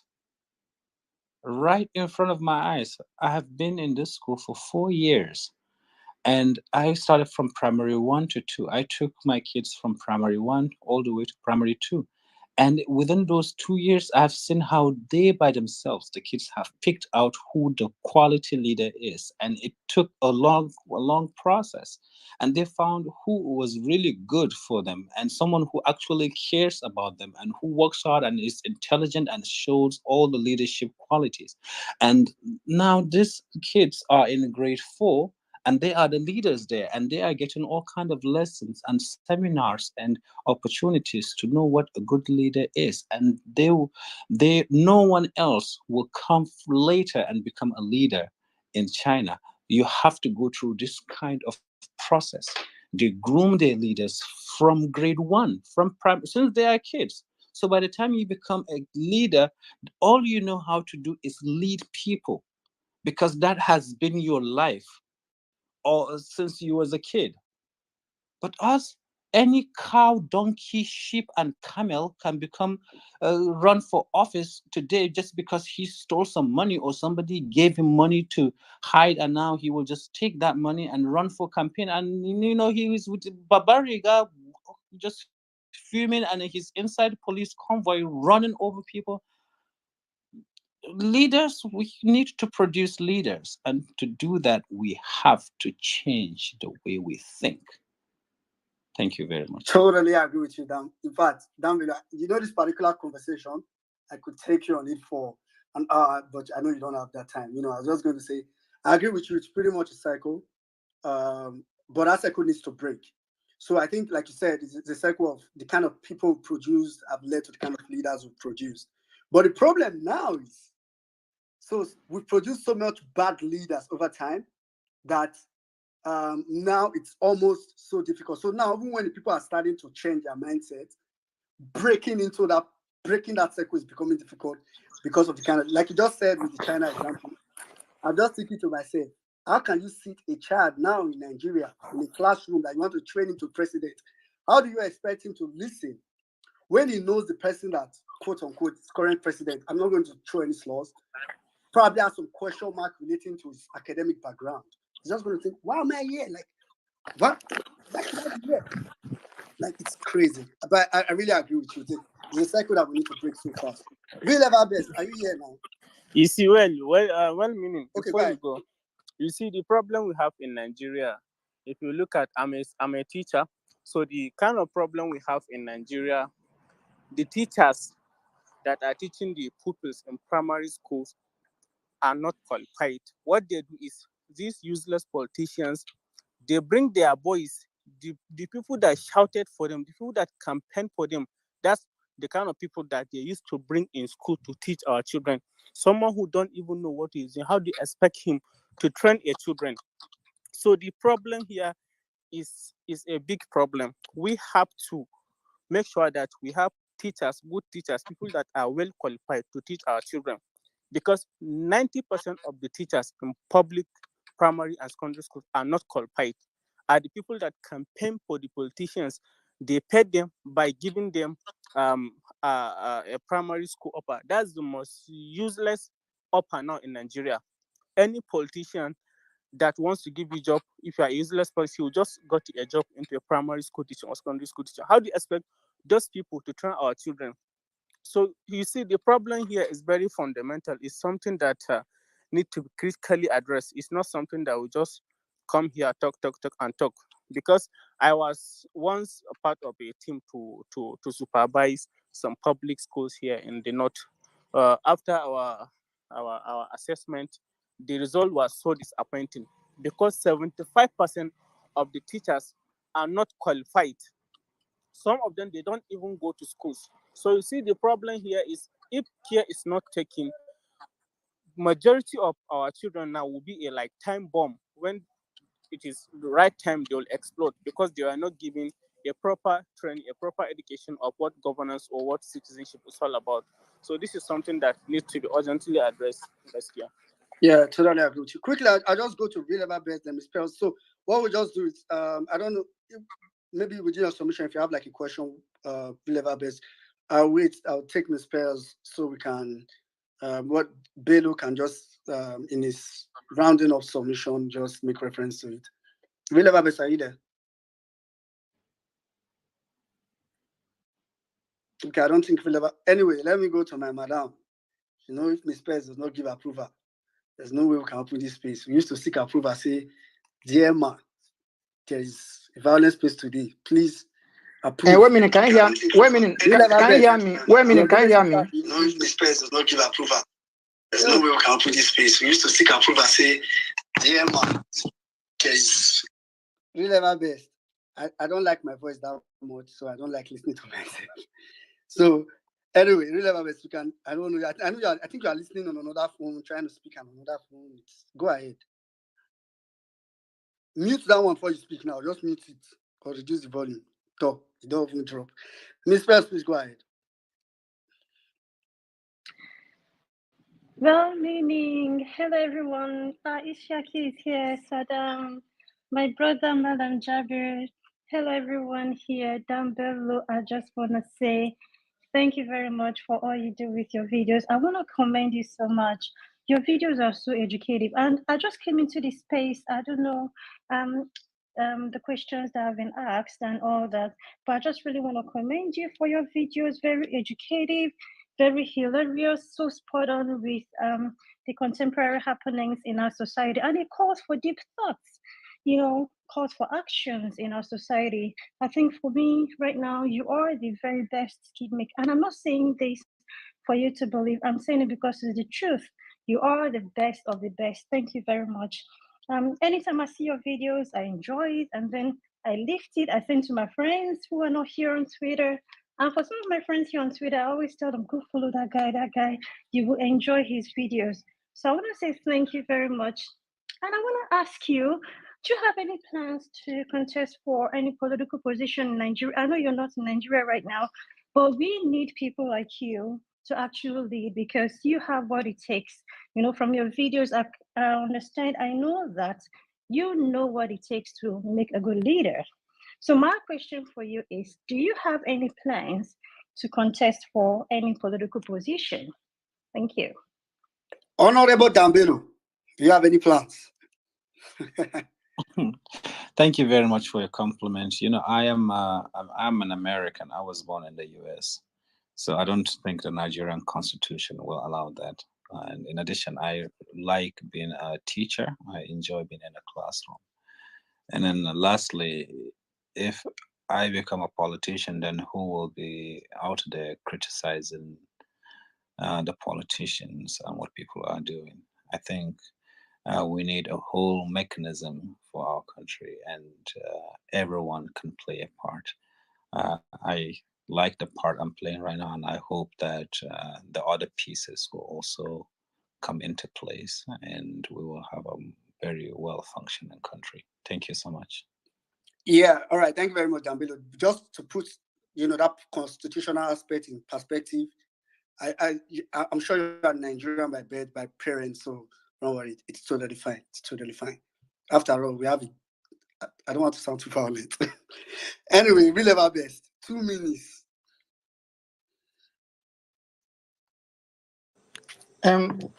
Thank you. Sorry, I was having network issues, so I was trying to switch two phones to see which one. The other one was completely silent. I couldn't hear anything, so I came to this phone. So sorry if my voice actually disturbed. So I want to start by thanking everyone here, and also thanking our guest this evening. Like everyone have said, you're somebody that have actually inspired a whole lot of us. We see what you do, your skits, your videos, and the educational material you produced, with them. Even though some of us don't understand Hausa, but we know that it's something that has actually gone a long way. So when we are discussing that, oh, you're going to come, today, some of us were excited at least to have the opportunity of actually being with you and actually, hearing direct from you. So thank you for what you do, and I pray that God will continue to strengthen you to do, because I think we have a lot of problems in this country that everybody, all hands need to be on desk. But I think I want to take off from what somebody has asked you about what do we need to do. And I think if I hear you complete, your response was we need to change the way we think, we need to change our mind. I think somehow, I don't know anywhere in this world where the people have just, changed by, people have become good by just changing the way they think. And there's nowhere. Everywhere that I've seen in this world that people have actually progressed, it's an intentional act. It's a framework of people that have realized that perhaps the framework with which they are working was not working well, and they sat down to think on a better framework. If you talk about Europe, for centuries, religion was like they had a state religion, and for so many centuries, religion became a model, through which that society tried to, civilize. But they found it was a problem, and they had reformation, and they say, oh, religion should not be a state religion. People should have freedom and not rest of them. And that was, remember those days, scientific innovation was bound. A lot of things people cannot do it because of religion. But at some point, they rebelated themselves and said, have reformation, and they had a different framework upon which that society, and the society progressed, and that is how they've blossomed today. American system also, there was also a time when the founders of America, one of the most important documents in the world today is American Bill of Rights, and it took them time. They sat down because of some of the problems they've had in Europe, a lot of, the killings, the religion problem, and not just of them. They wanted to build a society that would be free from that kind of entanglement, and they sat down to think for days, months, and weeks. They debated, whether it's, Jefferson, whether it's Adam, Washington, all these people, they sat down, and at the end of the day, they had a framework, the American Constitution, the American Bill of Rights. It is upon this document and framework. There are a lot of bad people in America who want to steal, who want to kill, who want to be corrupt, but they cannot do that because they had a framework that at any time, these institutions are bigger than these individuals who want to misbehave. And because of that, everybody wants to go through that, irrespective of what you're thinking. And that will now, in a way, shape the way people behave, to know that if I steal, I will go to prison. The law is not going to be kind to me. If I push drug, the law is not going to be kind to me. In our own context, we have a different problem. If you read the way, like if you a student of history and see the way Nigeria was, put together, especially when we want to have independence, there were discussions of what kind of citizens, what is citizenship in Nigeria, who is a citizen and not the rest of them. But those things were hurriedly passed because the founding fathers felt that what they needed at that material time was for them to have independence. So there was no proper discussion on how this new country was going, what is going to be a better framework for this country, because these are like three different people, or different ideology, different religion, different rotation, different nuances coming together to form one country.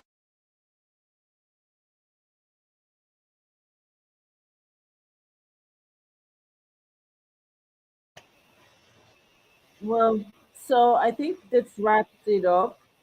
Most of the northern speakers have spoken, so I'm going to be bringing it to you guys once it comes up again, because it would be nice to hear what our northern brothers and sisters are also doing and how to spread the information to them.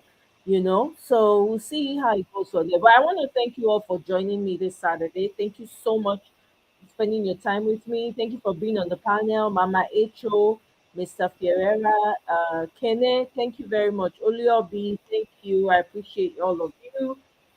Please continue to share and subscribe, and I will see you guys on my next one. Thank you.